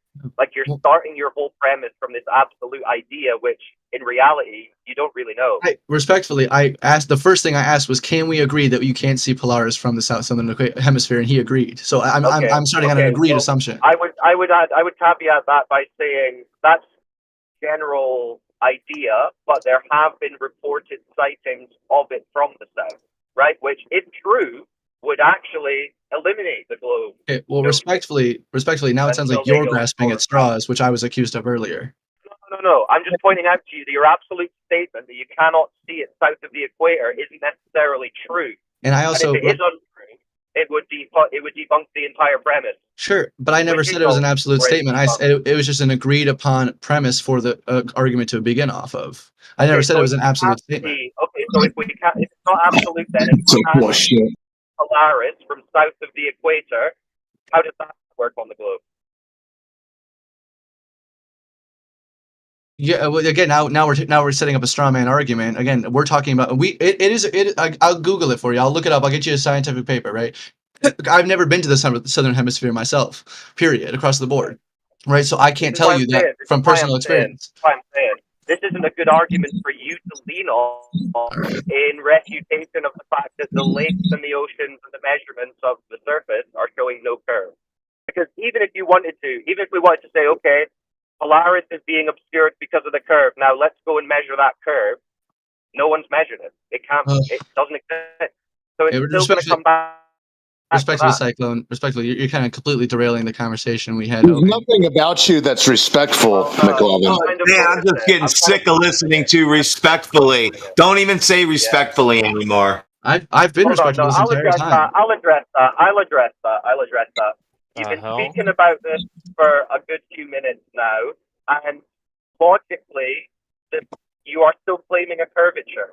That is your claim. Right. So it's not derailing This is taking it to the fundamental claim of your argument, which we can actually test. Where we can't really test what you're specifically going at. I mean, we can to degrees, but you don't want to think that it's even possible. So, okay, fine. You want to believe it's curvature. Who's measured that? Because if we don't have that, then you will just have to concede that whatever the stars are doing and appearing to do, they're doing it above an observably and measurably flat surface, unless there's curves. All right. You know what? I think you guys are right. I think you guys have converted me. 15 degrees, it's going to be everything in front of you. Listen, I'm not trying to convert you, and I'm not trying to shoot you down. I'm just saying this is logically the case. If we're observing the stars doing things and it's because there's a curved surface, we have to be able to detect that curvature. We should be able to. That's the fact. And if we can, then the explanation that we can't see Polaris because of curvature doesn't hold. Right? Because if you're getting that angle, it's going to be across a baseline. So it's going to be a flat line. Your angle's going to go your down. angles are all flat lines anyway. Once you get Your to about 15 triangles are all flat. it's going to be hard to see them because there's going to be things in front of you. Does that make sense? So you need a flat Earth. You need a flat Earth to draw triangles on to then imagine a baller. I think you guys have got me good, so I'm just gonna let someone else talk. Well, hold on. Did you join the server? Did you find the link? I'm not gonna say respectfully. I was in that server a while back. I remember that. I am banned from that server. I imagine I was not acting respectfully back then. All right. So We can get you on if you're interested and you want to see the additional information. We can get you unbanned. I mean, if you would, I would like to be unbanned if you have that ability, but that's up to you. Yeah, I'm the lead mod over there. I'm a big timer, so Oh, don't look worry. at you. Again, if I was adversarial, I apologize. I really was trying to be respectful. You were all right. You were better than most. As annoying as saying respectfully over and over again is, I was trying to be respectful. Yeah, no, I appreciate that. You were saying that over and over again is not respect. Respect. You weren't calling us retards and all that, so that was nice. So well done. Brown Recluse, may I have just a word with you? If you sure, go ahead. Okay, so by definition, the equator is defined as the minimum elevation angle to Polaris. So as you move away from the ground position of Polaris, we'll call it the North Pole, as you move away from it, you'll end up with an angular drop. And this is how celestial navigation works. And every degree of drop that you will measure with Polaris is referred to as 60 degrees, nautical miles. So as you move out and back away from Polaris, it'll get lower and lower on the horizon. And as it gets lower on the horizon, it'll get to a point where it's at that zero level. That is by definition defined as the equator. And everything in front of you on that zero line is going to be in the way of that light. Mountains, hills, and stuff like that. Absolutely. I see where you're coming from. I don't agree with that, because again, if the Earth is completely flat, right, and again, unless the star Polaris physically shifts with each individual observer, right, on a flat plane, again, the angular distance from even reasonably high Polaris would never reach that 0 point. The angle would always be. You don't have to agree with me. This is how celestial navigation works. It's how it's worked since the beginning, since they discovered it. So you don't have to agree with it. That's fine, but that's how it works. No. And it is on a flat plane, with reference to the Earth as a flat plane. And if you don't like it, sorry, but welcome to flat Earth, whether you like it or not. Mm. Just quickly, I tried to unban you, but I don't know if it went through. Have we got any other 24/7 mods on who can sort him out? So take a note so we can unban him, because it sounds like he would benefit from looking at the optics and perspective channel. I was interested in that information, Dom. Yeah, one of the mods here, we'll get you sorted out. I can't do it right now, but we'll get you soon. I appreciate that. I do have to end up going. I'm gonna go meet my friends, but I do appreciate the conversation from everybody. All good. Come back anytime. Yes, sir. Hey, I'm gonna send you a friend request, Cyclone, and then if I hop on later, I'll All check. right. My friend request inbox is full to bursting, but I'll see what I can do. I appreciate that. All right, everyone. Anyway, thank you, everyone. I'm out of here. Adios. All right, peace, bro. Yeah, I just don't think he was getting the minimum elevation part while Yeah, everything I will be. mean, that can be something that's difficult to get across just in the verbal conversation without visual aids. And I mean, the whole perspective thing is quite a huge topic in itself. So that's why I think if he gets onto the server and checks out the additional information, he'll gain a lot from it. So he did a good job. I think Mickey managed to explain it to him enough that he kind of got what was going on. He just needs to spend a bit more time thinking about it and looking at it. Yeah, I agree. So can I summarize it just real quick? I've been on a server for like a week now. Like I've been on it for longer, but listening every day for a week. And the main thing that the Globers like to say is, well, there's a curve. And then we say, well, You'd prove like the to curve. say that. All right, they'll say, oh, well, prove the curve. And we're like, okay, well, this is how. We're like, no, you're not proving a curve. You're doing something else. Like, prove the curve. Like, no, let's do this. Like, no, prove the curve. No, we can do this, which proves the curve. And Yeah, we're it's like, all okay, indirect stuff. It's all like yeah, tangential, weird stuff. It's never yeah, just here's a measurement of curve. Yeah. yeah. Number two is once like, okay, so we're not getting to a curve yet. So what are we getting to? And then we get into the flat aspect of it, right? We're like, okay, so if it's flat, there would be no curve because of this. And then they start to go along with the flat side, and then they're like, well, it doesn't make sense because on a globe it makes perfect sense if we do it like this. Or like that's what we're saying. On a globe, everything in your realm makes sense, but in the reality, it doesn't. So like, I feel like as soon as we get them on the cutting edge of where we're going, they immediately bring up their world of a globe. You know, He Yeah, gets it's to the easy point. to Just be jump. self-referential and just say, well, that proves a globe because we're on a globe, even though it doesn't logically or consistently maybe make sense to the observer. Like we see too far, we don't see a geometric horizon, but it's okay. It's all just refracting up, and it's all a mirage, and it's still a ball. I mean, at that point, it's kind of they're fighting themselves, so we they're just fighting leave them to do themselves. it. Yeah, We present the information. It's up to them what they do with it. that's it. And it seems to be the majority, not even the majority, all of them so far for this week in a row. I've been listening like, almost every day. It seems that as soon as they start to break through of their globe claim, it just hits them in the back of the head, and they're like, globe Yeah, makes that's what we sense. call that's what we call the NPC reset. That's what Yeah, happens. and They default back. So wait, keeps so on happening. you've just been listening for a few weeks. Well, to this one, I've been listening to Nathan and Quantum Eraser for quite a while, for like maybe 2 or 3 years now. And they just eliminate all they eliminate the bullshit right away. So like we would not let this guy go on for hours and talking, right? But like just Oh yeah, letting there's a them. very big difference from what we do to what Nathan and QE are doing. Yeah. So this is like the level they 1 both stuff, have which their is merits, funny. I would say Yeah. this is the broad net. I think we cast the wide net, right? We're talking to people who have no idea that they've even just wandered into a flat Earth group. So at least I try and keep it very basic, very simple, high level, and engaging enough just to have a conversation.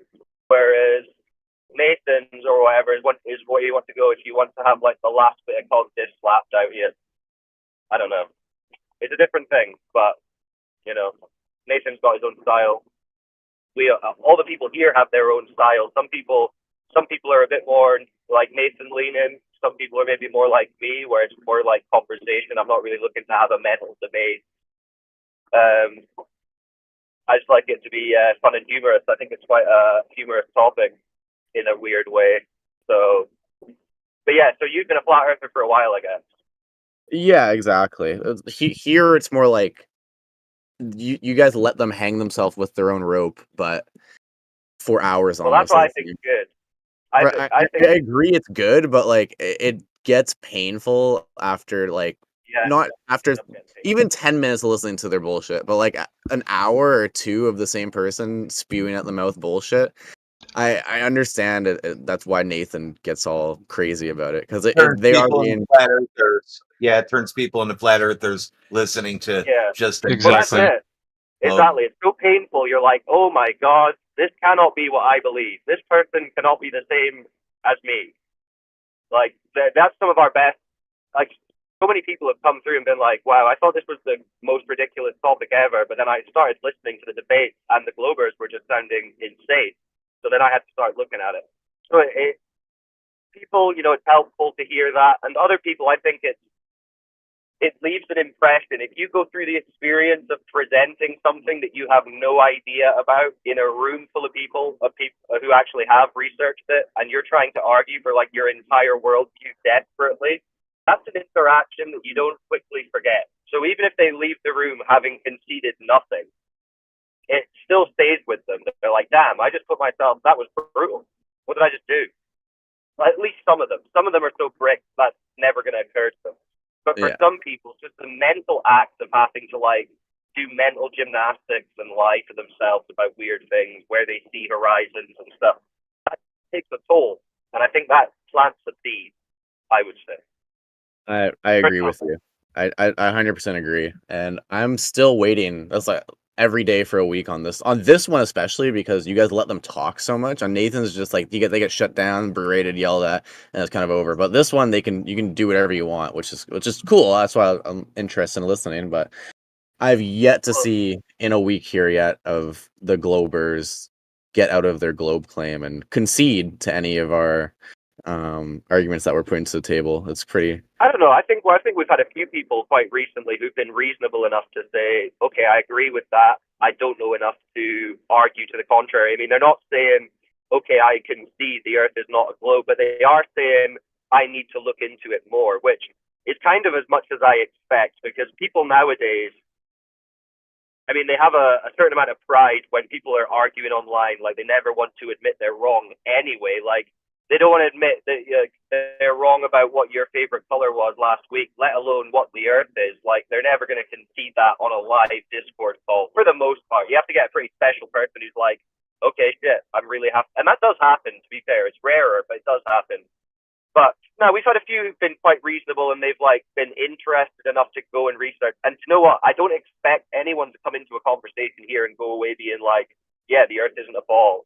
But if we can get them to say, okay, I've got questions now, I'm interested. That's what we're looking for. Just so people go away and do some research themselves, think for themselves. That's all we're really asking for. So 100%. I think that still works. And honestly, the best clips that we get, the most hilarious things, it's always coming from Globers trying to argue for the globe. So if you just cut them down straight away and you just like, you don't let them talk, that's all the funny stuff gone. Whereas you let them talk and it's hilarious. Or it can be, at least. Sometimes it's quite tragic, sometimes it's violent, but sometimes it's very funny. Yeah, and I'll point out number 3 is the easiest one to spot. It's pretty funny too. It's when they're giving their globe claims, but they don't even know their own globe claims. I find that's the most eye raising part is in the globe community. I feel like they're at odds with each other. Like there is a globe rhetoric that like is globally known. Globally known worldwide, but they don't know it within each other. Like they think different parts of it. Oh, this is it. No, it's this. No, it's this. But and then they argue, but we know what it is, so we fucking argue for them, which is kind of funny. Well, this is it. It's like the globe model itself is splintering based on different observations that are coming to light. Now there's no longer a geometric horizon that the boats are going over. It's a refracted, looming horizon that only appears at certain times, and it's not geometric, but it is geometric. So now, yeah, there's a globe that only like a few niche globers online are currently arguing about, and then the other 99% of globe believers just still think the mainstream thing where it's like, yep, that horizon's the curve of the ball, the boats are going over it. So yeah, the globe model is falling apart in real time after only a few years of people speaking about this. So the writing is already on the wall. But That's awesome. Because one of my favorite things to coming in here is when we get some globe on globe action. I'm not used to that. So sometimes I'll hear two globies arguing against each other, and I'm like, wait a second. that cracks me up. Yeah, no, that's always good too. But yeah, we're just trying to, I guess, have decent conversation, and it's like 24/7. So got a lot of time to fill. So it can be a big task, but I think we do a pretty good job. So thank you for listening. Yeah, no, I agree. It is 24/7. Are you on the server? Are you on Pardon the me? main server? Are you on the main Flat Earth server, 24/7 Flat Earth Discord? Yeah. Okay, you're on that. Sweet. Yeah. That's how I found you guys. All right. Nice. So what do you say when you speak, if you were to speak to someone on the street or whatever and give them like 3 bullet point things to think about in terms of Flat Earth, what would you say your main points would be? I'll just measure the curve. How do you measure the curve, right? It's pretty much over. Yeah, true. It is over after that, but if you had to do 3, we really pushed it. Yeah, water's level, but then immediately they just say gravity. Like I used to work in a warehouse with like over 400 people, so I started as a flat earther in this warehouse, so I started asking people questions and yada yada yada, and so I've pretty much seen all the normie responses you get, right? Yeah. With satellites orbit. Oh, what about space? Oh, gravity. I've been through it all. You must have been popular in that warehouse. Oh yeah, I think I'd converted 3 out of 400 people to flat Earth, so that was a decent rate. That's not bad. That's a good. Not bad at all. Yeah, so let's see the curve. Where's the curve? Obviously, water's flat, and then the vacuum of space. Obviously, it would be pretty self-explanatory there. You're not a motion man. You don't go for the motion. There is that. I mean, there's a million. Like, I can just give ones that plane in sight, but yes, also the Earth spinning at like how does it spin? Blah blah blah. Why can't we just get a helicopter and hover it and then we'll land somewhere else? Like how are we moving through space and all this blah blah blah. I can just imagine the hardcore Globers listening right now, going, "They don't understand gravity, and the air is moving with the spin." They'll be raging right now. Yeah, satellites were a good one for me because I was just like, how does something orbit? I was just thinking of that, and then I Googled. I'm like, all right, pictures of satellites. I'm like, bro, there's nothing. I'm like, okay, pictures of satellites orbiting. I'm like where's the GoPro footage of a satellite orbiting? I would like to see that. There's nothing, and there's millions there's thousands of satellites in the sky. So. Fun. Yeah, that's when I sometimes ask them. I'll talk about satellites. I'll say, "Could you show me what it is you're talking about?" And it never goes anywhere because no one can show you really. Although some of the hardcore Globers, I think they have a couple of short little videos that they think show them going out the back of spaceships or whatever. But I mean, that's just all sci-fi stuff. Again, that's a funny one for me. I enjoy speaking to the Globers about the sci-fi fantasy, even if it is just fantasy.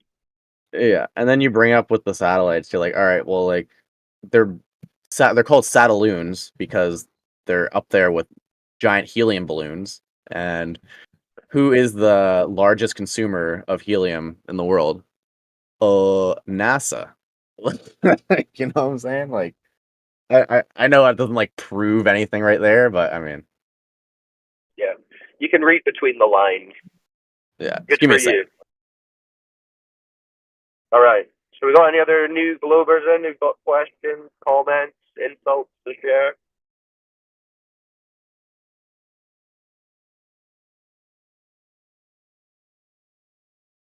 No. We're all agreed then. The Earth is flat. That's good. $125 calls on fucking GameStop? That's ridiculous. Are you fucking kidding me? That's crazy. You forgot the Trump voice changer. Would you like me to say to my Trump voice?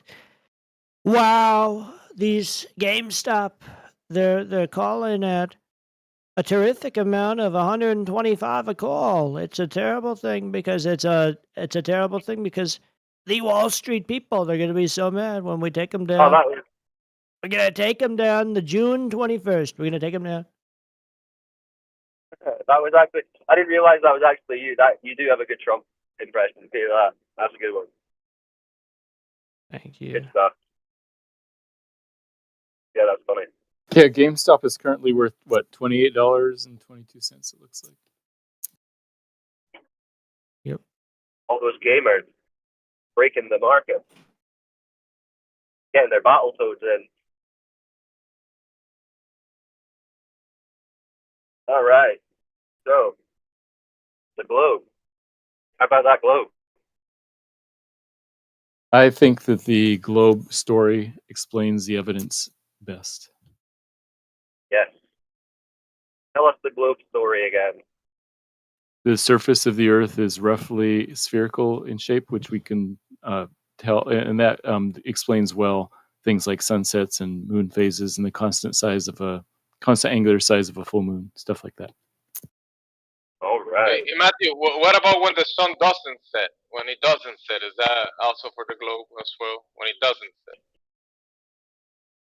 I've never been to where the sun doesn't set. I haven't ever been that far north or south, but because you know some globers say, "Hey, the sunset is proof of a globe," and the other globers come, "When the sun doesn't set, is proof of a globe."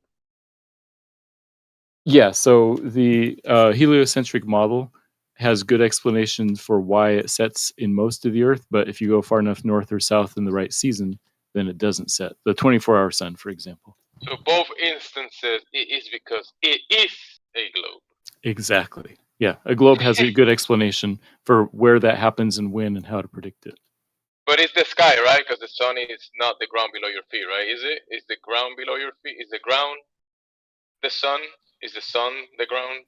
The sun and the ground are different things. Different things, right, right. So when you are talking about a sphere, you're talking about the celestial sphere, which is off the sky above us, not the ground below your feet.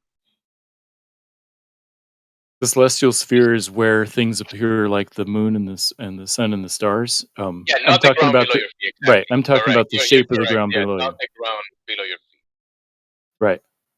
Yeah, you're talking about the sun, the moon, the movement of the sky, not the ground.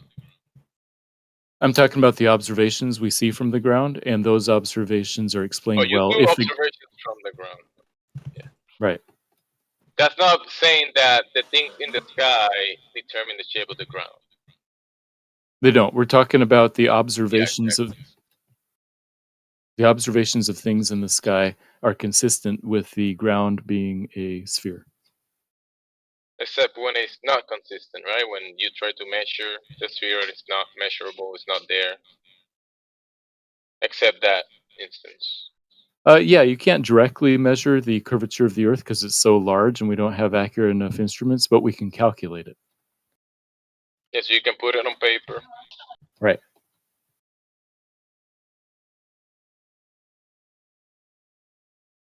How do you calculate curve over water? So basically, you could use sticks and shells like Eratosthenes did, but that would be calculating the size, the circumference of the Earth. That's a shame. We're going to need something better than everything you've described. Sorry.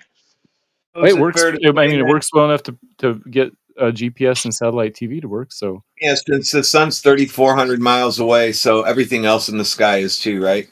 No, the sun's way farther than 3,400 miles. 3,441, isn't that what you typed? That's what I calculated, yes. Yeah, okay, so everything's calculated at about that height, right? No, I don't think the sun is that high.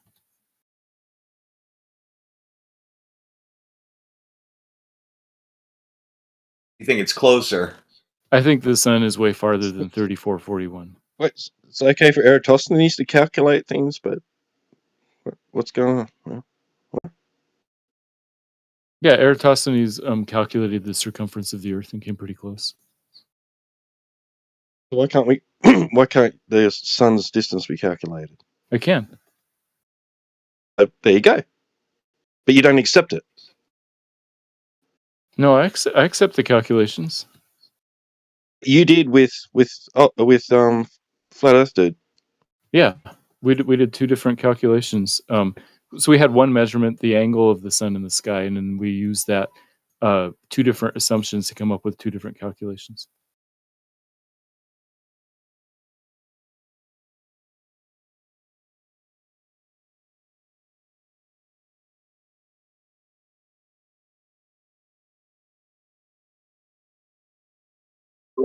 Boom! It's a globe.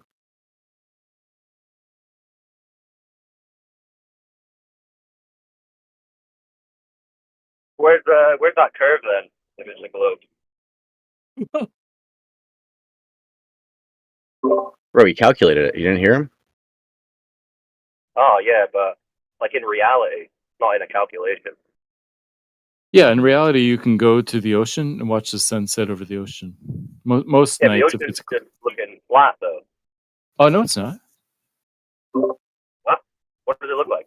So to be clear, we should use a different word because we disagree about what flat means. If you want to say the surface of the ocean conforms to a perfectly straight line or not, that should be the question, and I think it doesn't. Well, So how do you disagree with a lot of people then? So people on your own side. Water level? Yeah, when people say water is level, that it depends on what they mean by level. Some people mean a perfectly straight line. Some people mean that it conforms to gravitational potential. Idiots, you mean? Idiots, yeah. Oh no, yeah. very smart people. I'm not talking. Oh no, yes, idiots. As say a that. leveler, as in level which we use to build buildings? Builders who aren't idiots don't think that. Yeah, they do. Lots of people who build buildings think the Earth is curved. What are you talking about? They don't think level means curved. Water is never perfectly level anyway, No kidding. even in a glass of water. Right. So when we go to the beach and we look over the ocean, are you guys seeing a curved ocean? I don't think it's easy to see the curve, but it is curved. You see things dip. All right. So what do you mean it's not easy to see the curve? What does that mean? When you're standing on the ocean, you're pretty close, and the Earth is so big that you don't see it's not super obvious. But if you watch the sunset, you can see that. You don't see a curved ocean then. No, the ocean is curved. You see the curved ocean, but it's hard to tell that it's curved until the sun sets. Yeah, our perspective is really teeny. You don't see the curve. You just said you don't see the curved ocean, didn't you? This guy's out for blood. He's saying that you're looking at the curve, but it's not perceivable. Yeah, it's hard to perceive. Right. I Here's think only the- on the You don't perceive it. Here's the thing about doing measurements or anything using the ocean or the sea is tides kind of mess up any kind of measurements or any kind of like proof that you would actually have to like do. Because like we can't go to the Earth, so we can't go to the beach and say, "Look, it's a globe." What I'm saying is, have you ever heard of a lake? Well, I'm sure, but you know, a tide I'm sure would affect a lake as well. Oh yeah, if the lake was big enough, it affects the water level. If it's not like a huge lake, but like we know that the tide affects the ocean. How big of a lake would we need to measure curvature? Well, I don't know. How much would a tide influence it? What about a 10-mile lake? Can we use a 10-mile lake? I'm not sure what the lake size would have to be. I'm not sure. How much curvature do you think there would be over 10 miles? I don't know. I don't know I don't know offhand. Have a guess. I don't think 10 miles is that big. Now that I'm thinking about it, I think in the grand scheme of things, 10 miles is like really small. All right, put a guess on it. Like, less than a meter, more than a meter. What do you think? For what? For curvature, like drop over a distance of the lake that's 10 miles wide. Well, I'm not sure. I'm not sure if 10 miles is enough though. Like. Well, that's what I'm saying. So okay, so you think it's less than a meter? Do you think it's less than 10 centimeters? Wait, what are you? Hold on. I thought you said you're just kind of.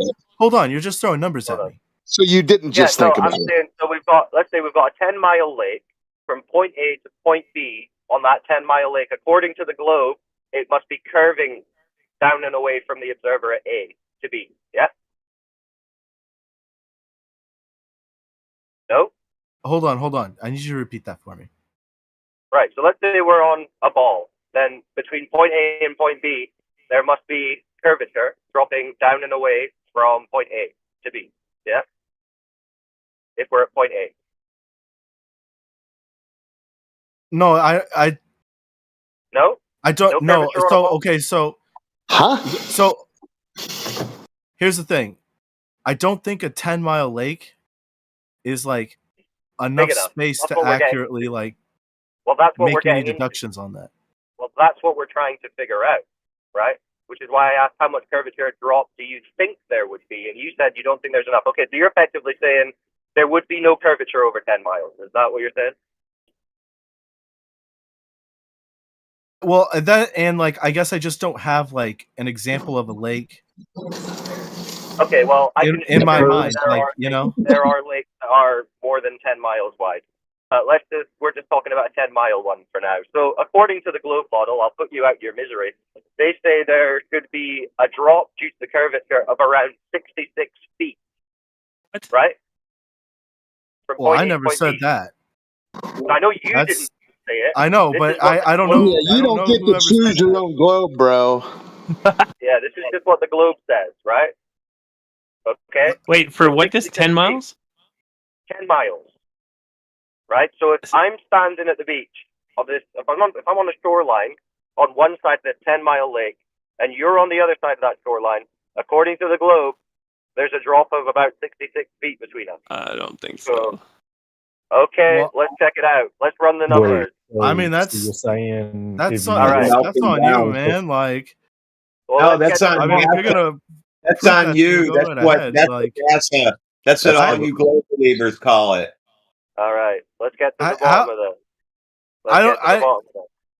Well, okay. I don't even All right. know if any of the things he says All right. even true. Go onto Google and type in curvature calculator. Yeah, that's. Oh man. No. Oh man, here we You go. just Those aren't right. Those aren't correct. So Here it okay, so comes. the curvature calculators are not correct. Is that what you're saying? I don't think No, it's. it's just- I don't I think don't- if it's saying 66 feet, I don't think that's Over 10 accurate. miles, that's not correct. So the Earth then is not a ball with a radius of 3,959 miles. I don't know, dude. which It's is what just it these, doesn't seem correct to me. calculators are based on. Okay, well it doesn't seem correct to us either. So welcome to flat Yeah. Earth. No, Mhm. I just don't know if you're working with good numbers. Yeah, we're These not. are We're your working with the numbers. globe. We're working with the They're globe. not my numbers. This I is never Google. said the This is numbers. Google calculator. Yeah. Listen, bro, if you're arguing for the globe, I'm sorry to say Nah. these are your numbers. I didn't mean It's if you okay said that you so. don't know that right now. Sometimes. This is part of it. You need to go and learn what the globe actually says, so that then you can understand, oh wait, that was bullshit. Right? Because Well, I they're saying mean- 66 feet over 10 miles. I mean, you can go and check this in your own time. Feel free to correct us. But for now, because you don't know, let's just assume what we're telling you is correct about the globe model. You can go on Google and easily find this out. So I wouldn't be able to see you on the other side of that lake, right? If you're 10 miles away, you'd be below like 60 feet of curve. 50 feet, 60 feet. You're like obscured by a curve of lake. If you're on Yeah? ground level, yeah. Yeah. So what people are doing is they're going down to these lakes. They're taking binoculars or cameras with high-powered zoom lenses, and they're performing these tests. They're saying, right, how far away is this guy? What's my elevation? How far should I be able to see him? And it turns out we can see way further than we're supposed to the point where the curvature is not obstructing our view. Yeah? So we can see the other guy on the other side of that lake, even though he's supposed to be miles at 50 feet below a curve. We can shoot lasers across lakes, which hit targets that should be below the curve. Yeah, so we're confirming that there is no curve. So whatever it is that we're on and we're dealing with, it's not this curved ball that they've told us. You understand?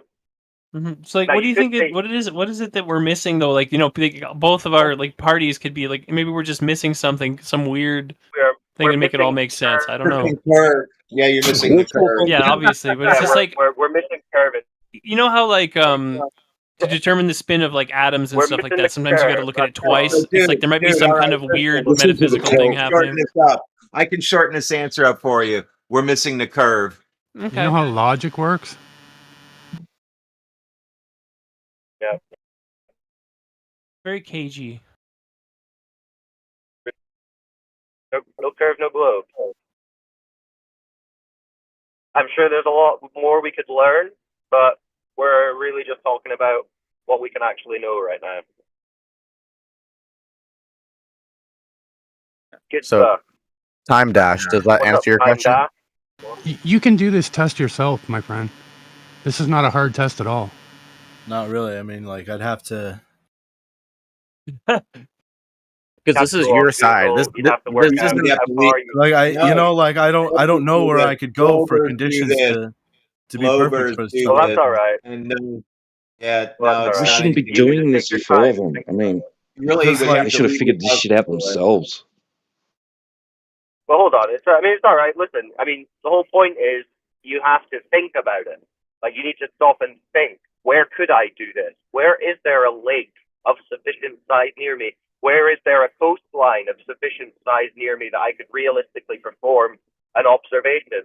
I mean, this is the thinking part that you're now engaged in. And then you go and do it yourself, and you come to the same conclusion we've all came to. And then you hang out here and just watch other globies spiral and think, wow, I can't believe that used to be me spiraling like this. Oh, that reminds me of the original point I was getting to. Was it's hard to use ocean things. Like, it's hard to prove or disprove anything using the ocean because the tide ruins your calculations. Right, but then we start speaking about the lake. It doesn't have the issue of Well, the I tide. know, I get that, but like, there's not very It's many only about examples. the level of the sea. I could think of a couple. I would have to look at some pictures. Like, I think, like, man, maybe Crater Lake would probably be something. But Crater's a crater, that's promising. Well, no, it's a lake. It's a lake too. All right, yeah. How big is it? Just use the sea, the salt flats, basically, or the steppe. Like, I mean, however way you slice it, whatever water you're looking at, you're never going to observe a curve, so you're going to be in the same boat we are. Just a lot of observations of a flat Earth. Same boat going over the horizon. Fun thing about boat, like about ships, they call them by female names. You know why? Because the female is the ship. It carries the life. It doesn't produce it, but yeah. Anyway. Vessel. Yeah, it's a vessel of life, basically, the woman. It's like an egg. But anyway, All right. let's not. Let's try and keep this. We're trying to keep this on point. Wow. Time Dash is trying to make some progress here. Yeah. So true. what else do Like, you think in Time Dash? How are we gonna prove the curve? How are you gonna prove the you globe to can't. yourself? How am I going to You prove? Hold can't. on, I'm speaking of Time Dash. You Bro, can't. speaking of Time Dash. Well, Bro. I don't know how well you're gonna want to like go down this rabbit hole here. Shoot. So, well, we're trying to figure out how to get. Okay. So check this out. When you think of a globe, what is there anything that we have in existence that you would feel would be the same way a globe would operate? I don't know what that means. That's totally true. Yeah, Santa Claus. Yeah, yes, actually, yes. You can buy one at Walmart or Target, depending like a retail store. You find them mostly in the decorative section, decoration purposes. So you can find a globe. I don't know. I don't know. We're talking about like how do we prove the globe, and you're saying, can you imagine a globe and then something else like a globe? Yeah, no, I get that. I get that. It was a bad intro to where I'm going with this.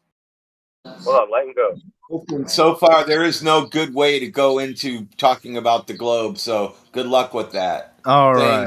Maybe he has one. Let's see. Maybe he has one. Buy a desk model. That doesn't help. That doesn't all of a sudden make water curve. Have you ever considered that the globe operates like a gyroscope does? These people. No. Okay, so hold on. Let me get this straight. wait, let me get this straight. So the Earth spins, and the faster it spins, the more people stick to it. I mean, that's like so retarded, because like when you spin, when you take like a fucking ball and you glue basically a cable on it, right? And then you put water on it, and then you start to like spin it around. What does happen to water? Water goes away. Water gets ejected from the ball. And period. Yeah. So that's why I don't believe that like Okay. the Earth So is a spinning globe. I can Because of let these me people. let me help you out with this. Check this out. Have you ever traveled in an airplane before? Yes, I did. Now, Okay. periscopes and planes. Here we go. So yeah. So have you ever tried, like, you ever have the lady come down and she's like, "Would you like a drink, sir?" And you're like, "Yes, I'll have a drink." Hold on, let me get And a they pour it Let in, him go. and they give Let you him the go. drink, and the drink doesn't splash all over you because you're moving, right? I mean, you're Right? up in Oh a yeah, plane, it you're actually traveling does if hundreds there of is miles per hour. turbulences. However, Hold on, Let him Charles. go. Let him If go. there is turbulences, I remember I spilled my beer because well, sure, you hit a turbulence, like, we have earthquakes, a turbulence. Right? Okay, so But like when you're in a lady hands plane, you a drink.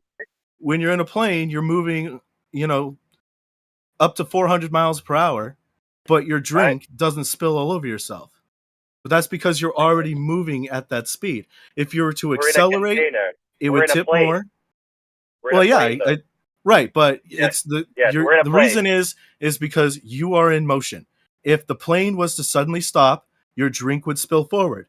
If you were to suddenly Well, accelerate, also, if your we drink would took splash the towards roof you. off, if we took the roof off, the goes flying. So, I mean, you're in a contained environment, moving at a certain speed. But I thought you were saying you were going to tell us how we could prove that the Earth is a ball. I thought. Yeah, it's a gyroscope. He was saying like, No. everything would just fly off. When we I was start, just describing hold how on, things don't fly off. Well, hold on, but you're starting your idea with the assumption of the globe, right? You're saying, right, imagine the globe gyroscope is then a globe that's spinning like a gyroscope. It's a but gyroscope. We're not saying, we don't want to imagine it's a globe and then imagine it's spinning like a gyroscope. You need to show us what in the natural just world imagine it's a is gyroscope. telling us. No, I don't want to. No, I'm wanting you to show us how, through observation and experience of reality, you can say that's telling us that the Earth is a globe. Okay, which I could totally do that. Okay, could you totally do it then? So, the core is what's spinning the fastest. And because you're already doing it. You're already assuming things. I'm not assuming anything. I'm going to use this to tell you how other things in the world operate. No. Wait, you're assuming a core of a ball that you're assuming, and then you're assuming it's spinning. In a spinning ball that you're also assuming. Those are things that those are things that I'm arguing for. So I'm going to. No, you're assuming them though. Don't assume them. If it requires an assumption, don't do it. Why not? Because I want to know what is in reality without any describing to preconceived you. notion. No preconceived No, notions. you're talking about an assumption of something you've never observed. There's You've never no observed assumptions. a curve or a core. Yes, right, okay, but so we're not assuming a ball with a core. So what do we see in reality that tells us ball Earth? Well, I'm telling you. So, okay. No, we don't see a core spinning. I'm that. literally telling you how it works. All right, where's the you're telling us a story. We're talking about what we experience in reality. That's what we're trying to talk about. Right, that's what I'm telling you too. You're bringing up a core. You're imagining. Right, I am bringing up a core. Yes, I am. So where is this the core? is very important. Where is it? How far away is it? How big is it? It is in the center. It is in the center of the Earth, and it's spinning. Okay, how far away? What's the distance? How do we know? Explain. Oh man, I don't have the exact numbers on me. So we have to stop right there then. If you can't explain where the core is. Oh, of course, we have to stop talking about something. No. Listen, it's just I could prove to be true. You've only seen cartoons. Better knock him off course. Bro. This is something you've only seen cartoons. You just said the core spins. No, not the core. Good job. You're tracking, Radwood. So it does spin. Does it spin or does it not Oh, spin? the core. Oh, I'm sorry. Yes, the core. The core. It The does core is spin now. spinning. Now the core spins because somebody else said so. See how you guys are retarded? No, I don't. Okay, Yeah, I could you really don't. show us? Could you No, show us this? Could you show me should a describe video it to of me. You this should tell me spinning? how. Could you show me a video of this spinning core? Of the spinning core? Yeah. Well, so you mean like live footage? Yeah. No, of course I can't. Oh, so who's seen it? Well, no, you can't actually go down there and see it.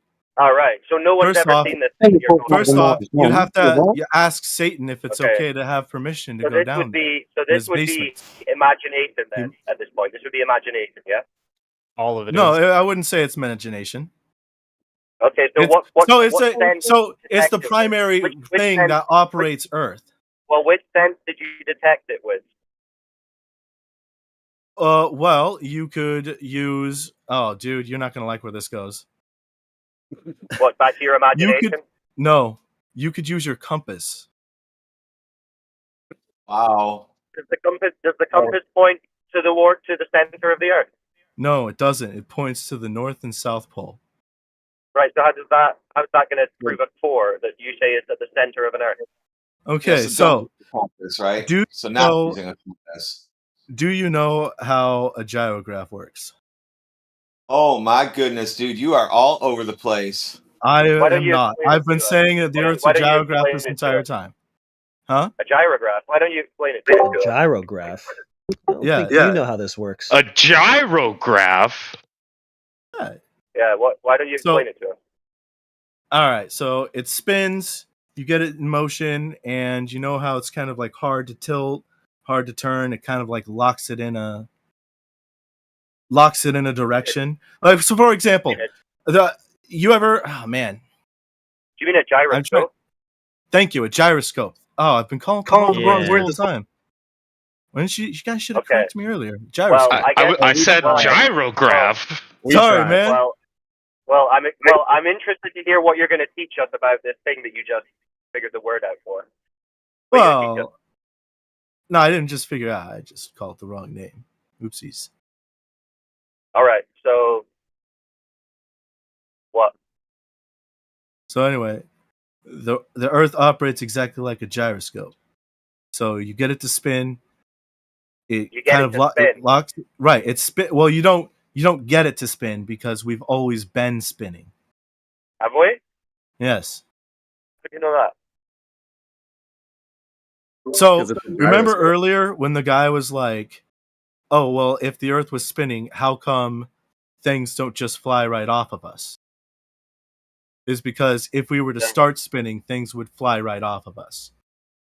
Right. So you know that you're spinning because things aren't flying into the air. Is that what you're saying?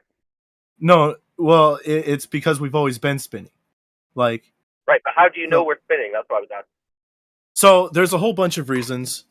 One is it creates the electromagnetic sphere around the Earth. What do you mean? What? So the core, because it's super hot, it causes a lot of friction. Yeah. I thought you were talking about this. How do we know that the Earth is spinning? Or are you talking about the core again? Gyroscopes have cores too. Yeah, gyroscopes. Yeah, they do have cores. You didn't know that? The core of the gyro is spinning, but you're claiming that the Earth is spinning. I'm asking why you think that. How'd you know that? Because the Earth operates exactly like a gyroscope. Like well, we do. We do observe it in reality. We have gyroscopes. We observe the Earth spinning.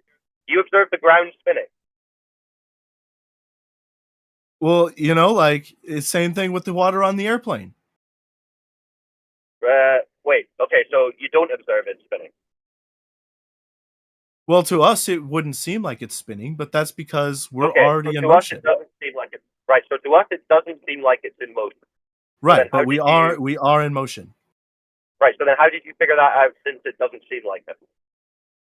So one of the reasons is because the Earth is surrounded by an electromagnetic sphere, and that happens because the molecules in the core are super hot, and they bump up against each other, and they polarize one another, creating a north and a south pole. Okay. And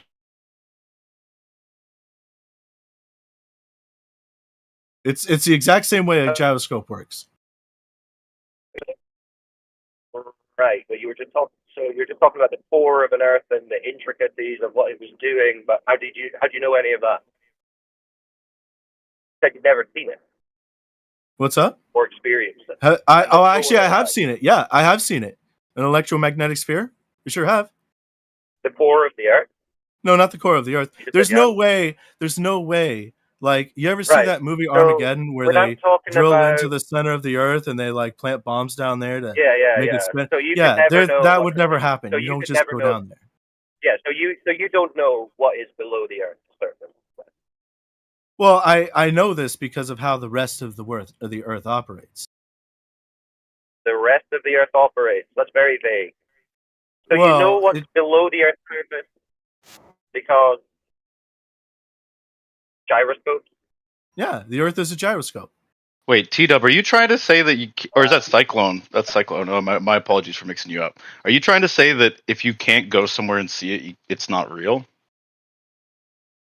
Oh, wow. Hot take. Rich. Yeah. That is what you're saying? Your desperation is noted, Rich. That's not what I'm saying, Rich. Sorry, someone was over talking you. That was really what you had to interject yourself with. That's really. It's a question. You haven't answered yet. Just pop yourself on mute. It's okay, Rich. You're reversing it. Speaking to the new people. Okay, if you don't want to answer, that's fine. I can't make you. Yeah, that's fine. You're retarded. Just pop yourself on mute. So, who are we speaking to? The guy who started spinning. We're still looking for that evidence. How do you know it's spinning? You've agreed it doesn't seem like it's spinning. So how do you know that it is? Well, I said the electromagnetic field. It goes around Earth. Okay. So you also, when you said, "Have you ever seen it before?" and I actually have seen it. Oh, you're talking about the Earth spinning. But you're talking about the Earth spinning, and then you're talking about observing an electromagnetic field that you don't observe. No, you do observe it. I mean, there's way. I mean, like you can. It looks like, honestly, on a good night, it looks like beautiful colors. Do you remember? You know what Aurora Borealis is? Oh, this guy is just. Yeah. He's got the stories stuff from TV, in chronological order. So, so you see an Aurora Borealis, and to you, that tells you the Earth is spinning. That's your argument? It's just one of the examples. Could you connect those two? I mean, I can go more with I can go more with why the Earth is so hot. Well, but I've seen the Aurora Borealis, and it didn't say anything. It didn't make me aware of any motion of the ground. It was just a phenomenon in the sky. You wouldn't experience it because we're already moving. So how do you prove? So how do you prove that it is moving instead of just asserting it with no evidence? Because the Earth is a gyroscope. Yeah, you're applying your wishful thinking. There's no wishful thinking. The reason why the Earth is a gyroscope, that's meaningless. That's nonsense. You're not. The same conversation happened last night. Yeah, you're not describing an overall dimension or shape or mechanism of the Earth. You have no idea. I am telling you. Yeah, it's like a gyroscope, but that's not evidence. That's just your mad play. I told you about the electromagnetic sphere. Yeah, you told us Aurora Borealis doesn't tell you the Earth. Hold on. That's just one. Another is how your compass works. It's not even one. Okay, the compass. How does that prove the Earth's a ball? Do you see beautiful colors when you look at your compass? You mean like the N and the S? No, I was mocking you. Go on. Yeah, I know you were. It wasn't very. Boss, he might be thinking of a kaleidoscope. Getting them confused. Yeah, that's probably what it is. Yeah, I mean, a compass isn't proving the Earth is a ball. If anything, it makes less sense on a ball because if you're on the side of a ball and it's supposed to be pointing north, I mean, you'd be pointing through the ground or whatever. So you have to hold the compass level. Well, it's because the core is polarized. The core is polarized. That's why that happens. Okay, that's why a compass points north. I mean, hold on. For a core. Well, that You don't have a okay.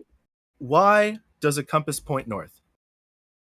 I don't know. Replicate it for us. Replicate it. Get a spinning little ball of magma, right?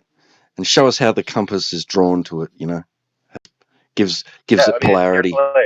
Well, you would have to create a electromagnetic sphere. Like, I mean, there's ways to do it. No. The way you imagine it actually exists, right? The way you're saying it exists in reality. Yeah. Replicate it for us. How you want me to? Okay. Do you have one? That's your claim. You should be doing Right. it. You should be saying, claim. "See, here it is. This is how it works." That. Okay. Do you want me to look it up? Do you want me to like find you a video so it shows you how it works? Just find us some actual evidence for something, because you're really just telling stories. I'm not telling stories. Yeah, we want empirical evidence. Do you know what empirical means? Yeah, I do. Okay, we want empirical evidence. Could you provide some of that?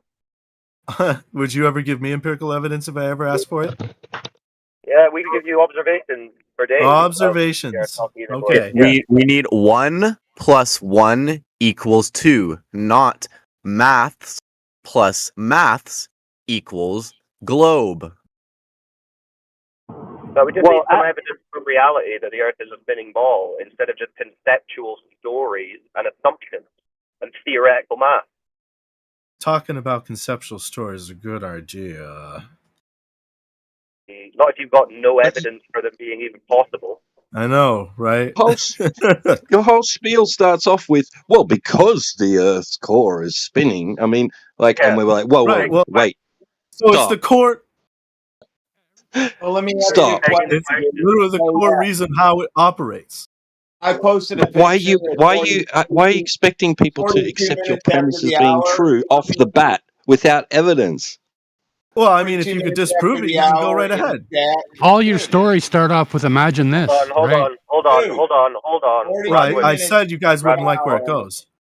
Hold on. 42 minutes after the hour, you're going to address the picture I posted and tell me how that loses its magnetism, but when you're claiming a red hot core spinning around generates a magnetic field. No, I'm saying it's polarized. So no, it's not. I just showed you it's not polarized. What did you show me? I don't know. In the chat. You posted in the chat. Anyway, I'm gonna have to dip off, so someone keep this on the rails. I'll be on later. Okay, so he says he needs to prove things true. So, how far in your supposed Earth model is the core in the ground? Oh, I don't have the. Well, I think we need that if you're gonna suppose it's a core in the middle of the Earth. The distance. Sorry, somebody was like telling me to look at this. Oh, sorry. We'll get to you on that.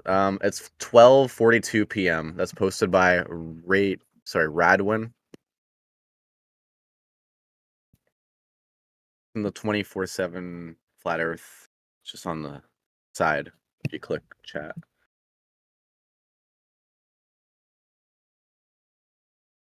Let us know when you see it. 42 minutes after the hour, just go ahead and stare at it in amazement.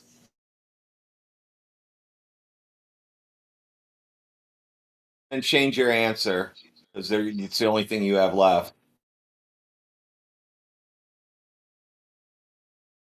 I just tagged you in it.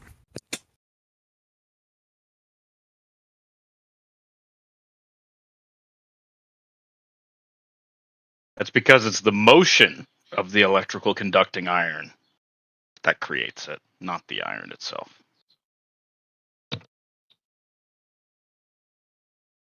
Hold on, give me a second here.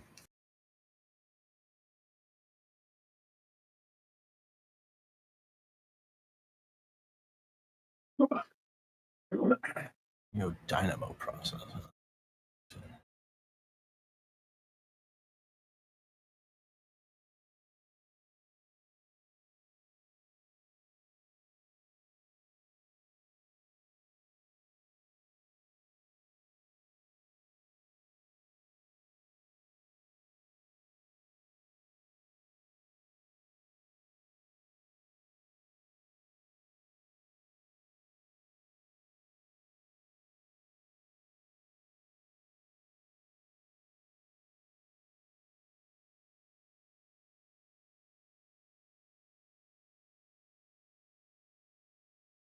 I don't know. I'm not a big fan of the wording of this.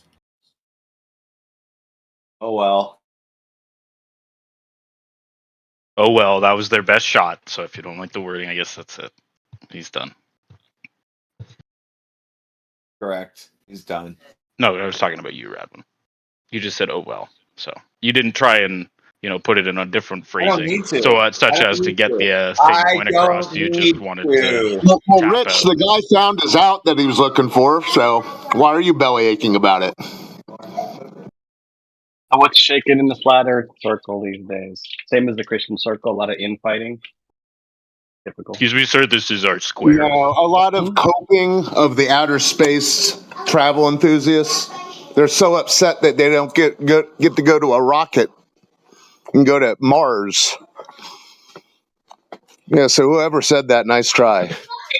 Yeah, currently Rich is belly aching about the other guy finding his out. Go figure. He didn't find his out. He's just looking into it. As far as I know. Well, that's what it was. Oh, as far as you know. So what do you mean? Excellent. Thank you for clearing that up. You can clear it up for the giggler too, because that was his little quip. Okay, well, another thing I'll point out is how That would be very nice, thank you. Cyclone was going on and on earlier about how important it was to have seen or had a video of the core, when a lot of what Flat Earth asserts is not substantiated by that same level of evidence. So I thought that was quite ironic. Like what? Like what? Like what? The firmament. Oh, dude, that. you are such a goofball. Well, it needs a container because of air pressure, so we know it's there. You're just making up shit, dude. Well, we know there's a firmament because of air pressure. Well, we don't need a video of it or anything. You just lied again. Or is that just your logical conclusion if what gas does is correct? I'm pretty sure if we have air pressure, it's got a firmament. No. We just point out that if the sky was an infinitely expanding vacuum or an available area for It would suck all the air away. a highly pressurized area of gas to fill, then it would fill it. And then your natural conclusion is, well, that means what are you saying then? That the sky is a dome, is a container? If the Earth the vacuum sucks more than my ex-wife, so there's been no atmosphere. Hey, Rich, Is that the best you've got, Rich Evans? Is that the best you've got? Spoiler alert, Rich, your normal voice sounds far stupider than your fake stupid voice. I've just been convinced of the flat Earth, so that's how I sound now. Well, then what were you bitching about 45 seconds ago? I don't know. Maybe it's this. Okay, I need to talk about the firmament. Put on your thinking cap, Rich. Okay. Do your own research. Yeah, pull your head out of the sand. Can you demonstrate, like very condensed and massively conjoined amount of particles will pull on something? No way. I can't do that. Can you demonstrate that? No. Can you demonstrate that thing that you think magically exists, right? Do you think that you can demonstrate that causing gas pressure? All I know is water's as flat as my ex-wife. Bro, you sound like Frito I can demonstrate from gas Idiocracy. pressure in a container till the cows come home. Can you demonstrate what you're claiming? Hey, dude, I'm trying to watch out my balls. Can you chill out? Is that the best you've got, Rich Evans? Tracking the Is that conversation, the best that's you've got? the second You're a reference to clown, Rich. ex-wife I've heard. Maybe there's an ex-wife issue that we want to talk about? Yeah, good, Clara. He's upset because he doesn't get to go on his space travel. No, I'm mad because you guys fucking convinced me the Earth's flat. Sounds like you convinced yourself. Why, are there any?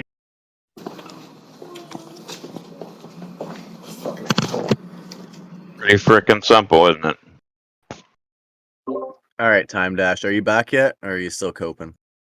I haven't coped. Well, yeah, you denied that it was wishful thinking that was motivating you. No, I Your didn't. motivation. You don't remember what you denied wishful thinking upon? No, I don't. You guys all have CRS, don't you? Maybe you could just refresh my memory. Wishful thinking. You're applying wishful thinking. How am I doing that? Every which way. Uh-huh. And how so? Like, I'm not... Earth spinning. Yeah? A core, which you can't measure. There you go. Or see. Yeah, now you're presupposing the existence of a core. Wishful thinking. No, I'm presupposing that Earth's a gyroscope. Okay, so wishful thinking. Okay, thank you. Not really. What do you mean, not really? The whole reason the Earth operates the way it does is because it's a gyroscope. Okay, wishful thinking. And flat Earth isn't? How so? Okay, well... When you fill up your bathtub, do you wish the water to do what it does? Do I wish the water? Yeah. What are you talking about? Do I wish the water? Well, you said, well, what flat earthers do is wishful thinking too, right? What are you talking about, dude? Who are you having a conversation You have with? the worst case of CRS I've encountered in a while. Can't remember shit. Who is this guy talking about? I'm the one telling you how it is. Telling me what? That you're applying wishful thinking and you're in denial of your application of wishful thinking. How it's wishful thinking. Go ahead. I want you to explain. You literally just did. Where's the core? Do you have any evidence that the core of the Earth exists? Yes. Lay it on us. The Earth has electromagnetic field. Oh my God, dude! A core. You're not talking about something else again now. The core makes the electromagnetic field. That's what makes it possible. Circular reasoning, wishful thinking. Now you've got to prove that. Prove it. Okay, you guys know how a gyroscope works. It doesn't have a red molten center, and it doesn't create a magnetic field. No, but it also spins in the air. So just because it spins, it means it's a gyroscope. Evidence that the Earth is spinning. What's up? Now you made another claim. You're saying that the Earth's spinning. Well, of course, it's a gyroscope. A gyroscope's not. Oh my lord, dude! Yeah, you are. Being a gyroscope unless it's are you spinning. playing dumb, or is this your real thing? How do you not know these That's things? an honest question. Are you playing stupid, or is this your real thing? When I say the Earth is a gyroscope, does that mean it's just a gyroscope sitting there not being a gyroscope? No, it means you're applying your wishful thinking. No, I'm saying that the Earth's a gyroscope. I'm not putting any wishful thinking. Because the Earth spins? Yeah, it spins. Do you have any evidence? Do you have any evidence? It has a center of balance, a north and a south. Do you have any evidence of the Earth spinning? Genius. Yeah, I could say day and night. Okay. Again, wishful thinking, circular reasoning. It's not wishful thinking or circular reasoning. Sure it is.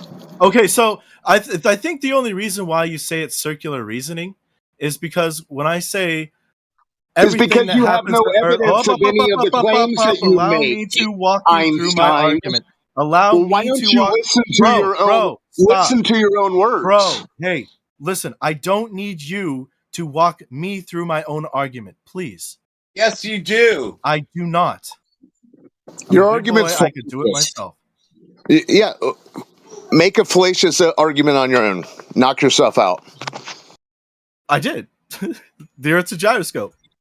You made a fallacious argument. There you go. It's not fallacious. I know it's something you might consider to be fallacious. I did. You agreed to it that it was, or were you not thinking again?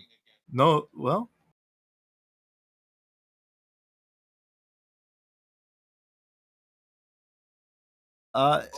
Anyway, so time dash.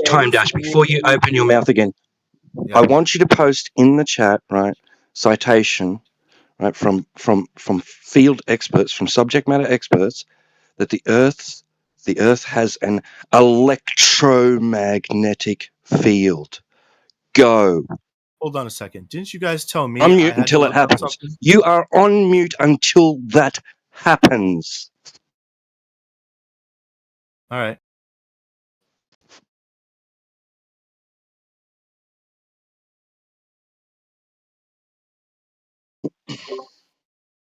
Gotta love it.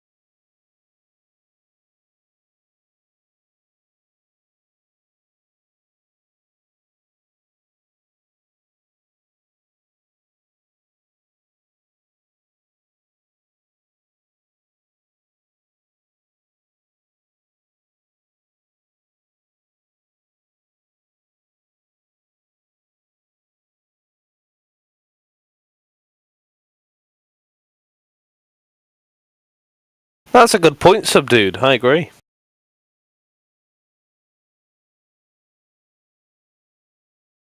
I concur.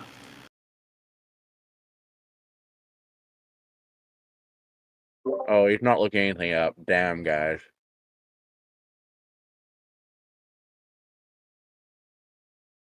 It's because what you said isn't even accepted as being true within the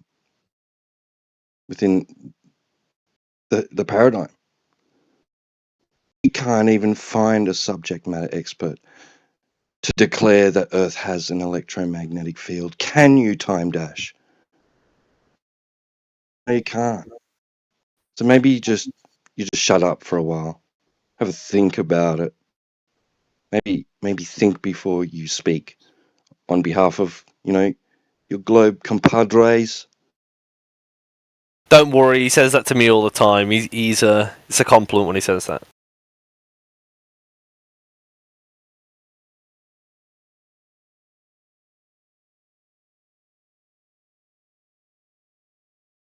Well, another one bites the dust. Into the next. What was the globe claim, T-Dub?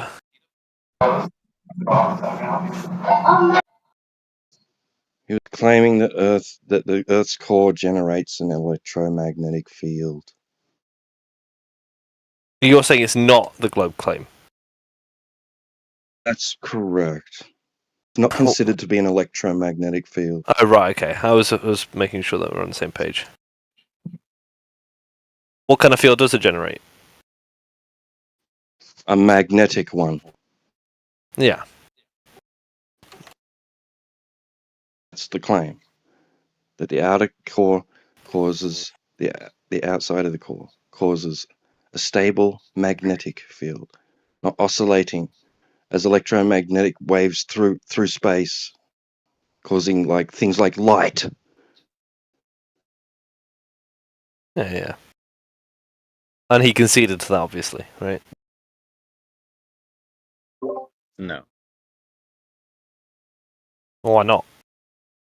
Who is the guy who's arguing that? Time Dash.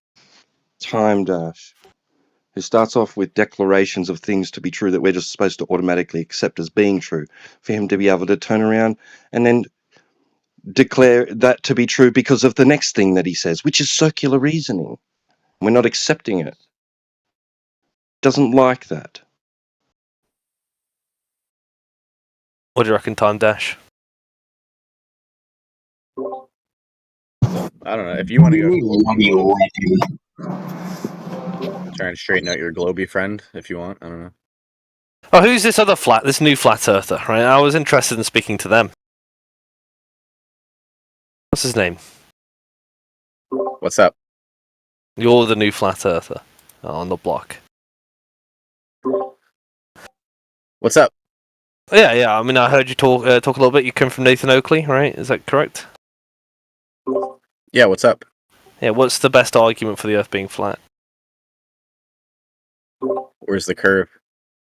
It's an argument, not a question. What's the best argument for the Earth being a globe? Sorry, do you know what an argument is?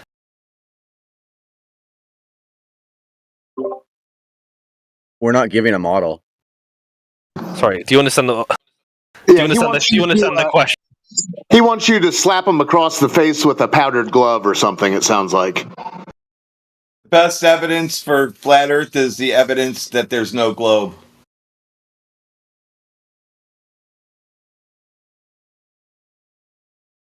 I don't know what to say there.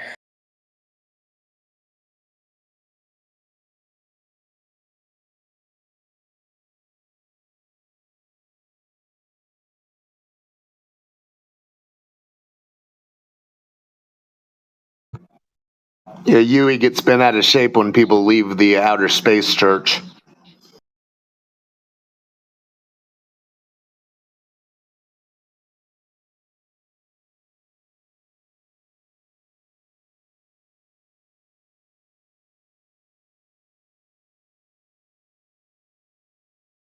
All right, I'm getting in my car. I'll be back.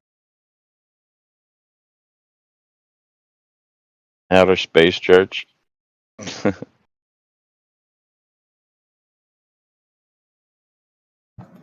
Yep. Yui fancies himself the catcher in the rye of the outer space church.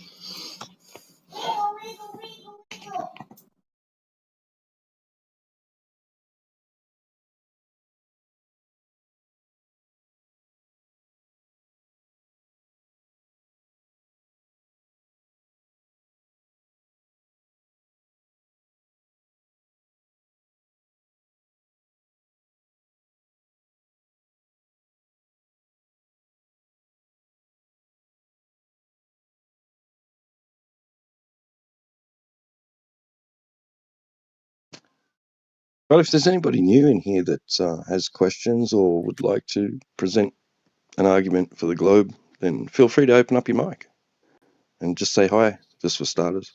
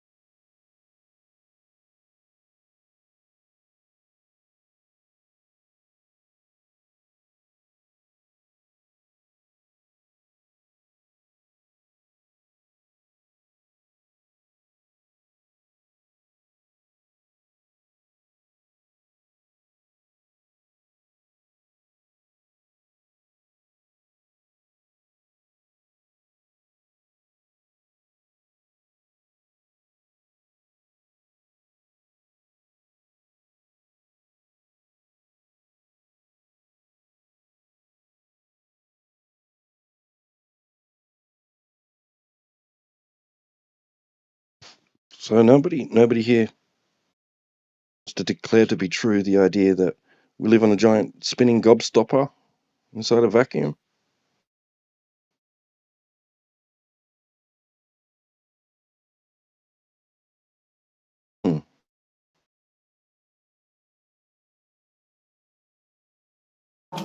Silence is deafening.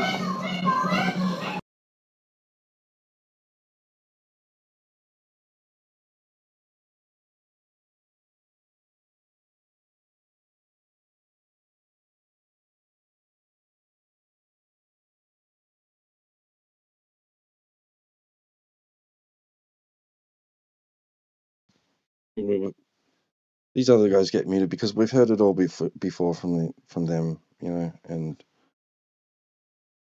they're just going to spiral out too. Then or just be demonstrably incorrect about what they're even trying to represent. Can't even get the story right. And issue to the side. Let's speak with some new people.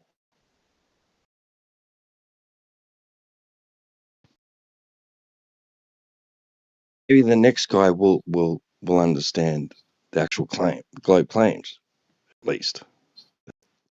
That'd be good.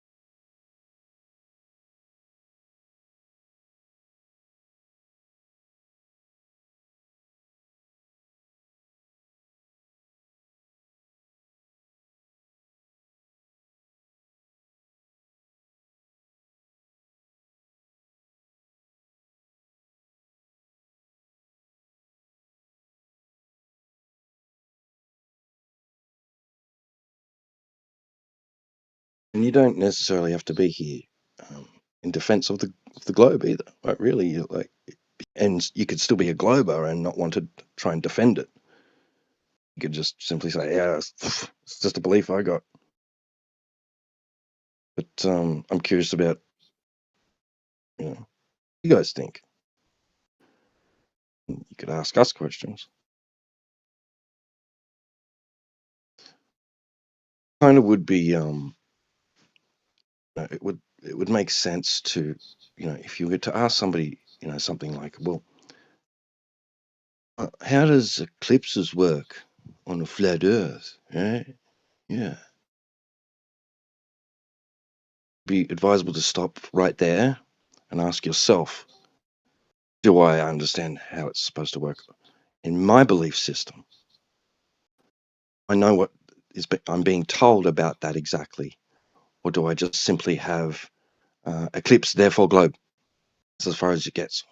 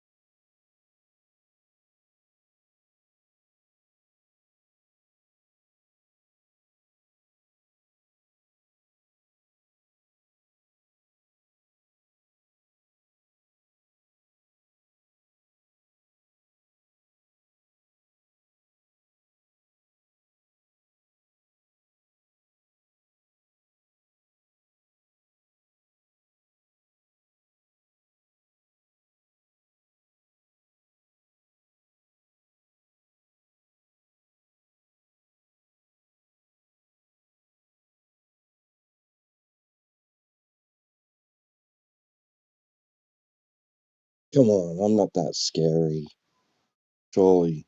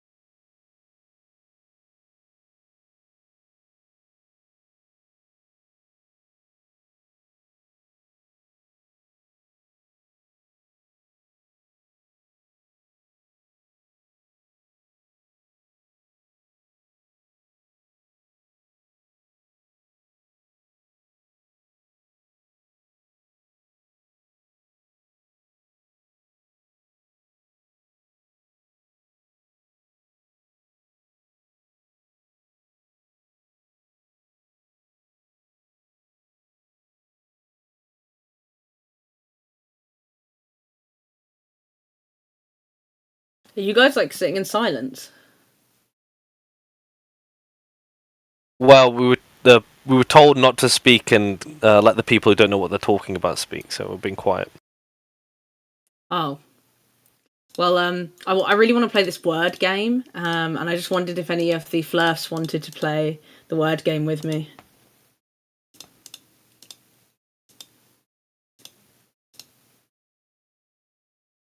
Dude, they should just name this chat AFK2.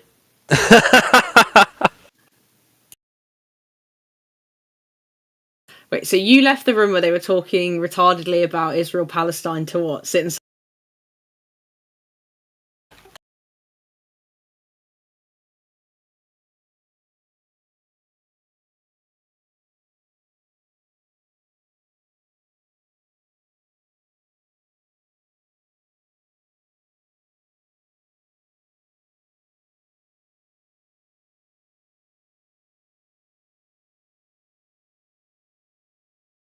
Like I said, you don't have to talk in defense of the globe. Don't want.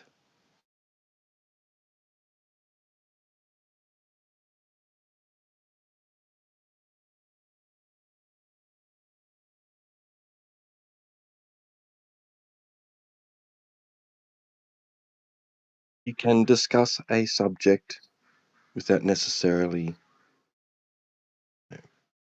presenting arguments, being in defense of a certain position, viewpoint, worldview, etc.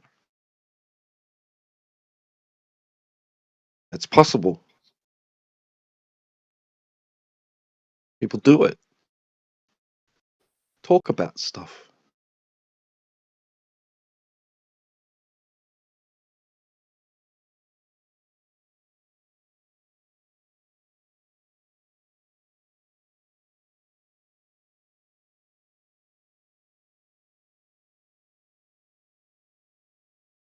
That is essentially why people join these VCs. is to talk about stuff. To talk.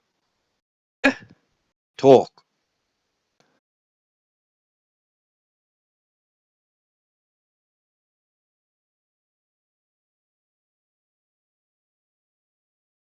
Or listen. But if nobody's talking, then what are you going to listen to? Oh, it's a bit of a conundrum. How are we going to fix this? Right?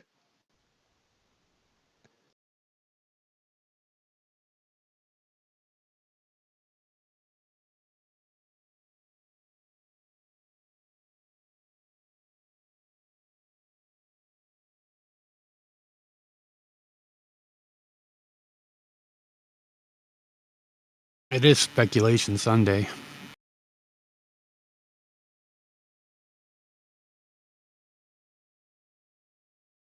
Great point. That's awesome. Good point. I'm talking.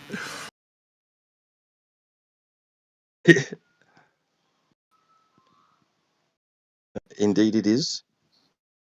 And that's all the more opportunity for Globies to want to, like, there are some ideas out there.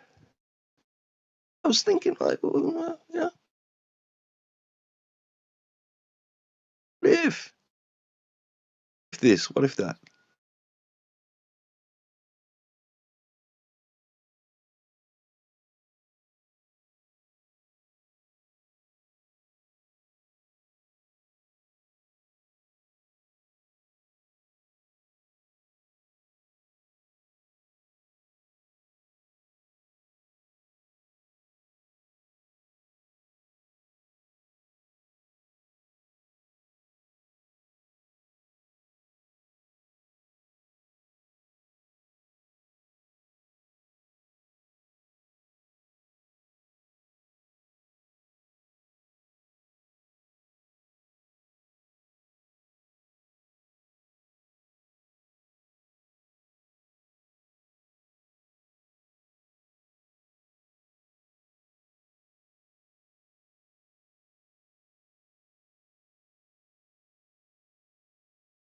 What if the fundamental interpretations of the observations incorrect,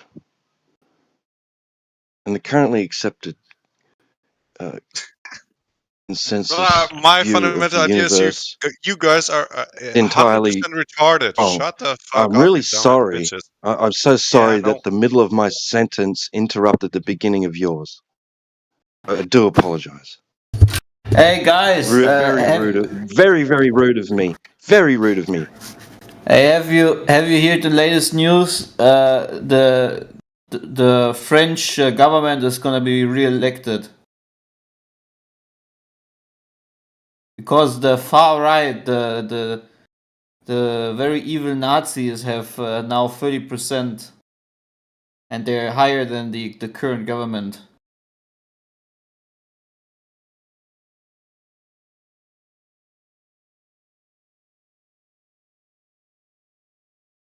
Hello?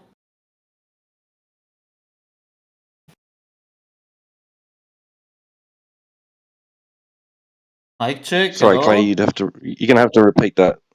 Oh yeah, the French government is gonna be re-elected. Macron has, they have been defeated in the latest European voting. So now Okay, if we're going to politics, then the Globers can talk. Finally. We can't silence the Globers just so we can talk about something that isn't the topic. Heretic has invited me to speak to you guys today. Talk to the same guy as usual. Let's talk to the same guy that has nothing to say at all. I have waited half an hour. You guys want to speak to someone new, and no one's come. Right? Let's just accept the fact no one's coming. I mean, it kind of turned into the same thing as in Earth Awakenings. It's just the same old people talking the same old script, which is okay. Yeah, that's fine. I'll be quiet. We'll see if anyone joins. Hey, no one, unfortunately, so we gotta deal with you all the time. Did say that you can talk if you want.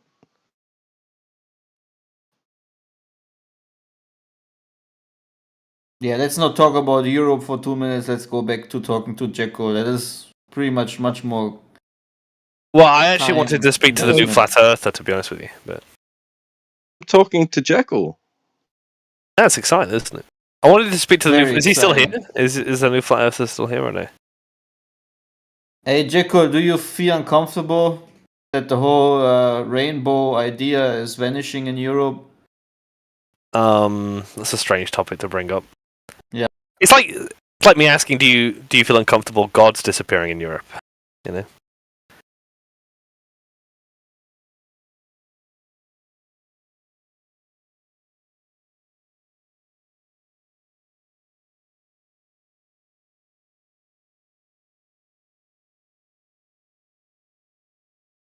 Anyway, is there any flat earther? Any new flat earther here? Like the new guy? Where are you? If you're here or not? Hi, I'm a new flat earther. Yeah, you do what I do. They're like, is there a new globe earther? I'm just like, hi, yeah, I'm new. I'd like to talk about this. Yeah, sure. I do have questions. Like when I look at the horizon, I do understand that it's curved, but I'm pretty sure that's the edge of the world.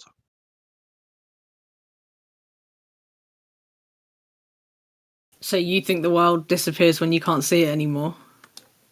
No, in certain directions, but not necessarily everywhere. Which direction? Where do you live? I do live on the at the edge of the world, I guess. Yeah, but like where? Where do you think the edge of the world is what I'm kind of asking. As far as I can tell, would be if you go past the British Islands, then yeah, you can't see the horizon anymore. Or you can see the horizon, but it's going to leave a little bit deeper than anywhere else.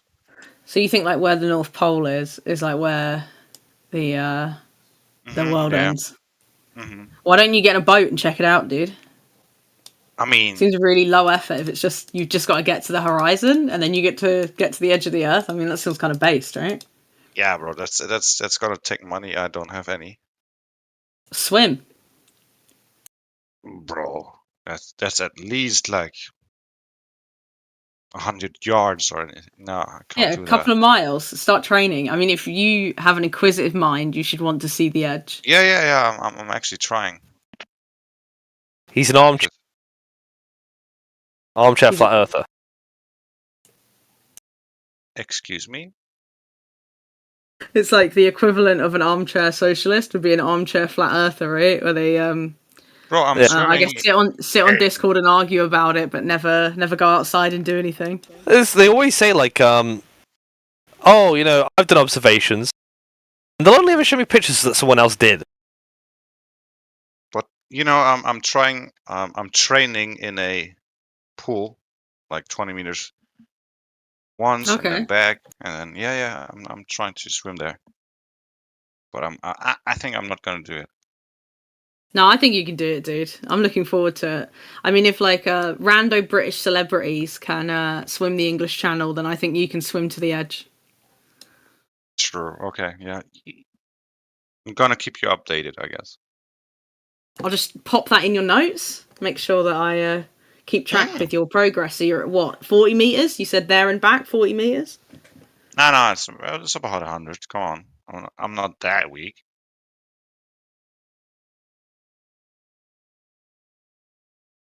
But come on, that like the edge of the word would be like, let's say, 10 kilometers. Like how am I gonna swim that? That's a little bit much. Through hard work and determination. That or you could start building a boat. The immigrants seem to manage it, so I don't know. Like you could do it. I believe in you. Damn, can you hook me up?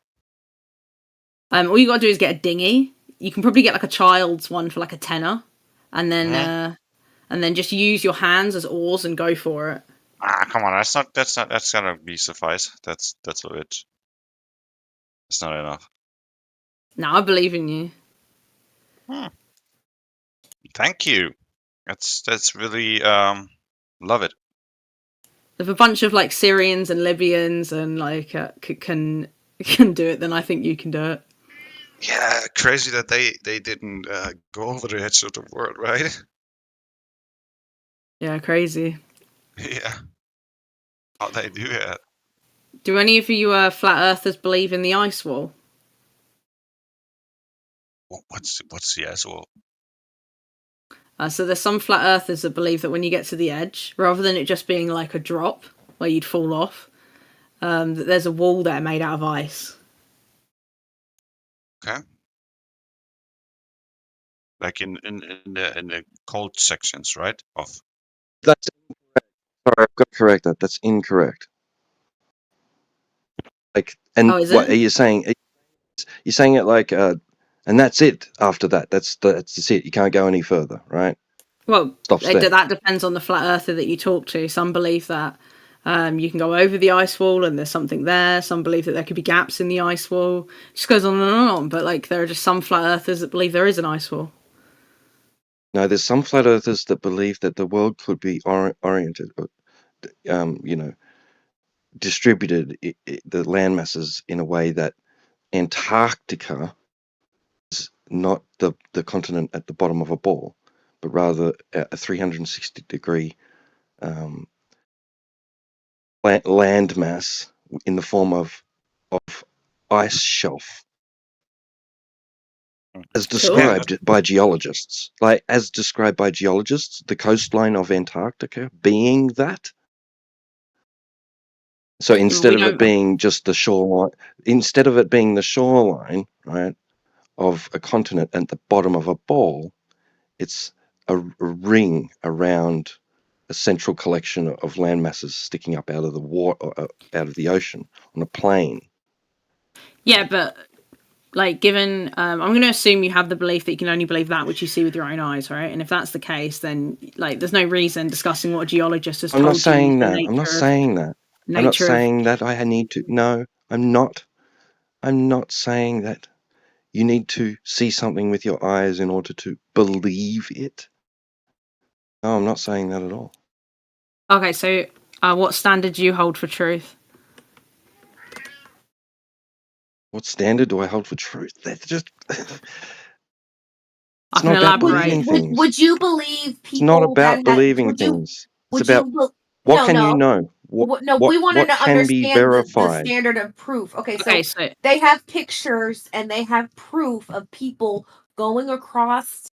They have journal entries, pictures, GPS location showing. like of the ice wall.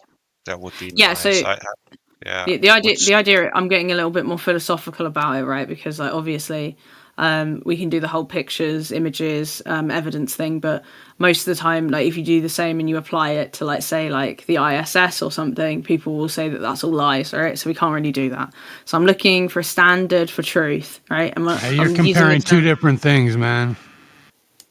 So when I ask for a standard for truth, I'm just asking, like, what would cause you're asking you to for say an this extraordinary Asking for a standard of truth or a standard of what I will or won't believe. I just said, like, what do you think? Like, what is your standard? Like, at what standard are you able to say something is true? If I could know something to be true, like by going there and seeing it, then I wouldn't require belief, would I?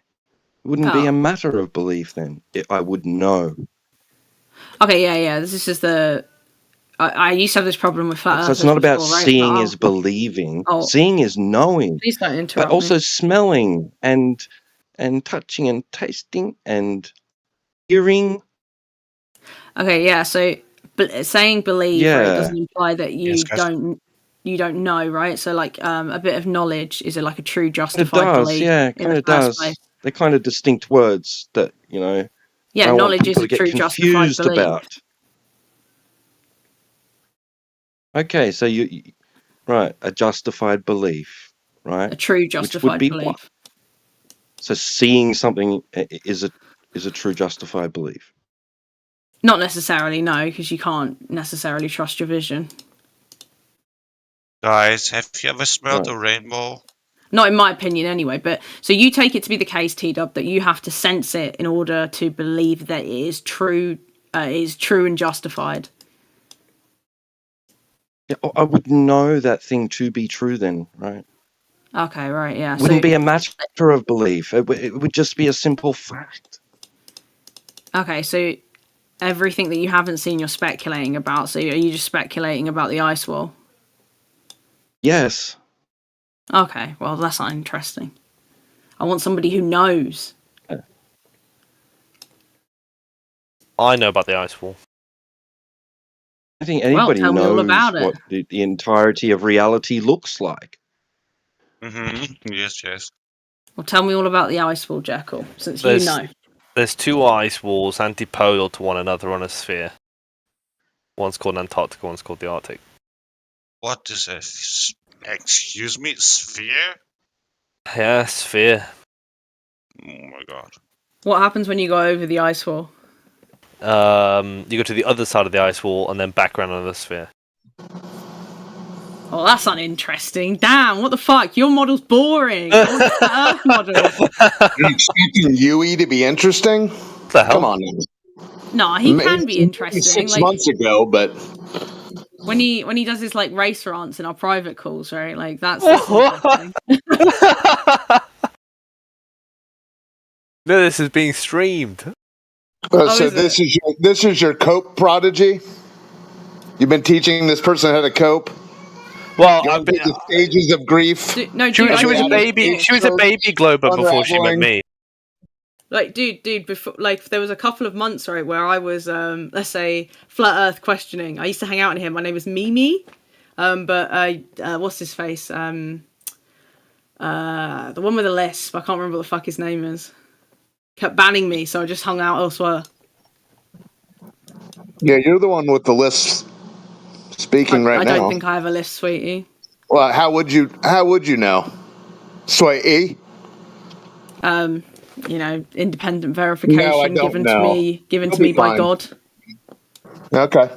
Well, get to praying. But ready criterion. Just, do you want to tell me about your beliefs on the ice wall, old Hoss Radborn? Well, listen, they're professional ice wall climbers. I mean, they sell professional ice wall gear. So do you think people do it as like a tourism activity and they like climb the ice wall that contains the Earth? Sway maybe is that what Yui told you? Sway. No, Yui doesn't talk to me about flat Earth because I think it's boring. Like the way that you come in the flat Earth room to hang out. Okay, so you come in here to hang out for boredom reasons. So you just I'll clarify, right? The way he talks about it, on your high horse. The way that he talks about it is boring because he just talks about science, and I don't care about science. Yeah, boredom's a pastime for you, so you came to the room that you'd be bored in. No, I'd be bored if Jekyll was talking, and he's muted. Well, hold on. Thank you to whoever muted him. Whether or not the Earth is a ball or not has nothing to do with science. Sway. Well, that's all Jekyll talks about, and I find it quite boring. So. Well, he's off his rocker. Is he? Indeed, isn't it? You think mentally insane people are boring? That's kind of weird. I don't think he's mentally insane. I think he's like autistic, and you guys are his fixation.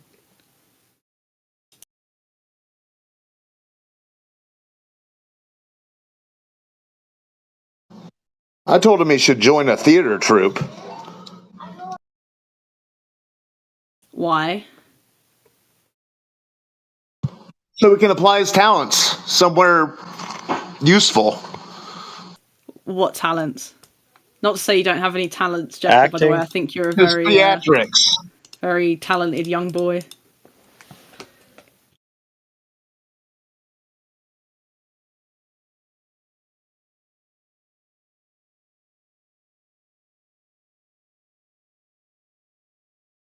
You sound like a pretty talented boy wannabe.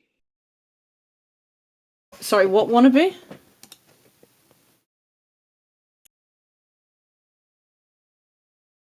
Who just said that? And could anybody clarify what they said? I don't know why they're not responding to me.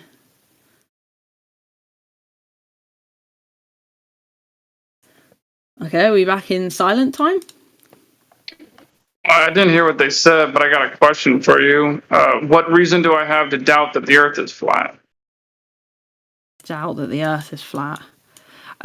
Well, fundamentally, right? Like, I don't think that we can hold any knowledge. So you should doubt that the Earth is flat because you can't ever know if the Earth is flat. You can only have a vague belief that the Earth is flat, like the same as a belief in Jesus. You guys hate God so much, but you keep bringing them up. It's so funny. So you're certain that everything? I obviously you do. No, I don't. What's obvious about my hatred of God? Please explain. Oh, it's fine. It's not fine. You just said I hate God. Explain. Listen, I just want to address that you're certain that everything must remain uncertain. Yeah, it's the one thing you can be sure of is that you don't know. Let that sink in. Yeah, the one thing you can be sure of is that you don't know. Sounds like an operation. You got to be a little more specific with what you said, anyway, because there's two different ways to believe in Jesus. There's the historical sense, and then the religious sense. So, like, I believe Jesus existed, but I don't believe he was risen from the dead. So you got to specify what you mean by believing Jesus. Otherwise, that doesn't even make sense what you said. What?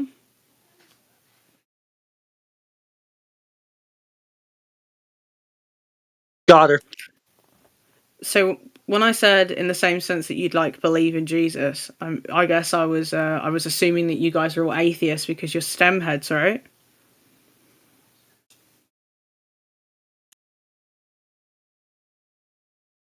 No? Sounds like you're pretty confused about a bunch of things. Yeah, well, you can talk to me about it, Very and I could get some presumptuous. clarifications. I said, "Are you STEM heads, right?" And so the answer would be yes or no. What the heck is a STEM head? So, a STEM head would mean that you're obsessed with science, technology, engineering, and mathematics. To the extent that you reject anything that That's very falls outside that's a of stereotype fallacy that you're doing right there.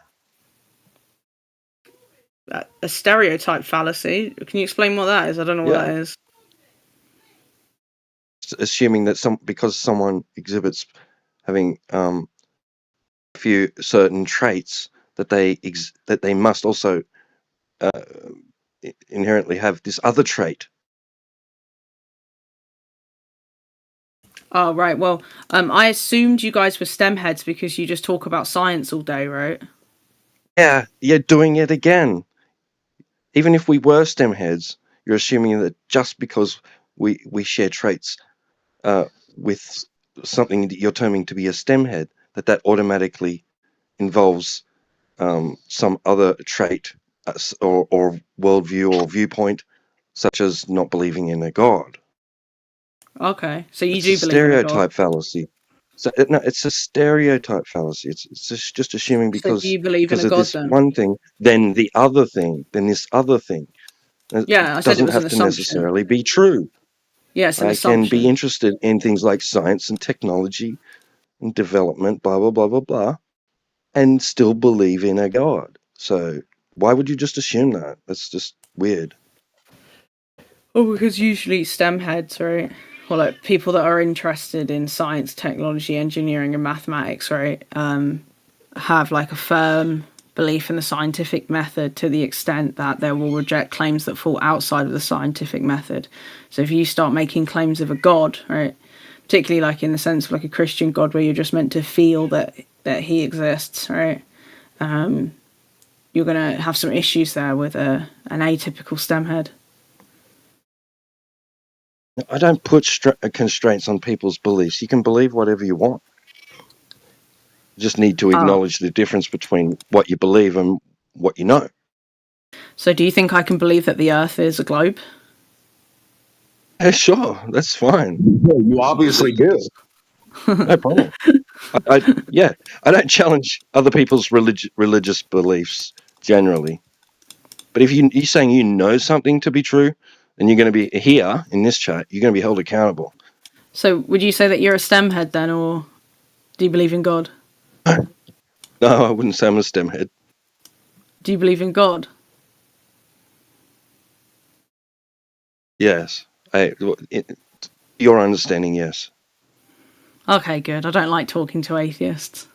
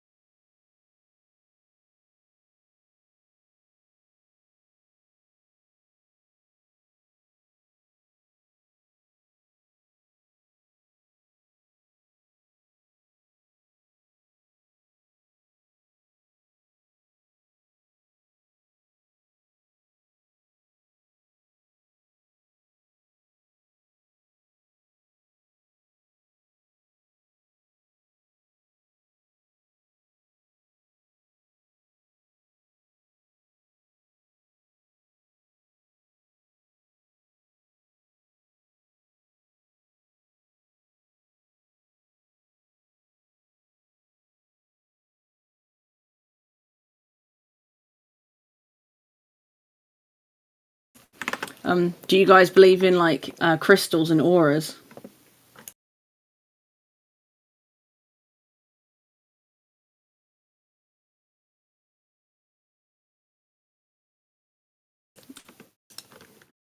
Hello?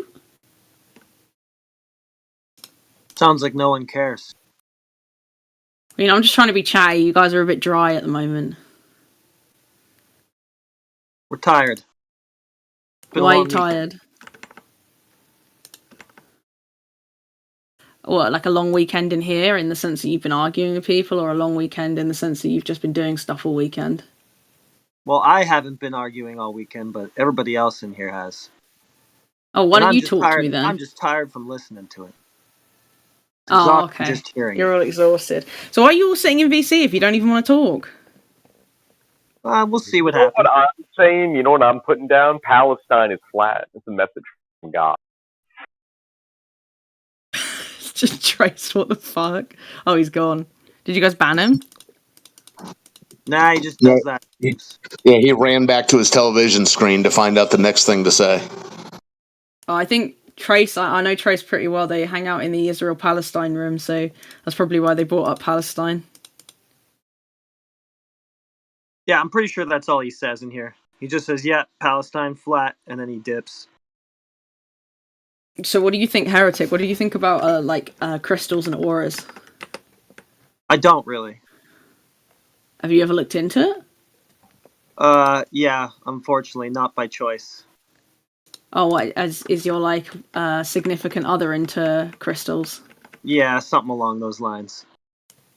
So does she believe that they work?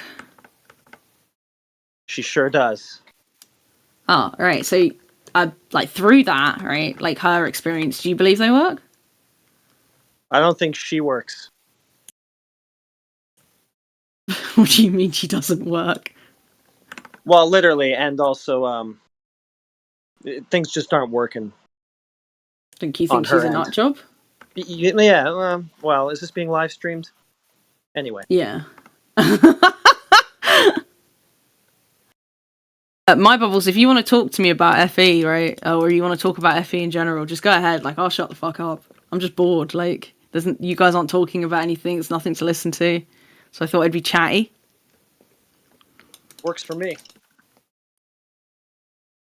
Oh, My Bubbles, if you know anything about me, I don't believe we can prove anything. Have you proven that? Of course not. It could be the case that you could prove something. I've never seen it happen before. So you can't know anything with 100% certainty? Yeah, I can't even know if I can't know anything. I might know things by accident. So you aren't 100% sure that you are speaking in Discord right now? Mm-hmm. You're not sure of that? Yeah. That's a bit insane. I'm sorry. You doubled down on that pretty hard. The whole idea is that you could be insane, right? So insane people, truly insane people don't actually think they're insane, right?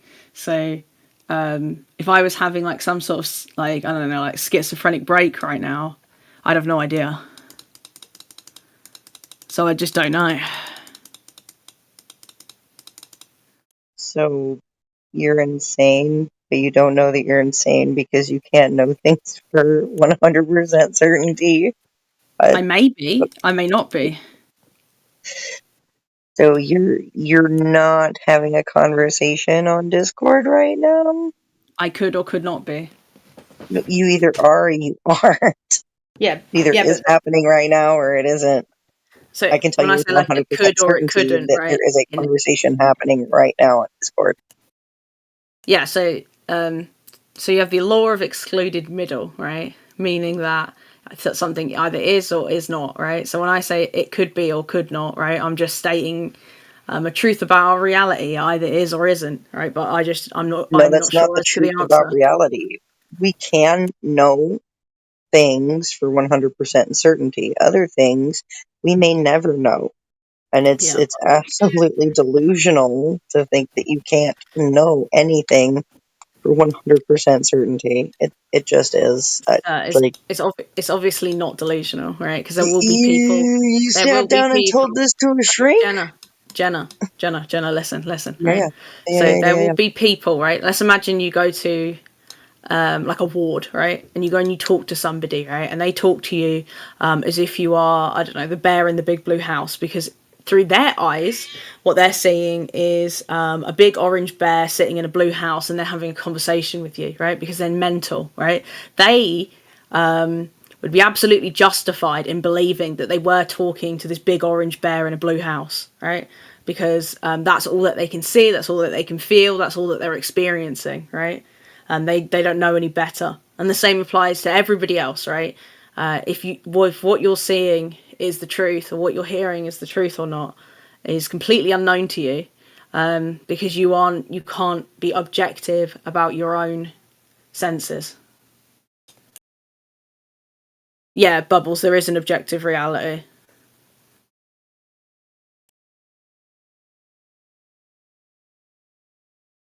Right, because something either is or is not. This to a shrink? You ever? No, it's like a really common part of epistemology. You should read about it. Because that's pretty delusional. Have you read a book on epistemology? How do you not know that you're on Discord right now? Have you read a book on epistemology? Have I read about what? Epistemology. A little bit. Why? What does it matter? What does it matter? Because it's you're the on study Discord. of knowing, right? And a huge part of it Have you read a book on epistemology? You are 100% talking to me on epistemic Discord, nihilism. but you're not sure of it. Okay. Yeah. So have you read have about you read a book on epistemology, you can read about like have you read a book on epistemology? Yeah. What? Are you certain of that? I think I have. Well, I don't know, but I think I have. Oh, got her. Uh-oh. Yeah, but You I'm can't not. be I'm not certain trying of to give that. you I'm definitive sorry. truths about the You're universe. I'm telling you my disqualified. perception. So, like, yeah, you could be the bear in the big blue house, right? Right Nah, now, you're just virtue signaling, that's all. Trying to pretend that you're somehow above the rest of us right now and that you're the one who understands these things. That's all you're doing. Who, me? Yeah, you. Well, I don't think this is a virtue signal. I know, that's the problem, but it is. Why? You don't understand. You don't see what you're doing. Do I not? You don't. Yes. So what am I doing? Because, what you just said a second ago, when you asked someone if they ever read a book on epistemology, some of us have actually taken courses on epistemology. Yeah, that's fine. That's why I was asking. And we know firsthand that your position is not held by anybody. I mean, they may play with it for a bit. They may write a paper or two on it, but nobody lives like that. You won't find a single So what would it mean philosopher to out there who live really like that? thinks this is a valid position to hold. This is just you being, for lack of a better word, childish. So you think there's not a You sound like one of these there's not- 19-year-olds sitting around stoned thinking they're smart. You just So don't. You're not smart. You so don't sound smart. You don't think there's a single epistemic nihilist that exists? No, I don't. Okay. They may write a paper or two. They may do something to get published to help their academic, try to get tenure. They may try to explore some idea, but nobody believes it. Mm-hmm. True. Based on what?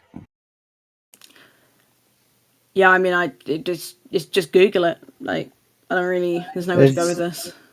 It's true because you say it's true, or No, it's true because you will not meet one in your entire life.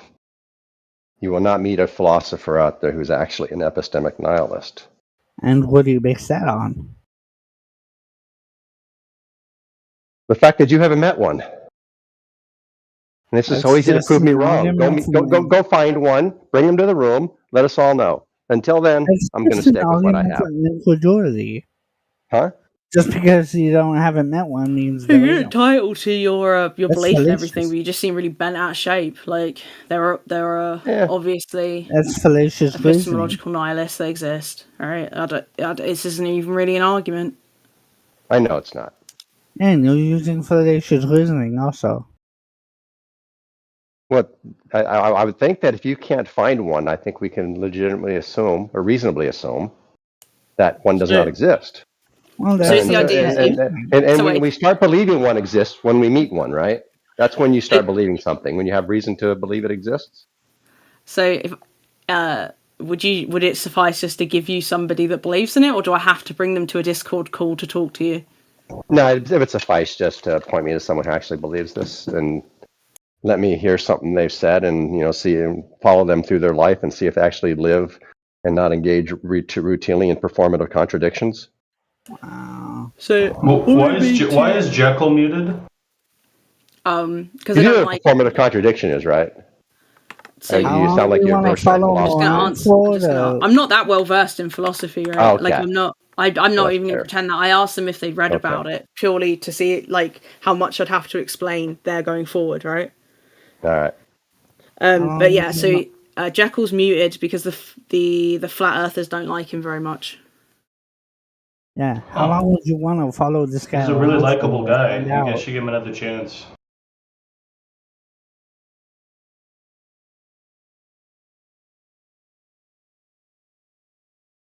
Yeah, how long would you want to follow someone around for to see if they're actually... Brandon, you sound mentally retarded. It would take about 30 seconds is my guess. To witness them engage their first performance. Mentally retarded. No, thanks for that. That's not okay, man. I'm sorry. You don't need to do that. Yeah, thanks for that attack, though. Okay. Now I feel bad. I'm sorry, Brandon. Well, you should. You consider can't yourself take any that kind of back. decent human being. Well, Brandon, are you a flat earther? No. Oh, then you're not retarded. My bad, bro. I thought you were a flat earther.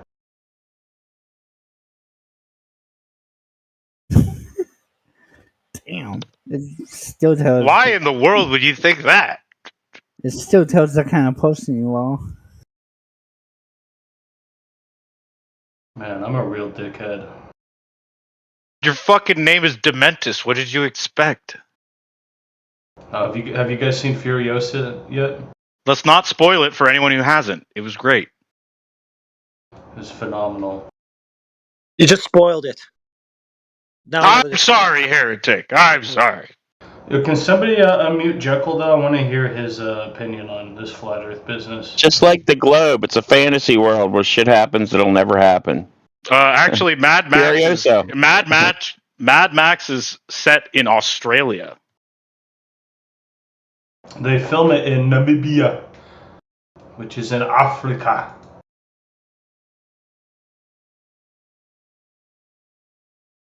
You should just use NASA's freaking green screen. It's one of the biggest in the world. Oh, can you book me in there? Do you guys think the moon landing was fake too?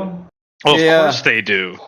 You don't think there's like a flat moon up there, like above us, and you could fly from the flat Earth? Good Lord! How do you know that's not just light, good sir?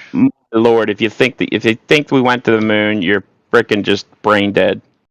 Actually, go on, Globus. Go on. You guys Yeah, go on. Why do governments that are adversarial to the United States agree that the United States landed on the moon then? Like the Soviet Union congratulated the United States for the moon landing. Yeah, you tell me. So is it like a big conspiracy, like communists and capitalists and Nazis and Chinese, they all get together and keep the lie going? Well, you tell me. Yeah. I'm asking you guys. Well, I believe it happened. Once again, why do you think that we would have an answer to this? I don't know. You guys are the ones who believe this stuff. Dementus, to be fair, they don't need to know the reason to think there's a conspiracy.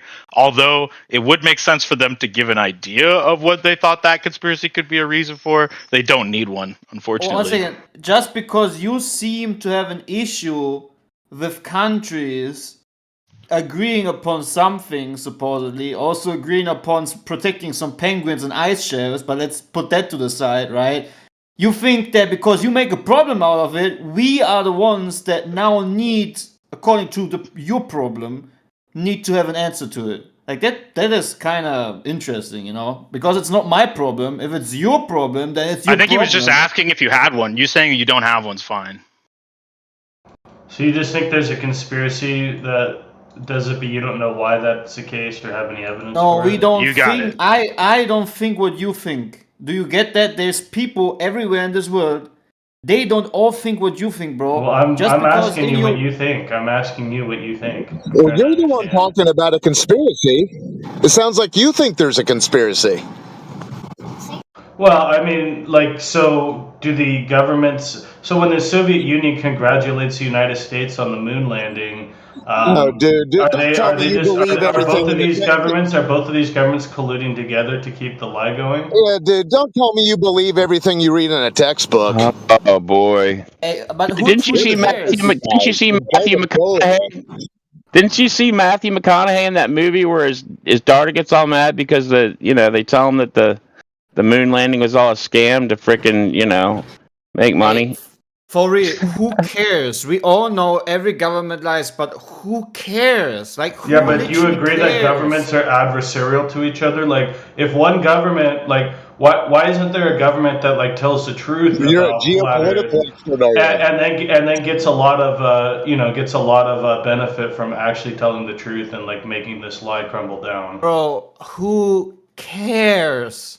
Apparently he does because he's asking it. I'm like, why should I care, bro? I go outside in reality. Today I had sunlight out. I had a blue sky, some clouds. Earth is representing itself to be a stationary topographical plane. What do I care about governments? I don't care what governments say. They can tell me that I am such a creature, and they can tell me that this is this and that it ain't this. Who cares what they say? I have eyes for myself. I have ears. I have a brain. I don't need them. I don't need them to tell me what something is. I can see it for myself. So who cares what they think the moon is? Who cares what they have accomplished? Yeah, but you think they're lying though, right? No one said that. Yeah, listen, the Cybertruck. I'm out, dude. Think about this. The Cybertruck is a piece of junk. It doesn't change the fact that it's not a status symbol to some people. I don't know, bro. I saw one driving around the other day. It looked pretty nice. It's a piece of junk. They're a piece of crap. My point is, listen, India wants a Cybertruck. India wants their own moon TV show. All these people that you think would be tattletales, no, they want the same status symbol. So they're all like, wow, I want to get in on this lie. Let me contribute to this lie, this big conspiracy. Did you see the Indian moon landing? You can run your house. So every country that's like adversarial to the United States and all that, they just go along with the lie that the United States created so that they can. Well, who said the United States created it? Oh, who created the moon landing? Yeah.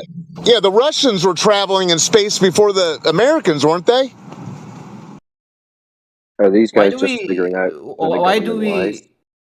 Yeah, but why do we even entertain this? They're in disbelief about it. I mean, who cares? Even cares about what government narratives say, and if there's people who either agree with it or disagree with it, this will always be the case, no matter what it might be. Even if everything about the government would be 100% true, there will always someone like disagreeing with. Anyways, what we can all agree upon is what we observe in reality, which is a stationary topographical Earth. We have senses that we have eyes. Is there any government that doesn't matter at the end of the day, bro? Go outside. Hold on. It would matter at the end of the day, actually. Hold on. No. The guy who just said that, do you need the government to tell you what reality is? Obviously, it seems kind of like this because this is how he's approaching the whole thing. He needs the government to approve that this is good and this isn't good. Like, literally, like, are you even free, bro? Still trusting the government, huh? That's pretty cool. Let us know how that Like, goes. this is how a slave would talk, you know. Do you guys agree that what the slave master is saying is true or not? Or do you guys disagree? Because if not, then, you know, what should I do? Why are you making what this should I retarded believe? voice? Because I'm trying to point out that it's retarded to talk about governments instead of just talking about reality. We all live on the earth. I mean, and we all experience I just wonder why every single government, every single one, goes along with globular. Yeah, obviously he cares if he's asking. Yeah, correct? here, let me try this. I think you've overestimated about. Well, he's highlighting his naivety. Does he care about that? Yeah, there's only 7 governments. Yeah, your cope will be noted, Old Hoss. There's only 7 governments that claim a space program. Will be? When? And has been. Oh. Your confusion is noted, sir. Hey, let Chris. Your confusion's noted, sir. I said it will be, it was, and then it is now has been. You're confusing. Over 80 countries have launched satellites into space, guys. I think Crit wanted to say something and he was interrupted. No, it's fine. It's like a quick face off. Satellites in space, dude. Hey, Crit, you're really low. I mean, somebody said only 7 countries. I mean, I looked here. Yeah, there's only 7. And you could 80 countries, over 80 countries have put satellites into space. Okay, and a sci-fi writer invented them, Arthur C. Clarke.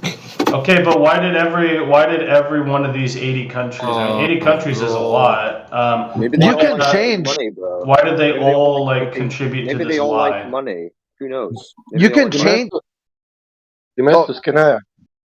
Why in this all 80s country voter does not care? What does North Korea, who's like ostracized by the entire world, like what do they get for saying that they put satellites in orbit? Do you know that they say it's a globe Earth, though? Yeah, they do. They do? Yeah, you went and asked them. I'm on your side, right? I am a glober. I hadn't heard any propaganda about the globe from them. Oh, I mean, they're shooting satellites into orbit, so I think they believe in an orbit, Yeah, this guy which here indicates a They also said they landed on the sun at night. Guys, real quick though, can you please unmute Jekyll, please? Yeah, let's do that. Let's definitely do that. Come on, just give him a chance. Let's see what he says. He's my friend. We're seeing what you're saying. No, let's see what you're saying.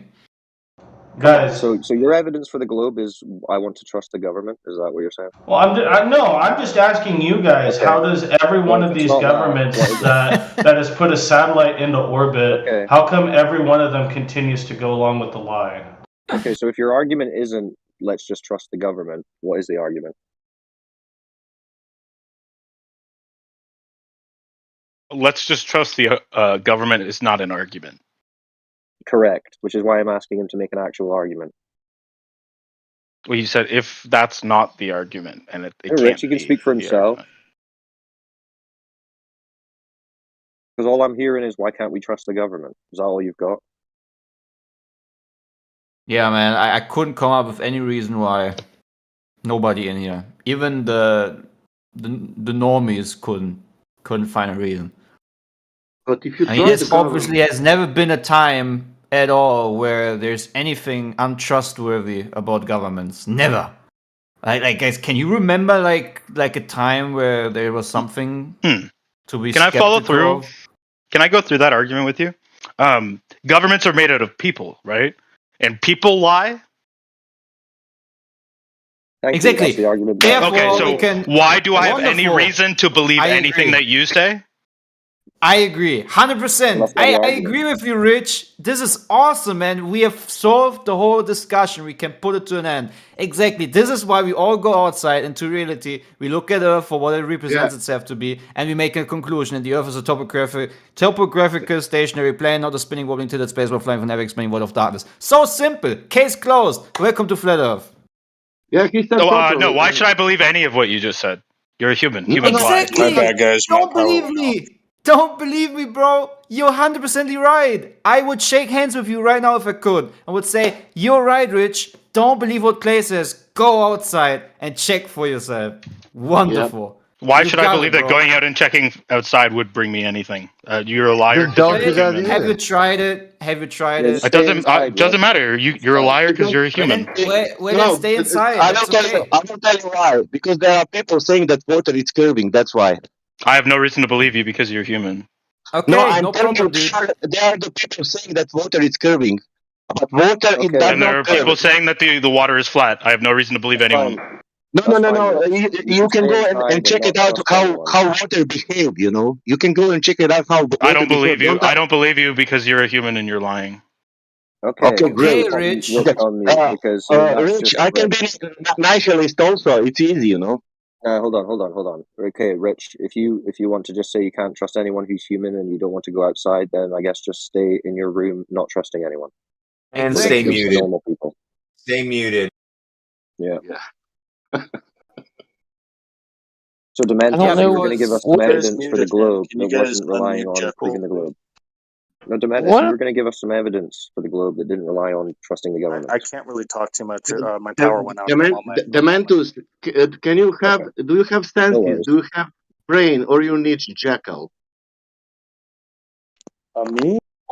What do people think of the satellites that have balloons attached to them when they crash in people's backyards? What do they Coming think? in super quiet. What do they think they're coming from? Just blows my mind. People can Whoever see that is that. speaking, you're going to have to get closer to your mic because we can't hear Oh, you. it's me. I'm that freaking quiet. Holy crap! I'm usually freaking the loudest person in the room. Oh, maybe not. Yeah, actually. I said, I can't believe people can see the satellites with balloons crashing in people's backyards. You know, they can see that shit. Like, what do they think? Somebody attached a parachute to one, case it didn't burn up on re-entry. Like, they just put a balloon on it, or shoot, it's freaking absurd. Can we just point out that the whole discussion has been finally solved by Globa?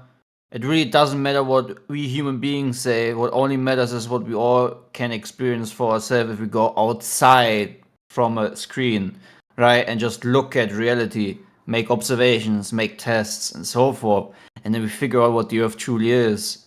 And it doesn't matter if the other person will disagree or not. It doesn't matter. It will not change reality for what it is, for what water is, for what the horizon is, for what the Earth is that we all walk upon and die upon. So, thanks, Rich. Thanks for pointing out this very simple conclusion. But if yeah, people lie, water doesn't. Exactly. Well, no, I think, Rich, you got muted for trying to keep on going with your you shot yourself in the leg, because when you want to go by the principle that you don't even want to go outside and check because for you nothing can be true, then there's no need for you to have a conversation at all, because you can't even look into the mirror, right? He cannot even believe in the globe because people made a heliocentric model, why he's believing in the globe? If all this citation about all these dimensions that people made, and he doesn't believe wants people. to believe, right? He kept on saying, well, then I can't believe anybody. I can't believe anyone. And I think looking at reality, it has nothing to do with belief. Experiencing the world around you for what it is representing itself doesn't require believing what you see. Except you're this brain in a jar guy, or it's a computer simulation, or whatever, some kind of psycho thing. Anyways, there's a distinctive picture that reality draws, right? And it doesn't matter what we interpret upon it, or however we want to turn and twist it as a story. It will always be the same thing.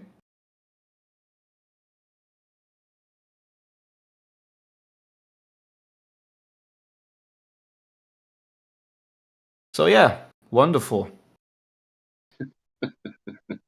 So the guy earlier, the new one, who was talking about what a space program, like 88 countries. So could you do? Is he still around, or did he run away? Yeah, it's the I'm here. I Mentos. just can't talk that much, but go ahead. So can you just define yourself into a space program? Could I define myself Yeah, into one? just define yourself. Just keep lowering the bar until virtually everything is a space program. Well, I'm Like talking this. about countries that claim to have put a some sort of device into orbit. Which ones? Can you name it one? Yeah, what if you narrow it down and just say, Can you how name it about? one? Can you name it one? But not these 7. Can you name it one? Could I name a country that's done it? Yeah, other 79, 73. Yeah. How about Iran? Tell me one country. How about said Iran. How about South Korea? Okay, so let's say all these countries are saying they're doing this thing. Does that make it true? How about Saudi Arabia? Does that make it true? No, I mean, I guess it doesn't. I'm just asking you guys because Okay, you wait. guys, you guys must believe that they all. Saudi Arabia. What Can I ask my question what is the name of the satellite in Saudi Arabia? What was the date of the launch? I don't know. Oh, But I you don't posted the know. Wikipedia. But how do you know that was the launch in Saudi Arabia if you don't know that was the launch? Yeah, that's a retarded question to ask. Because there is a written 80 countries launching the satellites in the space. Is because of that, or because you know that it was launched in Saudi Arabia? I mean, Saudi Arabia claims that they did that. How do you know I that wasn't there to witness it. I'm not there to. I'm not saying that you witnessing. Did anybody witnessing that? I mean, I could Google each one of these if you'd like, and we could find the news. Why you want to Google it? Why is that not? If you said that is information, why is not? Okay, Google it. Try it.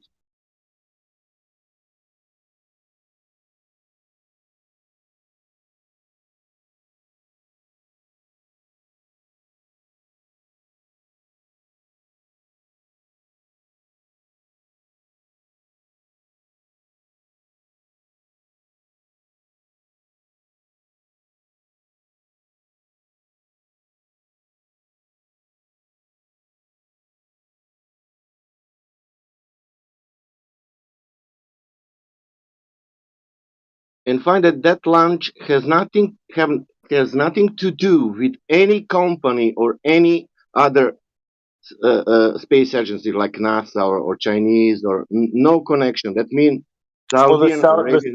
The Saudi one launched from Russia. Oh, from Russia. Can you find for Croatian one?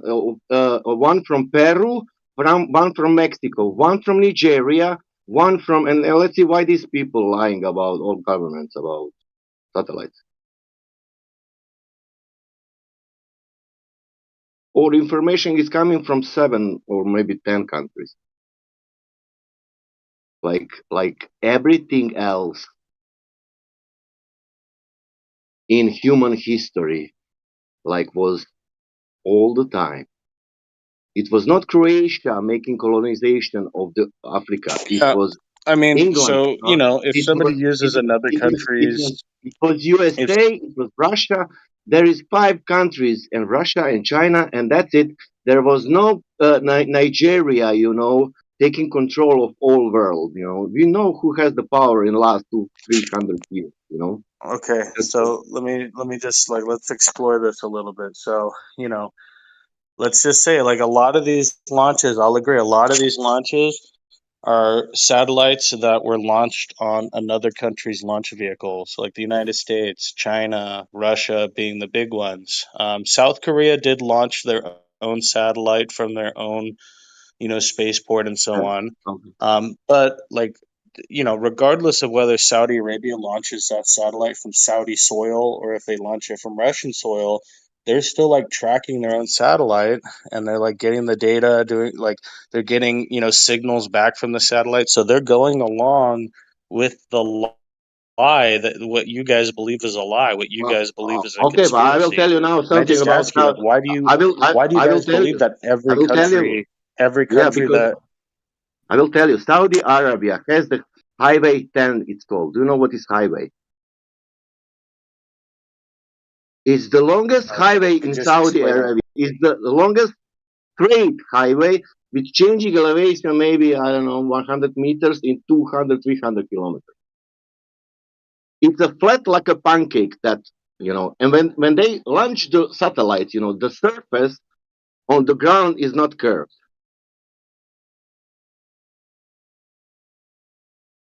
No, I just told you that Saudi Arabia launched that satellite from Russia. I told you Used the that Russian Saudi space Arabia does not curve for it. in reality. Okay, but I'm telling you that Saudi Arabia didn't launch it from Saudi Arabia. They Yeah, but launched I'm their telling you that satellite from surface. Russia. But I'm telling you that whatever they launch it in the air, the surface does not curve. Okay, well, I'm not exploring that idea. What I'm asking you guys is, why do you Okay. guys believe that every one of these countries is in No, on the lie? we don't believe that. We believe this. There is no measurable curvature in Let me reality. straighten that out for him. It's actually you're the one who thinks people are lying. So you think these countries don't know that don't even think that they're lying when they say, "Hey, I launched a satellite You think into they're lying. orbit, and we've been You think tracking they're our lying. satellite, and it's been Yeah. orbiting the Earth, coming back around, this Orbiting many where? times to Around the the Earth." sphere? Yes, they're lying. Are they orbiting around the sphere? That satellites. Well, to orbiting something means it's a sphere. Yes, it means it's something round. Okay. And how do you know that it's sphere? Because you have satellites. Well, I mean, just the concept of a satellite orbiting and how these governments claim it works And what is indicates that it what would is be a sphere, that yeah. they believe that it's a sphere. Yeah. What is the concept of the Earth in reality? Huh?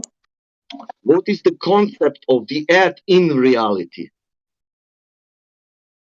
I don't know. I just kind of want to stay on this one point though. Why do Did you these ever check the governments reality? say this? Why does every government that has a satellite in orbit, why are they all going along with this lie? And you say, well, maybe they don't think they're lying. I've never Well, seen a if the satellite Earth is in orbit. flat, No, I'm if the saying this. Earth is flat, I'm then how saying would they not know that they're lying? I'm saying this. If they are not lying, then surface is curved. Well, what I'm just so do you believe that they're lying? I'm You telling you, believe if they're lying. I tried explaining that to you. You're the one who came up with that. I don't know who I'm is asking lying on what. Sasha. I'm I know telling you, this place is in the I monolith. don't You guys know. all I don't have know. your own opinions. I don't know. I can tell you who is lying, but doesn't matter. But who is lying? It doesn't matter on the end. Like for example, teacher in school, they are not lying. They have a Okay, but program. the They have governments, everything. though, these 80 governments who have satellites in space, they're lying. Man, which government? Which government, man? I linked the Wikipedia. It's in the side chat. How You'll many just have to scroll satellites up are up of there, all dude? the countries that have had How come I satellites don't in see orbit all in these space. thousands of lights at night moving around up there like little bugs?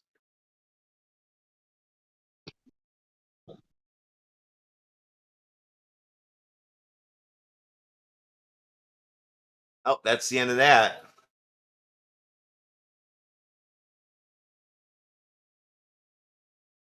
What's the end of what?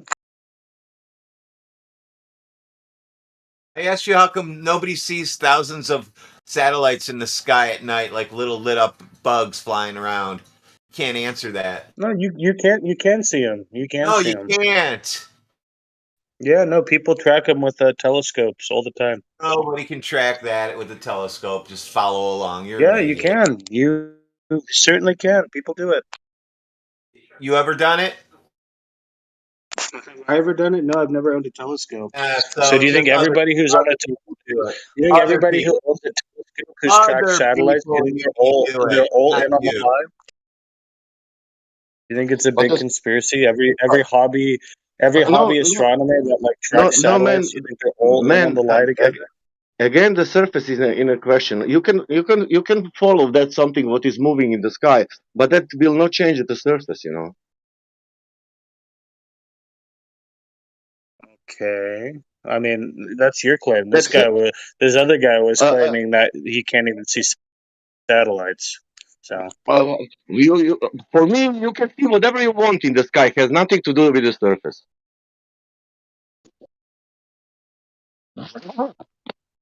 Yo, what about Bolivia? Wow, here we go. Okay, Bolivia has the South Flat Lake. They are calling like that. It's called like this South Flat Lake, and it's big, like a 4,000 miles squared, and it's the biggest mirror in the world. You can see the reflection of the sky on that, perfect, and you can do that only if the surface is flat. That means that is something like 60 miles per 60 miles, changing elevation only 1 meter. And should to change, I think, in 60 miles about 100 meters or 200 meters. So you could see the sky reflecting on the lake. People are going there to make the most beautiful videos. You can watch that on YouTube. Sasha's a big fan of Bolivia, aren't you, Sasha? No, I'm big fan of Hungarian plain, Florida, the northern. Even I'm big fan on that great northern plain in America. It's 2,000 miles plain.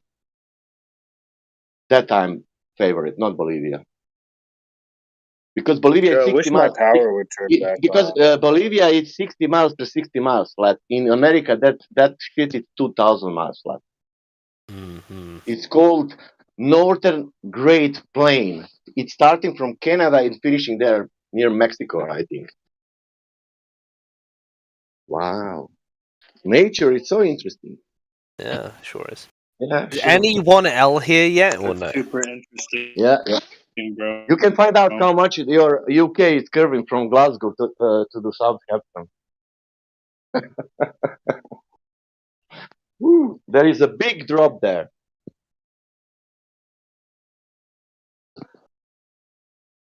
So I just kind of want to go back to the question, though. So, Sasha, you said that you don't believe that these governments are knowingly lying about their satellites, what their satellites are doing. Does anybody here believe that these governments are lying? Has nothing to do with the surface of the Earth, that question. Well, it might do, Sasha. So if you have a view that seems to run contrary to everyone else's view, and you're certain of it, like, these people that you speak to every day and you debate daily, they just don't get it, right? And yeah, so you think we don't get it, and then you think that, okay, well, by extension, the government It's not like that. associated bodies are lying as well. At some point, you've got to ask yourself the question: are your arguments any good? Maybe you're just giving shit arguments. NASA is lying. Yes. Okay. Yes, someone has to be lying, right? Of course. Yeah. NASA is lying, and I saw that with my eyes in like 100 examples. And you can watch that. There is a videos, and you can watch that. What is going on? There is a Big Brother showing on ISS. Yeah. Anyone who claims to have gone to outer space is lying. That's what they are showing into what I saw with my eyes. 2008. Jekyll, can you listen? That's what I saw with my eyes. I saw the Big Brother show. You know what is Big Brother show? I know what Big Brother is. Yeah.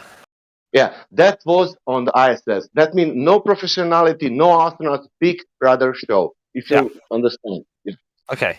So you have one, people who claim to go to space, they're lying. People who claim to put things into space, they're lying. People who say that they've done things on the surface of the Earth. Over 80 countries. Yeah, people who say they've done things like, circumnavigate Antarctica, they're lying. Right? People who say they've gone to the write a wiki article, you clown. Anyone who says that they've gone to the center of nobody circumnavigated. Nobody circumnavigated Antarctica, and where you have that that information. Well, Thomas Cook certainly claimed to. So wait, if they didn't He's circumnavigate, lying. if you just go one direction, what happens? Do you just fall off the edge of the Earth, or like what happens? Edge of what? Like, so if nobody circumnavigated, like what happens if you just Do go you want one to know? direction? Do you know what? Do you want to know where is your edge? Where's the edge? First, you need to Tell me maybe what understand what happens if I just go. circumnavigation is. If I just go one Your direction continuously. Your edge and my edge Yeah, is 60 look. degrees. Your edge and my edge Hang on and a sec. everybody's edge is 60 degrees south. Nobody can go. What do you mean? What I Well, you mean, know, if actually, you mean, I can dispute that because my Wait up. friends. Wait up. Wait. The dude needs to I will finish. If you stop. think about peninsula near Argentina, that's only nothing. No, comparing all. Yeah. Okay. 60 degrees. Let's address the south. guy's point about circumnavigation, please. Can we? He needs to understand what So circumnavigation you is. said nobody can go past like the 60-degree point. What happens is there just a drop? Dude, you have a misconception about what circumnavigation is. Do you understand what circumnavigate means?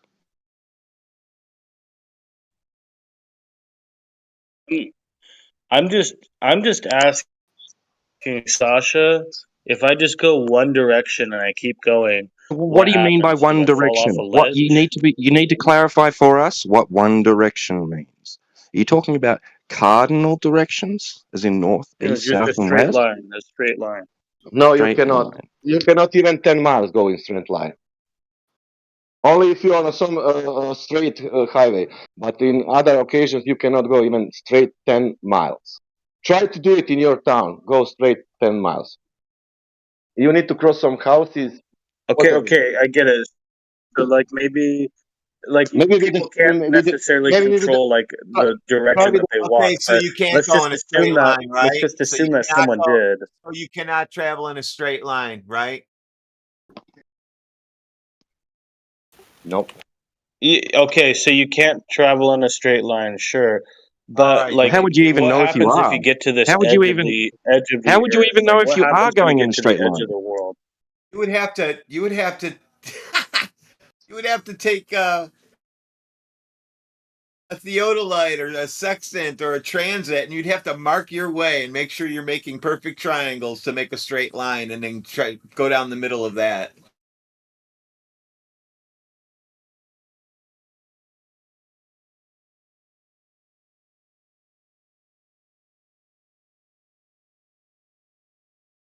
Okay, like guys, I understand people can't walk in straight lines, but let's just assume there's like some machine or whatever, and you're just going a straight line, and you get to the edge of the Earth. Like, what would you see? What would happen? Would you fall off? What nobody did till now. There's certain Wait, claims on the table, right? Lisa Blair said Listen. that she sailed the world, Listen. sailed around Antarctica. Yep, that's great. If you Circumnavigation, can see not in one straight line. Yeah, listen. No, I don't know if you can go in if you could hypothetically go in a straight line. I don't know what would happen.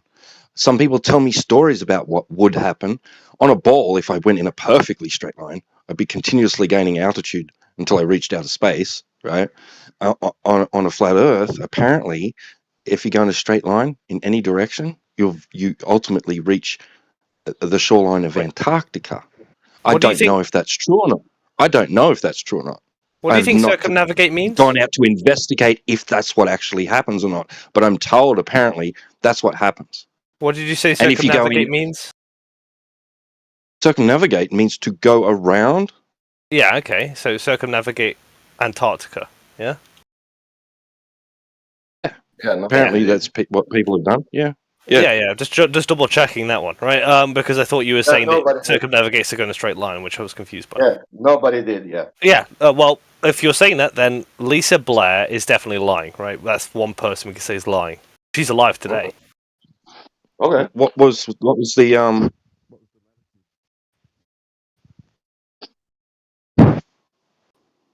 Posted a The page. latitude. 1 second. I want to see video footage south of Antarctica. That would be nice, and also of west. She's currently circumnavigating New Zealand. Yeah, from there. Yeah, I would New Zealand. No, she's currently doing that. She has circumnavigated Antarctica. Yeah. You can track her live, actually. You can see it live right now. You can see the sea. Is she lying about circumnavigating New Zealand? Does she pick and choose when How she did lies? you get the internet out there? Maybe not. The But is the claim that she circumnavigated a globe? Antarctica. Yeah, a globe. Is that the claim that she circumnavigated a globe? Antarctica is what she circumnavigated. Okay then. So not a globe then. But if you can circumnavigate Antarctica, then that will present many problems for flat Earth. No, it doesn't. I don't see how. I've seen the ice wall. Why? I'm a sailor. I went out there and saw it myself. You will be on the sea level all the time, and you say that it's a problem. I would love you're saying so you can have a circumnavigatable Antarctica on your flat Earth. How curious. Yeah. Why not? It's called sea level, all that sea what you are navigating, it's level.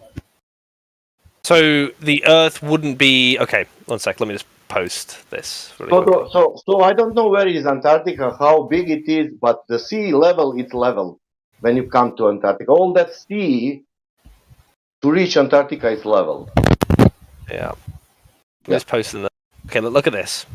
So the Earth could not be shaped like this in the side chat. Like this is just You're not making a claim to how it's shaped. What are you talking orientated? about? Orientated. Obviously, I hope you know it's entirely pointless trying to argue with flat earthers. Because all right, Caliber, actually do with flat earth. I know. Narcissism. I know. They will never. Okay, so if you look at that, it's not obviously the shape of the Earth, but the orientation of the continents in relation to one another. It can't be that, right? I'm not making a claim to that. What are you talking about? So you can't even tell me what the orientation of continents are in relation to each other. Can you tell us? Well, I could look at Google Earth. Making a claim to be able to do that. What are you talking about? That's crazy. Can you post now the globe, man? 2,000 plus years, and you can't even tell what the face of the Earth looks like. Can you post the globe map now that we can see how the globe map? Oh, 1 second. Yeah. Let me just get it for you. Okay. And then we will see orientation of the continent. Yeah. So you want a view of how the Earth looks, the land masses on Earth in relation to each other, right? Yeah. There's Google Earth. Take a look at that. Google Earth. Flat Earth, yeah. Yeah, just look at Google Earth. There you go. Okay. That's how we think the Earth looks in relation to each other, right? I posted the globe map for you. I'm using Google I posted Google Earth. No worries. I don't need your help. I'm using Google Earth. That's a flat Earth. Yeah. Well, okay. Let me just screenshot this, and we'll see what you think a flat Earth is. Because I think that we were just talking about going around something. Where's all this other shit coming from? Can we safely reject the first one that Jekyll posted? For example, on my map. I'm not even looking. Sasha, do you think that's a flat Earth? I'm not even looking. Fascinating. What? No. Why do I need to look? We're just talking about the. We're just talking about the capability of being able to go around something. Where's all this other shit coming from? Is it not possible for me to walk around my house, walk around my block, walk around a country? Well, we know, right? We know that from sail around one. There's some things that sail we know, around right? a piece of land. We to know go that from one point in a circle and come back to another point on a flat surface. Is that possible? Of course, but this is where problems arise. We're not talking about claims of a globe or claims of orientation of land masses or any of that. So I'll tell you where the problem. Hold on, please let me address this. Hold on. No, let me address this real quick here. So, are you saying that these people are like specifically making slight turns in a direction that? No, please, I need to address this. Oh, please stop. Go, Dudeckel. You're saying that this is occurring on a ball. Okay, right. So T-Dub, we know that from Australia, from South Africa, from Argentina, you can go south and reach Blah, blah, Antarctica. blah. Just get to the point. Is this happening on a ball? Is that what you're claiming? Yeah, so that's irrelevant. Yeah, We're talking so about what prove you can it. have on a flat Earth, right? So if you can get to Antarctica... No, we're not. No, we're not. That's exactly what we're doing. If you can get to Antarctica from Australia, South Africa, and Argentina, right, just by going south, you're saying that there's this Antarctica that you can circumnavigate, right, on your flat Earth. You know, do you not see how that's going to present problems for how you're going to orientate the continents and land masses relative to each other? No, I'm not concerned about it. You are. Well, I mean, I'm concerned about it because this is the 24/7 flat Earth, and we're discussing the ideas around flat Earth. And there's been a concession made that this is possible over a flat surface. So I don't understand the contention unless you're claiming that it is only possible on a globe. It would be possible, but this would have to be a false map. Is it like you can't... Jekyll, let me say something real quick. This is your claim to prove, not mine. Jekyll, can I ask a question? Who went from South Africa to Antarctica? From South Africa? I don't know her name off the top. The Germans did in the 1930s. All right. Well, that may well be true, but that's irrelevant. We don't need to talk about names. I've already told you one name of someone who circumnavigated. I want only this information. In the last 30 years, where the people are going and starting to go to Antarctica? From South Africa, Australia, or only from Argentina? Well, okay, Lisa Blair sailed from Australia to Antarctica, so there's your first one. The second one is Argentina, and we know that trips sail to Argentina all the time. Have colonies. All the time. Now, for South Africa, I can't think of a name off the top of my head for the last 30 years. But that doesn't matter, because that's just me not knowing a name. I want to see that, man. Can I see that? Do you think Australia and Argentina are close in proximity? Man, I'm asking you. You said now names for me. Fuck, you said even fast. I cannot remember even. Can you post that I can look into that? I posted Lisa Blair's circumnavigation of Antarctica in the chat, and you know that people go from Argentina to Antarctica all the time. From Argentina, I know. From Argentina, I know that I only what I know. From others, I don't know, and they are all making all that excursions. Scientists, they're starting from Argentina. Nobody starting from South Africa or Australia. That is maybe one person you're saying, but no, why nobody starting from there? That's my question. Well, I mean, okay, I don't know. Off the top of my head, someone may or may not have.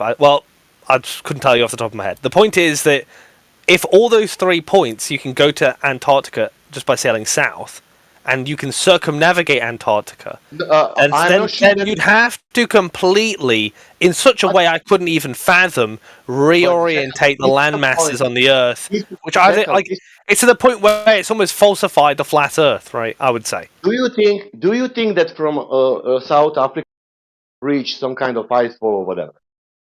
South Africa, yeah. If you went south from South Africa, I don't believe in that. I don't believe in that. But you wouldn't believe anyone could reach it from Australia either if you think you could circumnavigate it.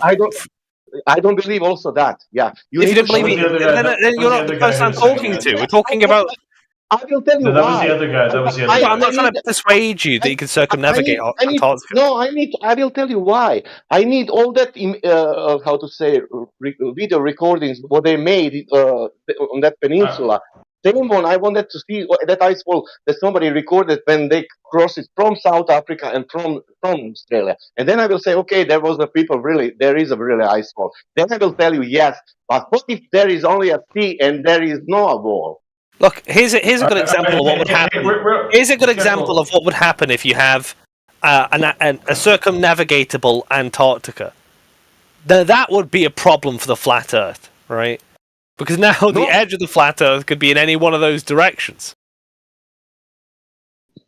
No, man. It's not a problem for me. Not at all. It's a problem for you. Australia is really You're making it a problem. You're making it a problem.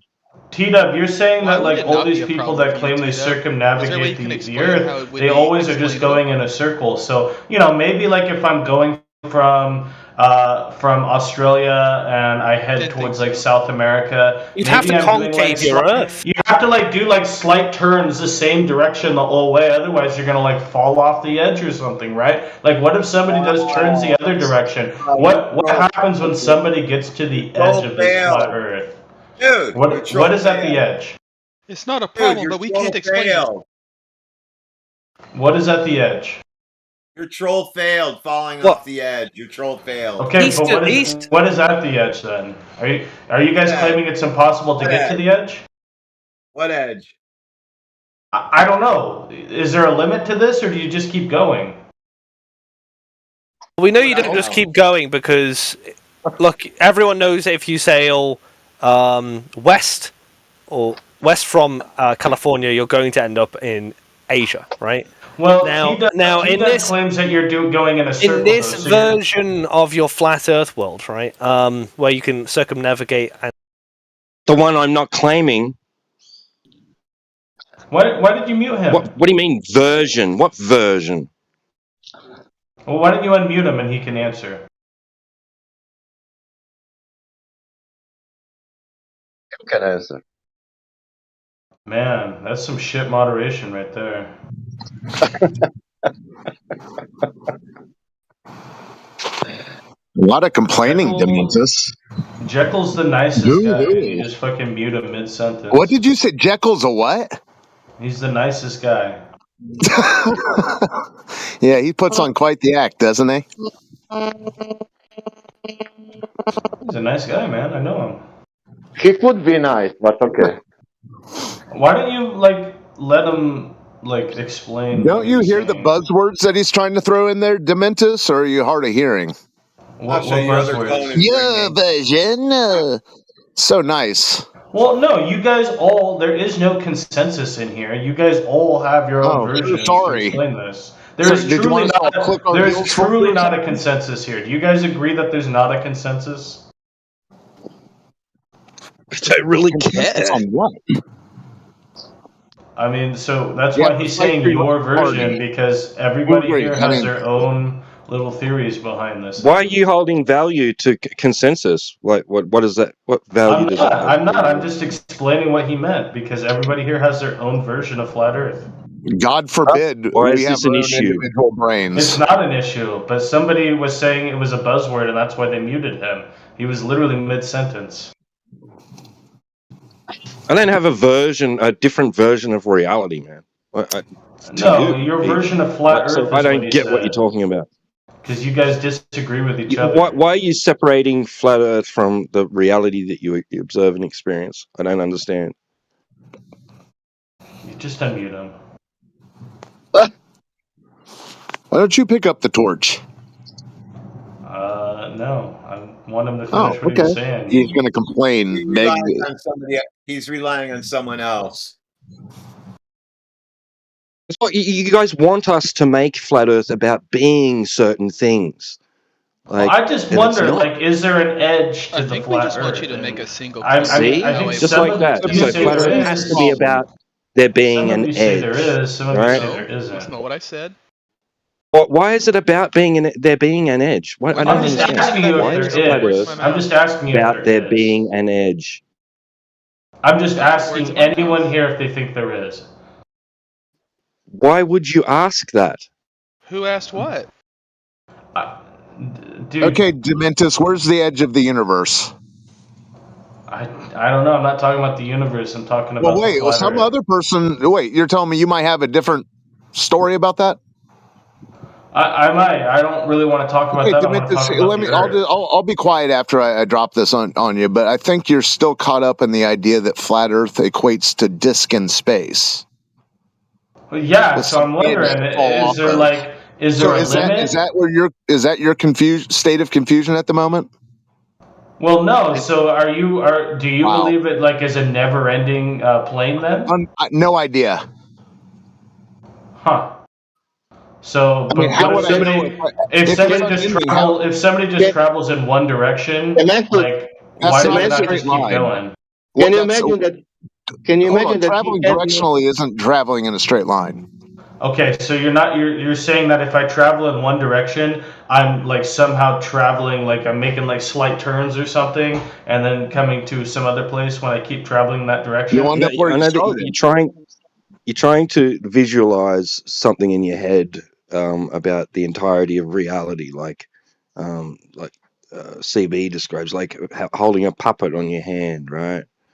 So you just go into reality and see what that is like. So not some conceptualization in your head, right? So I just posted old I has posted something for you at 47 minutes after the hour of a compass going east and west around a North Pole. So are they making turns? Oh, that's interesting. So I think old Haasrad Go ahead. said this. So yeah, you said like, oh, if somebody says, hey, I'm gonna walk in a straight line, like they're really not walking in a straight line. And I'll agree. Like people make Okay, slight dude, mistakes but you're here or talking. there. But They time make out, slight. time out, bro. Dude. But you said go in the same direction. Yeah. Do you think going in a straight line and going and traveling directionally is the same thing? That's all I'm asking. Yeah. Okay. Yes, I do think so. Yes. So I'm talking about a vector. When I'm No. talking about traveling in a If you're direction, holding a when I'm compass talking and about you're using traveling the in a compass to straight move line, around, you're that not going straight to line go in a has a straight vector line to if you're it. traveling directionally. No, I'm saying it's a vector. So from my current position where I'm at, if I imagine a straight line going from me to, just continuous forever, that's the direction I'm going. If I were to do that, what would happen? Is it possible to No do idea. that? Send me a postcard. I mean, people have tried doing that. What do you think happened to them? Who? What people? Yeah, people they try to go across the ocean or whatever. You think Well, they're people have circumnavigated the world, sure. okay? If you run around a track, have you run around a ball? Huh. So you're just saying because the compass is showing something, then Yeah, if you're traveling directionally, you're bound by the compass. so what if you found a way to like travel in a quote unquote straight line without being bound by a compass? Like you just don't know what would There's a few happen. different speculative ideas out there, right? There is, right? And I've already described one where, all the landmass is like, the azimuthal equidistant north-centered projection of the globe. Have you seen one of those? The Gleason's map? No. All right, so it's just like a flattened out globe where north is the center. Is that what Radwin And has in then the side chat? maybe, yeah. And then all the continents are centered, are distributed around that, right? And then beyond that is the coastline of Antarctica, right? Encompassing So when you hit all Antarctica, of that. that's like the barrier, and But nobody's. that's not where it just suddenly ends and you can't go any further. Obviously, people go and get onto land that's beyond, above the ice wall, the ice shelf, right? The coastline. It's a coastline. So obviously, if it's a coastline, then you can get out of the water and get onto more land or ice, right? Solid, and then go play somewhere. But how far? Like in that conceptual idea, how far you can go beyond that? Who knows? Some like to speculate that is a pretty accurate representation of reality. Personally, I don't know. It sounds pretty cool though. Like, that's how the oceans are contained. Okay, then there's more land. Okay, what's beyond that land? Who knows? There's maybe more. It also There's more ends. land Maybe for. then there's more pockets of water, etc. Right? Who knows? Right? Do you think there And could then be like some say that you'll aliens? reach a barrier. Eventually, you'll reach a barrier because some people say that. Do you think there could be Because like more like ponds in this like infinite expanse of ice, with like new like quote unquote planets in these other ponds right. that if you just keep going? Wow, dude. That is one speculation that people have tossed around. Yeah. It is. They're all different ones. People are actually like trying, like they're not trying to figure it out, but like because they can't go there, they can't explore these things, they can't do this right in reality to see if that's what it is, or that's what it's like. But they toss around these ideas, and that is one of them. There was a story from the 1800s, I think it was, or early 20th century, of a and it's in the story. It's claimed to be a true story. The Iron Republic, right? This senator gets kicked out of Parliament, or the Senate, and he uses his life savings to hire a boat and explore Antarctica, and finds a passage through it. Finds people that migrated there from the inner lands a long time before, and basically were an isolated, advancing society where they already had like fax machines and electric trains and shit like that, high speed, even, like really supersonic trains and shit like that, all sorts of technology. Then they were very cultured, and it's an interesting story, right? And this is claimed to be true. Like in the story itself, it's like presented as if this was a true events, but it's just fictional, really. I think, there's no way for me to validate the authenticity of it being a true story. But these type of ideas are out there and have been presented for a long time.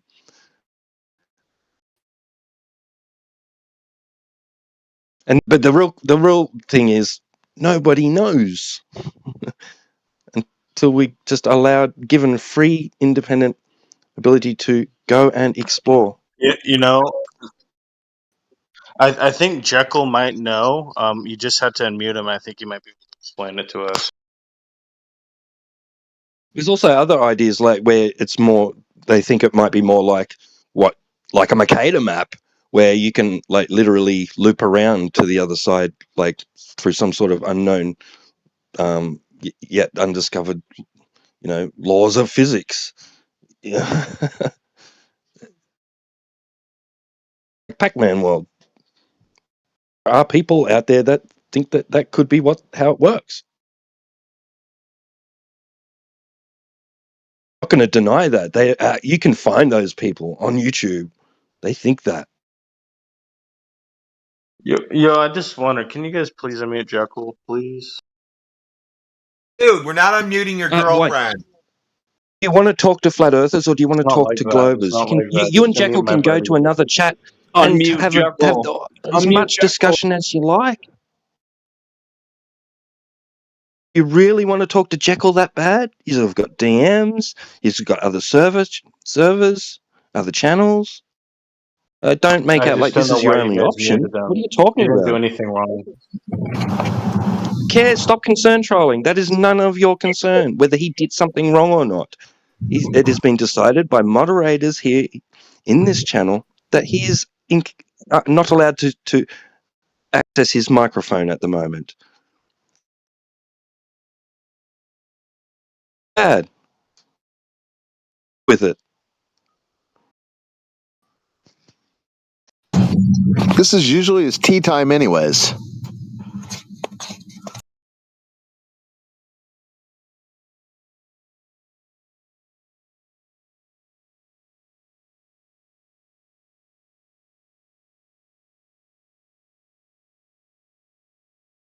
I really wish my power would turn back on.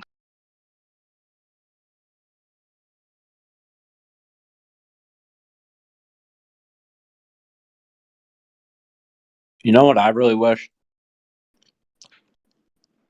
I wish Jekyll could be unmuted. I do. Me too, Wait, man. what is it you guys are hoping he'll say? I don't know what he'll say. Like, I don't have any like. There's no like ulterior motives. I just think he should be able to say his piece.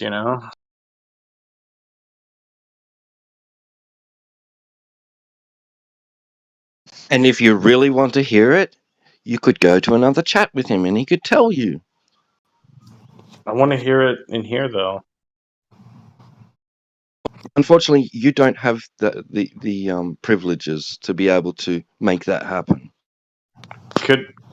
Could you get like who's the And admin keep here? appealing all you like I would and like hit a to be dead a mod. end and a brick And an wall. admin like That'd be stupid, though, to continue to do that.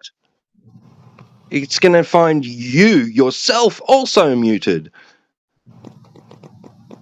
It's a friendly warning.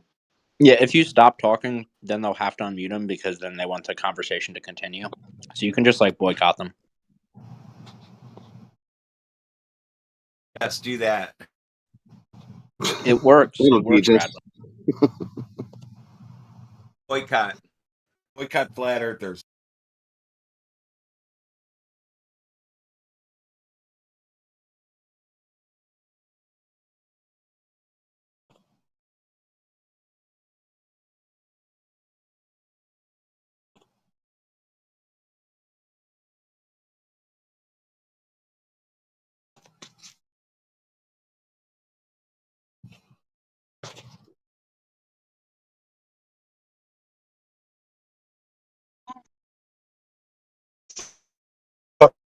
Guys.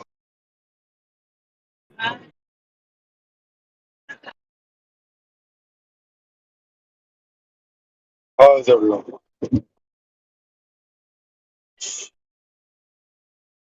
Good. Good. Do we have another jealous Glober that wanted the whole server shut down? Is that sheepdog? How's it going, man? It sure is, man. How's it going? What's to do with y'all? We have a Glober that gets confused and needs another Glober to answer questions for him. He was smart. He used Chat GPT. Well, funny enough, that is what Yui uses most of the time.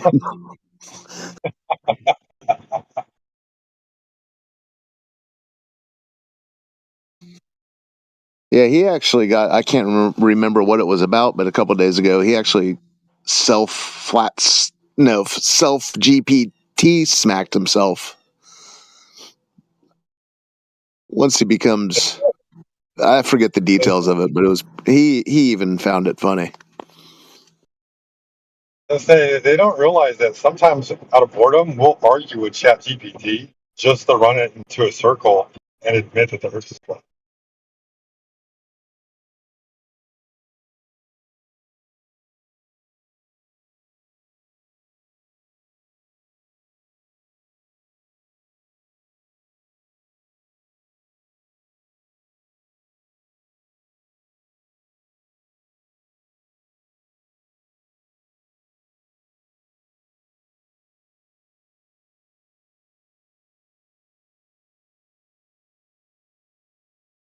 So did you guys watch the SpaceX Starship fourth orbital flight test?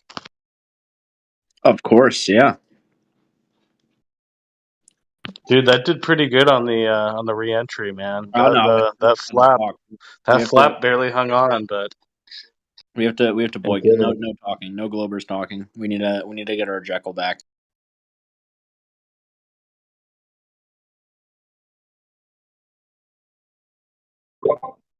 Get the rat that was their face. That was pretty cool.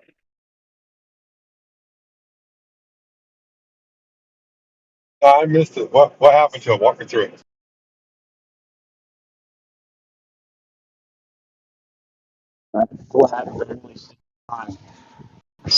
Close one. Entry on the Does green the screen. rocket know where it's at? It almost broke off Know where it's at? on the green screen. How does the rocket know where it's at? sensors. Sensors, yeah. How does the rocket know where it's at? Sensors. Sensors that pick up what? I don't know. Bro's never heard of inertial guidance No. before. Just don't say sensors if you don't know. Sensors that pick up refraction. So Radwin, you're a fake engineer who's never heard of inertial guidance before? That's interesting. How do rockets know where they're at in space? Inertial guidance. They use black swan sensors. So you don't have any other reason but just saying that? Inertial guidance. Where's their 0 point? Inertial guidance. Look it up. So where's the 0 at? Inertial guidance. That's all you got? Yeah, I'm not going to explain control theory to a flat earther. That would be impossible.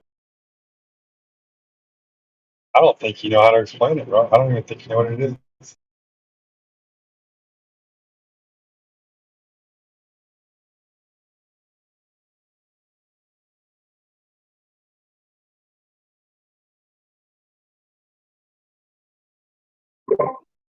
I don't gotta explain it to you. You're smelly. All right, I'll bite. You're a Do you know what dead? towel. I'll You're bite. a towel. I'll bite. Do you know what dead reckoning is, Radwin?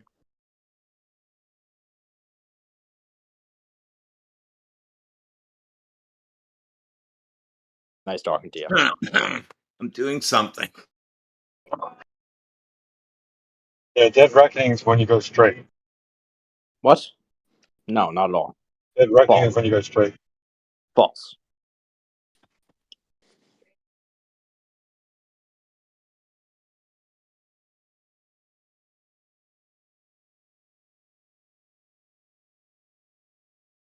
Actually, dead reckoning is when you go, well, you try to go straight in the forest. There's a form of dead reckoning where you look at a tree and then you kind of try to do a straight line.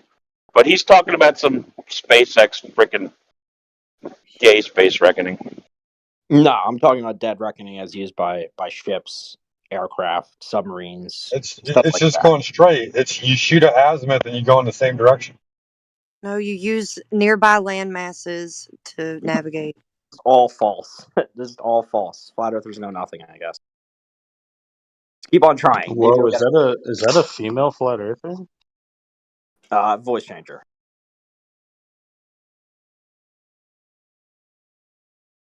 All right. What is dead reckoning? This is Jeopardy now. What is Clancy dead gave an accurate freaking definition, and I told you basically an accurate All right. What is dead reckoning example in also. navigation? It's where you look at something and try to keep a straight Coming line false. by Come looking again. at something behind it. Try again. Well, dude, I know it from the forest, so I'm, maybe I'm not the right guy. All right. What is dead reckoning? Flat earthers. What is dead reckoning?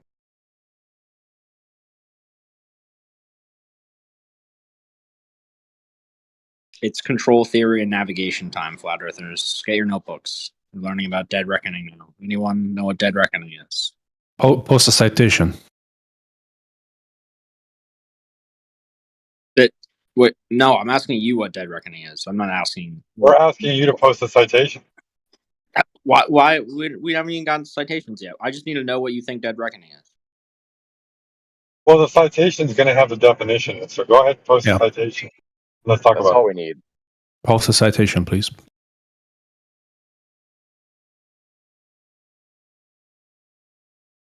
Acting like you designed the system for the little rocket and which way it goes. Tell us all about it.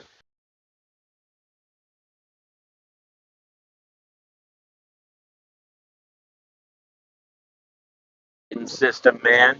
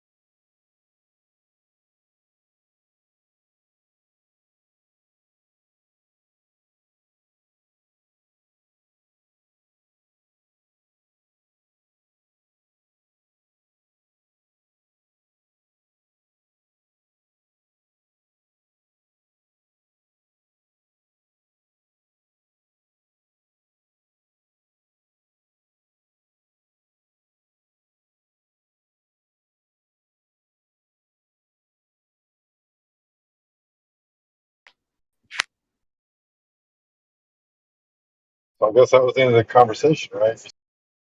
Ask for a citation, they go away.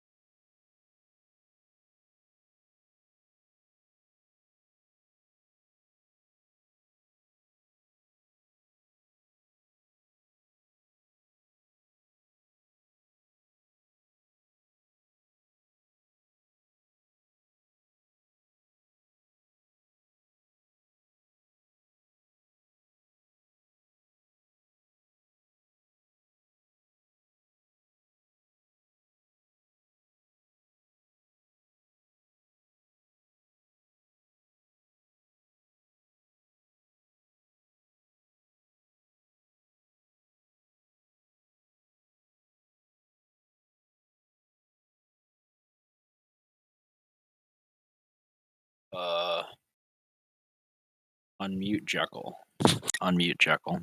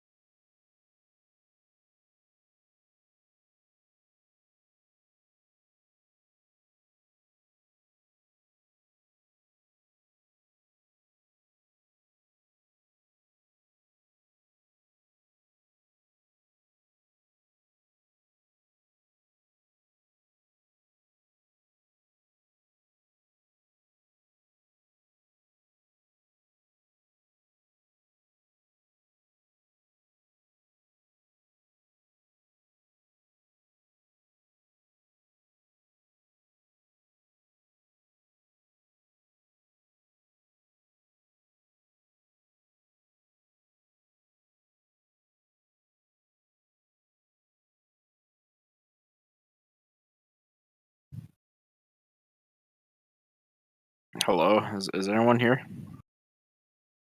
Hello?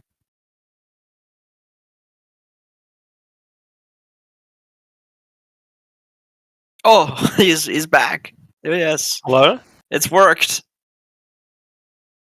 Ooh, whoever unmuted him, the boycott worked. Yeah, I knew Heretic couldn't resist.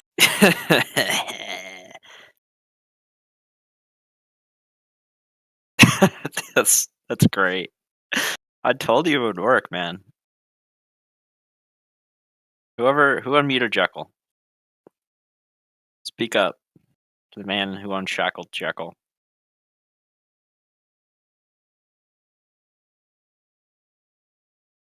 What? What? What, T-Dub? You mentioned me? No. Oh, well, I did. Yeah, you just went up and then muted yourself again. I didn't know if you said something. I thought I heard you mention me. Oh, no, I was just prancing around because my boy Jekyll is unmuted. I'm celebrating right now. I haven't muted any. Wait, I might have muted one person this morning. Yeah. It's time to talk Yeah, I about the did. crisis in flat Earth trigonometry, I think. I never muted Jekyll. I know you wouldn't do that. Don't worry. Oh, I do. I have. Like. No, he would literally. never. Yeah, he would never.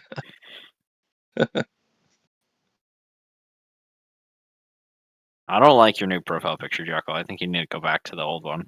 This is funnier. I've become too attached. The slimy, shiny Pepe rubbing his hands together.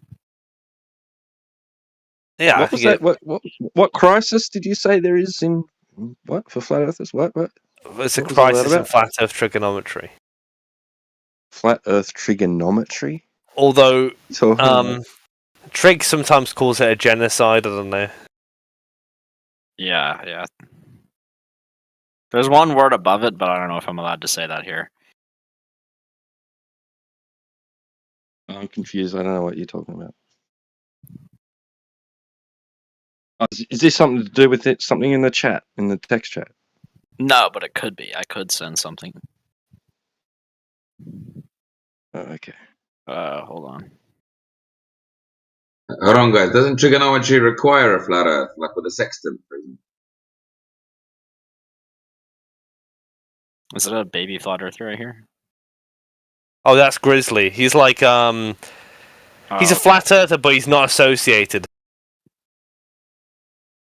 So, he's like, I've known Grizzly for years, like 5 years. Right? Yeah, man. I'm unaffiliated. I'm independent, brother. That's correct. Yeah. Hell yeah.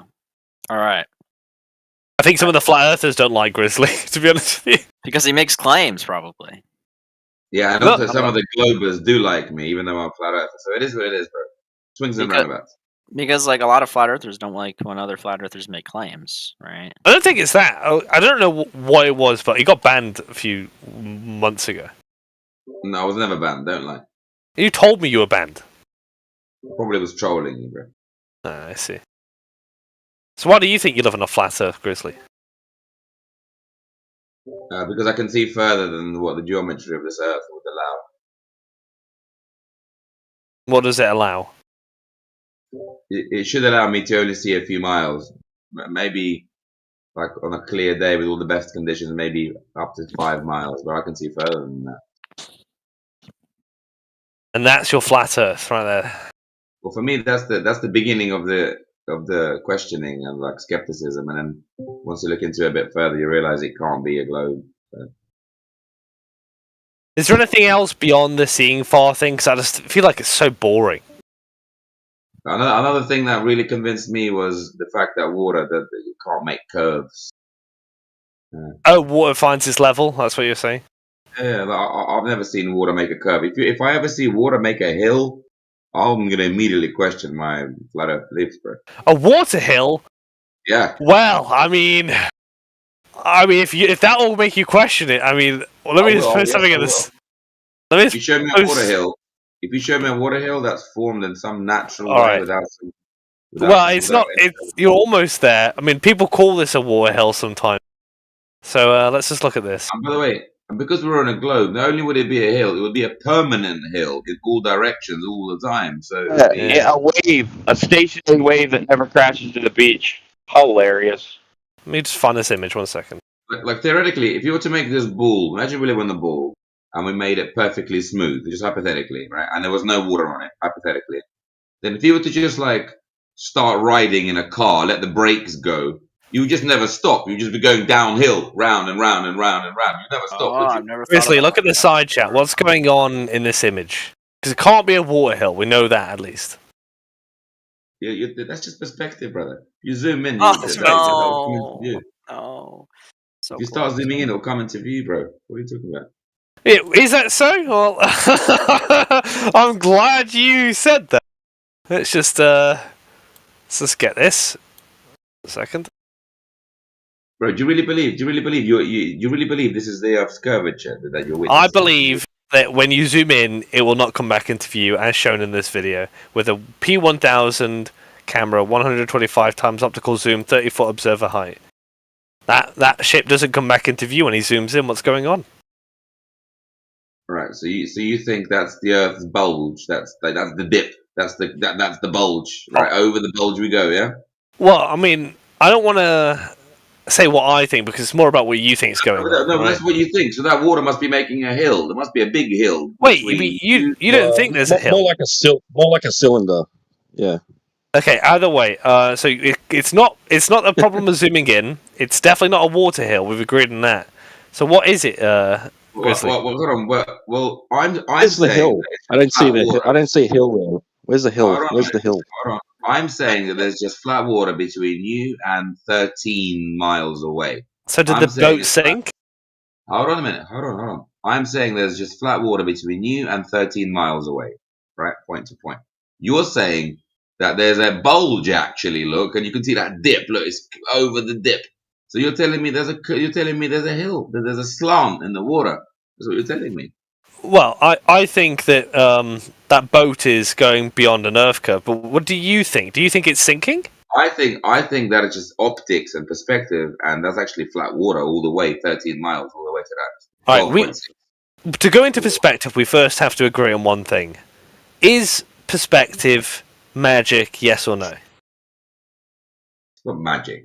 It's not magic, right? So we can basically figure out how far away something is given the size and distance. How much would be, let's say, bottom-up obstructive, if that was the thing, right? How much would be out of our resolution? Dude, think about what you're putting forward by posting this video. Think about what you're saying. You're telling me there's a hill of water between you and the target. There's a downward curve. Well, look, we just need to get onto what you think is going on, because this is the seeing too far observation sort of thing, right? You're not listening. That's exactly it. There's a hill of water.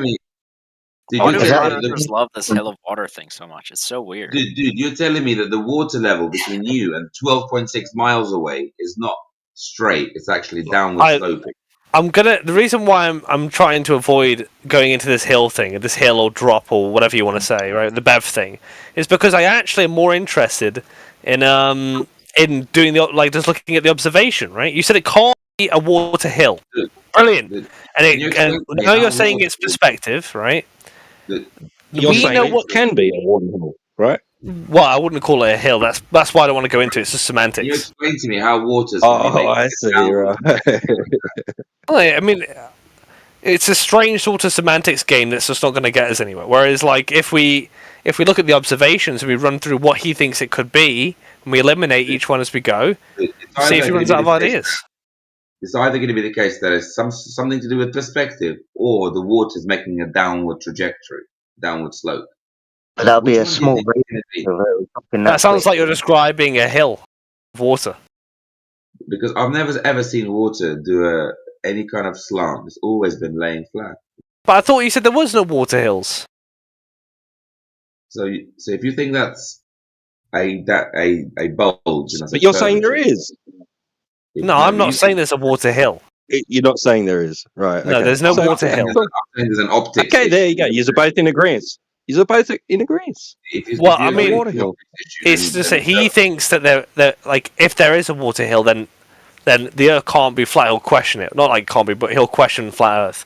But now he's sort of suggesting that now there is a water hill, right? And you presented that, right? So you're saying I'm a water hill. The water is flat. You haven't shown any curvature with that video.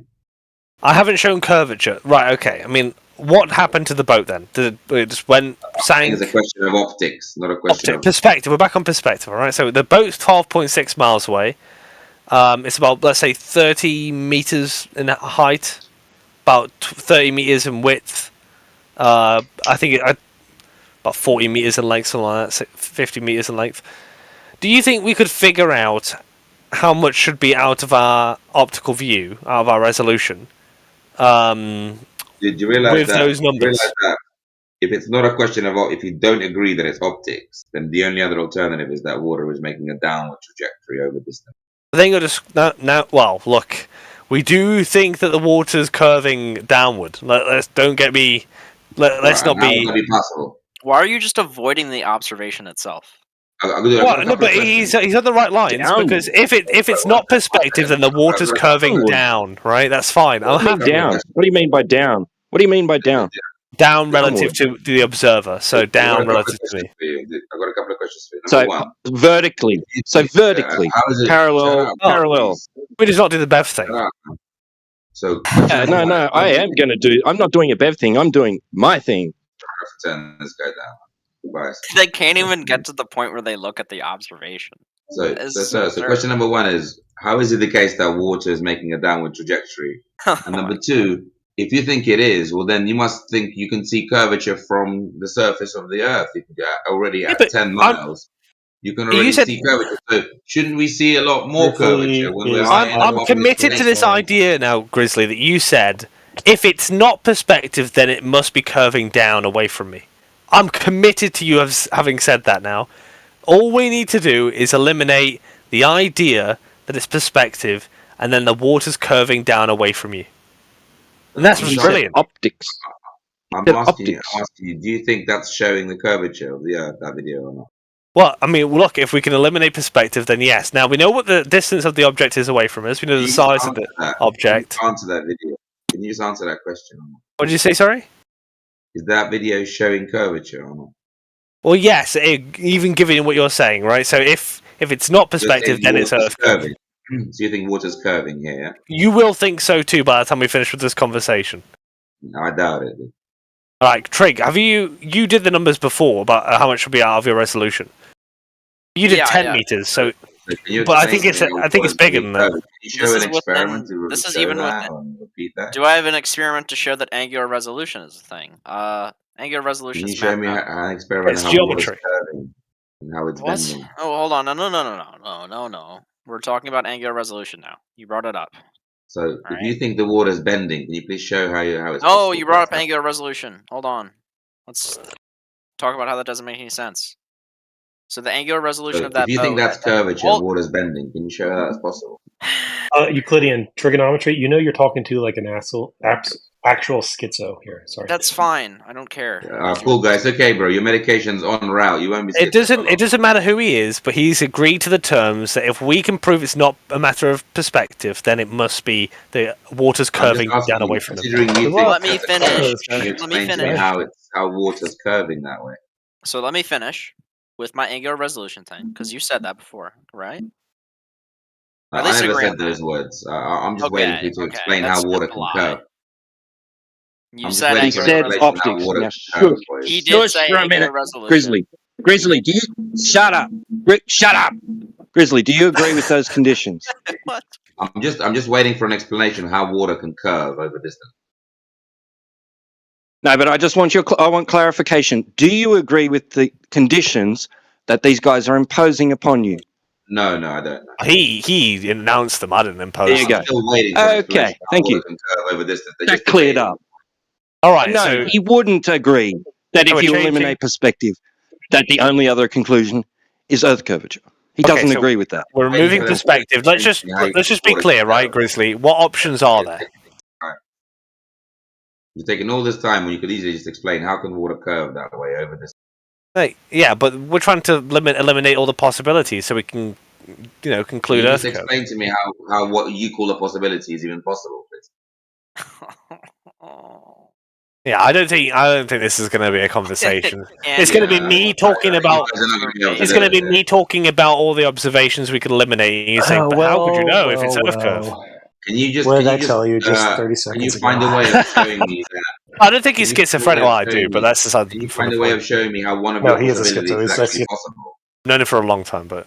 Can you show me Grizzly. how one of your possibilities is possible? Grizzly, I assume you're not going to engage on what's going on in that I'm waiting image. for you to show me how it's possible for water to curve over distance. And you're Okay, if you're not going to, but I'm not going to play games. You seem to be evading, dude. You showed me a video, and I'm asking you, how is that possible? And you can't substantiate that. Such a vague question, but I know that once I ask you, look, this is the problem, Grizzly. If I ask you what's going on in that image, and you tell me it's about perspective, and then we start to go into perspective, and then you start saying, well, how is it possible that the Earth's curving? How is it possible that the Earth's curving? And you say it 4 or 5 times, it becomes immediately apparent to me that you're not going to be debating in good faith. For me, that what you claim is a possibility, that it's curving water, that is actually possible. How about we go through perspective first? Agreed? I want you to substantiate that the water can curve. Yeah, so not agreed. All right, solid. I would like you to show me that Just first, because you're claiming that. You're claiming that that's curvature. This is what happens when you take away the flat Earth from a man. So, considering that you're claiming that that's curvature, please substantiate that that's possible. Is it so scary to defend a claim? Is it scary? You're the one claiming no. something. Because I don't have problems making claims. I don't know why you guys don't. You substantiate that water can curve over distance. Oh my god, please. You have to be serious with yourself. Just look at the damn observation, man. Can you substantiate that water can curve over distance or not? Have you verified that it's level to begin with? Oh. Well, if it's level, how comes that boat's halfway underwater? Have you verified that it's level to begin with? Over that Everyone's waiting, guys. Oh, have you verified that water is level over a mile? What variable did you control? Yeah. Yeah, it seems like you guys are empty-handed again. Is he not listening? How did you verify that the water is indeed level to begin with? Can you show me? Can you show me the possibility of it being not level? What is that? What? Non sequitur? Isn't that what the picture is showing? I would believe no, so. I think it's yeah. just showing it's just showing an optical issue rather than the water. Oh, okay, optics. So what about optics? So is it possible for water to downslope over distance? I don't think that's possible. Please. Optics. Can you show me how it is possible? Let's go down optics. Can you show me how it is possible for water to curve over distance? He just makes a claim and then just says something else. What is going on? Yeah. I don't know if it's possible to talk to this person. If you think that's water curving over distance, please substantiate that. You're just making He a fool of yourself. just makes a claim and then he doesn't try. You guys realize that you're making fools of yourselves. You know that, right? Yeah, we're the ones doing that. Yeah. Yeah. It's because of optics. But can you show me Earth curve, water curve? So can you show me a water curve over distance, or you can't? We just have to wait for him to say optics again. Let's just wait. Yeah, I think they already have. No, but they're claiming that, but they can't substantiate it. They substantiated it with the picture. Please say optics. Say optics. That's just optics, isn't it? I don't think you understand it. I think you're struggling. Say optics. All right, I'm So struggling. if you believe that's actually water curving, And what is it? What is it then? It's like a broken record. So I'm looking at that. I'm taking it for what it is. Looks like the water has to be curving for because the boat didn't sink, right? So what do you think it is? Optics. So if you think that's water curving, please explain how that's possible. Because I don't think water can curve. Oh, I think curious. is this the brain parasites that Gemsy was talking about? Laying eggs? Like what It's the right. hell is... You guys can make fools of yourselves all day if you want. You know, it's fun. Everyone's All right, laughing. can we talk about optics, please? You mentioned optics. That was a claim. You said it's because of the last time I heard, you claimed that was evidence of curvature. What? What is this guy going on? I can't. No. Explain how optics should substantiate your account. claims. Can you substantiate your claim of optics accounting for this, please? The first claim I heard was that you saying that was curvature. Yeah, okay. And the first thing you said was substantiate optics. that claim. You substantiate that Your claim. rebuttal was optics, so you have the burden of proof. I'm just asking for you to substantiate that claim. It's just a video at the moment. Yeah, but you're saying things like, "How is it possible?" You're looking at it, and we're saying just take it as it is. Take it as that's what it is. But you're saying there's something something other than observation. It is like you have. Like it is like you have. But I'm more like the skeptical. geometry of perspective that's playing into I'm just waiting for you to this. explain to me. I'm just waiting for you to explain to me how water can curve over distance. The explanation would be great. I'm going to take one from the flat earthers, right? This is what flat earthers taught me. It's your baseline. It's your baseline observation. You're just looking at it. It looks like it's curving away from you. The boat didn't sink. All right, baseline observation. But because we get the claim of the baseline assumption, you now have to. The burden is on you, flat earther, to tell me why it's a problem of perspective. But you think that's evidence of curvature. So can you substantiate that, or are you just going to keep avoiding it? Evidence of curvature. I mean, that the image is evidence of curvature. I don't know what you want from that. Well, I think that image is evidence of not of curvature. All right, how? Well, let me ask you first. How? Well, because the boat's dipping below the horizon, right? So as it's dipping below the horizon and not sinking, I would say that's obviously the Earth's curving. Now you're saying, so that's my answer. That's my answer. And I asked you how. How is that evidence of no curve for you? Because I don't think it's possible for water to curve over distance. And that's not a how. Can you demonstrate that? I just don't think it's possible. So no way to verify that at all. So, like, if you could just show me the possibility of that, you're seeing it in the image. I'll entertain that video potentially showing that, but at the moment, I don't think it could be showing. Is there anything else it could be other than water curving? I don't think. No, that would be a burden of proof reversal fallacy. Yeah. Well, no, the burden of proof reversal is when he said, "No, you answer how first." That's well. At the moment, I'm apprehensive about putting water curving on the table as a possibility. At the moment, I'm apprehensive. You want to put it on the table and think it's the thing, but I'm even. Yeah, exactly, Grizzly. You didn't present this. He did. Oh, well, he presented optics and then proceeded to blabber on about it. No, that's just my. The image is mine, but the question was mine first. I said, "What's going on in this image?" I know, but if we're going to go through the and let's not be confused about where the burden is here. I'm being generous by answering questions. I don't need to. I'm doing it so he answers questions. Right, but if we're going to go through the possibilities of what this video shows, we're going to have to agree to what those possibilities are. Do you remember why I posted the video to begin with? Because you said it was a problem of perspective. I gave my speculative view what I think it is, but you think it's water curving. So can you substantiate that? I don't think that's possible. So it's not a problem of being out of your resolution, is it? If I said, well, that's evidence of a big sea monster. It's the back of a big sea monster. Can we put that on the table as a possibility? Sure. Okay. Okay, then I want to put another possibility. It's actually a big bunker. Lots of Say anything you need to for your flat Earth, and we'll try and go through it all. Can I just start listing random things I just want to make up out of thin As air? long as it's falsifiable, you can do whatever you want. Maybe it's the top of Nathan Oakley's head. I mean, I don't know. Well, this is the thing. You seem to think it's possible for water to curve over 12 miles. You're He saying just it's says it possible for again. perspective to do that. He just says it again. Right. So, if you think it's possible for water to curve over 12 miles, can you please substantiate that? I think water always lays flat. Okay, so from here, I think we can start eliminating a couple of things. So, firstly, let me eliminate the sea monster. We have images of that boat after this video, so it wasn't eaten, right? Can we No, agree on they that? went over the hump. Went over the hump of the sea monster. But you think humps of water aren't real? No, but this sea monster is. Remember what your position is. Just recall it really quickly. The sea monster ate his hump. So the reality is, we shouldn't put ridiculous possibilities on the table unless you can show they're possible.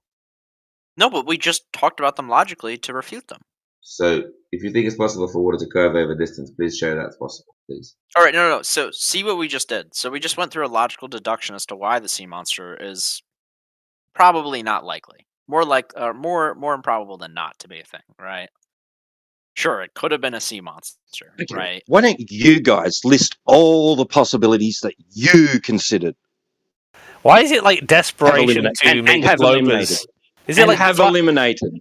Oh, flat Earth is scared Show of us, defending show itself. us the process you went through, eliminating all. You thought of all these other possibilities, and could only have led to the conclusion that it's due to the surface of that water curving, apparently down and away from you. We're actually in the business of doing that three. right now, weirdly. Yeah, I can give you three possibilities: Earth curve, perspective, or just a fake video. Monster. No, I think we can eliminate that It's one. not very imaginative. No, absolutely you none of put this other you can ones on the think table? of. Oh my goodness, that's sad. Well, you must have like several that you're thinking of that I just couldn't get to. Go through what are a them couple ones, others? right? And then we'll analyze your conclusion. How's that? I missed the first part of that. Well, go ahead and present the only fathomable possibilities, and how you eliminated some to reduce it to one possibility, and then we'll analyze your conclusion. Sure. Let's start with perspective.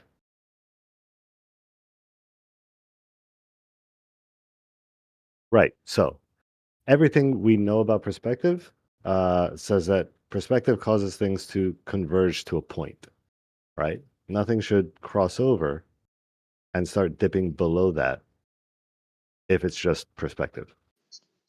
Just ignoring all other variables, possible variables. No, just talking about perspective. Right. So perspective, like what conditions? Things get smaller as they get farther. Okay. Right. So it's not perspective. Other variables, if you want to put like refraction on the table, we can talk about refraction. Wait. You just declared it's not. What? How did you eliminate? What was the process of eliminating that possibility? Perspective, because it doesn't cross over that line. What we're looking at in this image, mean, clearly what are you half talking the about? boat is What do you below, mean half the doesn't boat cross is over? above. What do you mean by doesn't cross over? So the vanishing point is going to be where all distant objects converge toward, correct? Distance. Distant objects, yes. As they get farther away, they At what converge to a distance? point. At what distance will everything in your line of sight appear to converge? At any distance, they're converging toward that point. The farther they go, the smaller they get. Right. So, at what distance would this effect have to take place due to perspective? Any distance. As soon as it starts Well, there you getting away go. from you, That's it any starts getting distance there, further. and it's happening, right? So what's the problem? No, this doesn't happen. What we're looking at this image, that doesn't happen with perspective. I'm saying things converge to a point. Did you? This is getting cut off. Right. Right. That doesn't happen. Right. Not with So perspective. at what distance would that happen due to perspective?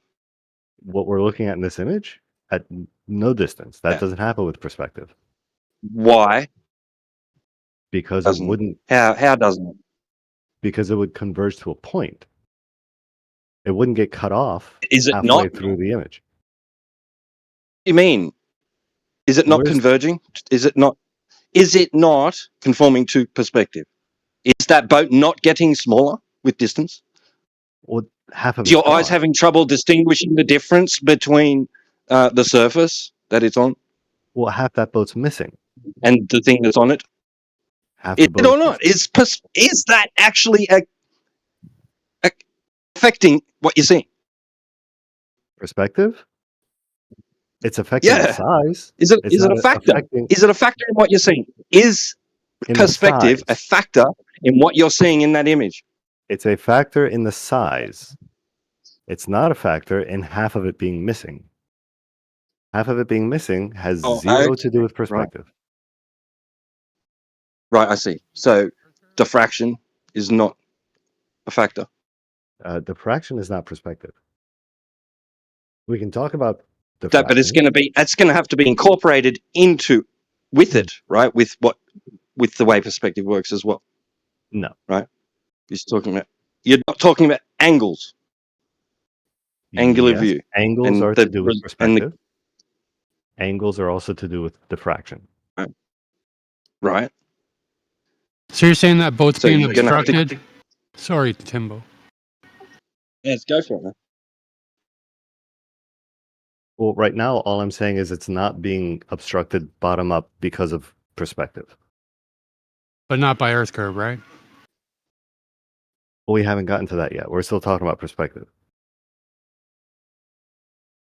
Shall we go What to do you- Earth what do curve? you think it's- Do we agree on perspective? We can go to Earth What do you curve if think we're it's done being with this. blocked on by? Well, Well, firstly, are do we you just agree that so far declaring on that perspective? are you just declaring that with perspective you don't get this effect? I've never no one can present an example where perspective causes bottom up occlusion. Unless you Well, have you one. investigated it yourself? Did you eliminate that through testing? I don't know that you could eliminate it through testing, right? That would be unfalsifiable. But no example I've seen so far, and nothing in perspective suggests that's even possible. In fact, everything about perspective says that should not happen. That's just how perspective works. That's not an option. So perspective says that with distance, things won't appear to get smaller and won't appear to converge with, like an object won't appear to converge with the surface that it's on at distance, making the bottom of something indistinguishable from the surface that it's on. It will get smaller, but everything else you said is true. The bottom of the thing won't blend into the surface, no. Due to unresolvability of the optics. Correct. And you're saying that's not what we're seeing? Correct. Because that's not how optics works in the first place. That's right. Optics doesn't involve distant objects getting so far away on a surface, right, that the human eye cannot resolve the difference between the bottom of it and the surface. Correct. That does happen. No. So you see the glorious Mahuta right Yes, next to it? It does. The bottom of that boat, that's bigger. I'm not than the saying that things that's what's being- taking place in this image, but yes, that does happen.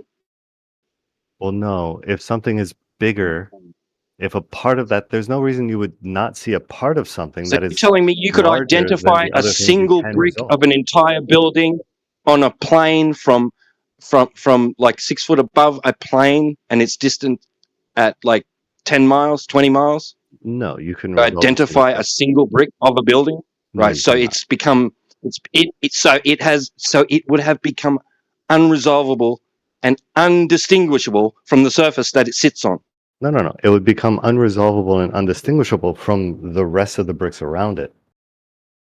It wouldn't just disappear, right? You just wouldn't be able to make it out. Oh, so you could see a single brick from 10 miles away on a plane surface? Technically, yes. You just wouldn't be able to make it out. It would still be there. Wouldn't be in able your to field of distinguish the vision. difference between that and the surface that you're looking at. Because that part of the surface is also that far away, making them both appear to be what? If Same the thing? brick is the first row of bricks, I suspect, depending on the contrast, yes, you would be able to. So you would be able to distinguish the wall, for example, from the ground, but you wouldn't be able to distinguish the individual bricks in that wall. You're telling me you could identify from 10 miles away on a plane surface a row of bricks, Not small the row house of bricks. bricks, the wall in which the bricks So it would are. just appear. It would just appear to be indistinguishable and just would form like basically part of The what rest you're of the like. wall. It would blend in with the surface. So you wouldn't be able to distinguish the difference between that bottom row of bricks and the surface that they're sitting on. It depends on the contrast. But If the the angular surface resolution, we're forgetting about the angular resolution of the camera. The angular resolution limit of the camera is far, far, far less than what the boat's angular resolution is. So this shouldn't even be, like, we shouldn't even be talking about this. This cannot happen because the angular resolution of the optic dictates this to begin with. I So think we've even moved on from this photo, though, right? it's still in relation to the photo. So even if this magic perspective was a thing where things just suddenly Magic merged, perspective, right? man. Hold on. So What, you it wouldn't saying perspective doesn't it exist, wouldn't dude? have anything to do with the image because the angular resolution of the camera it doesn't comport with the size of the angular resolution of the object, so it wouldn't matter anyway. Okay, well, whether anyone's in agreement with it or not, right? Okay, Manufactured Totem is saying that he's not denying perspective exists. Whoever said that was it, subdued. He's not saying perspective doesn't exist. He's just saying it's not playing a significant enough role in this situation to account for what you're seeing. Okay, all right. Agreements or not, eliminated that as a potential way you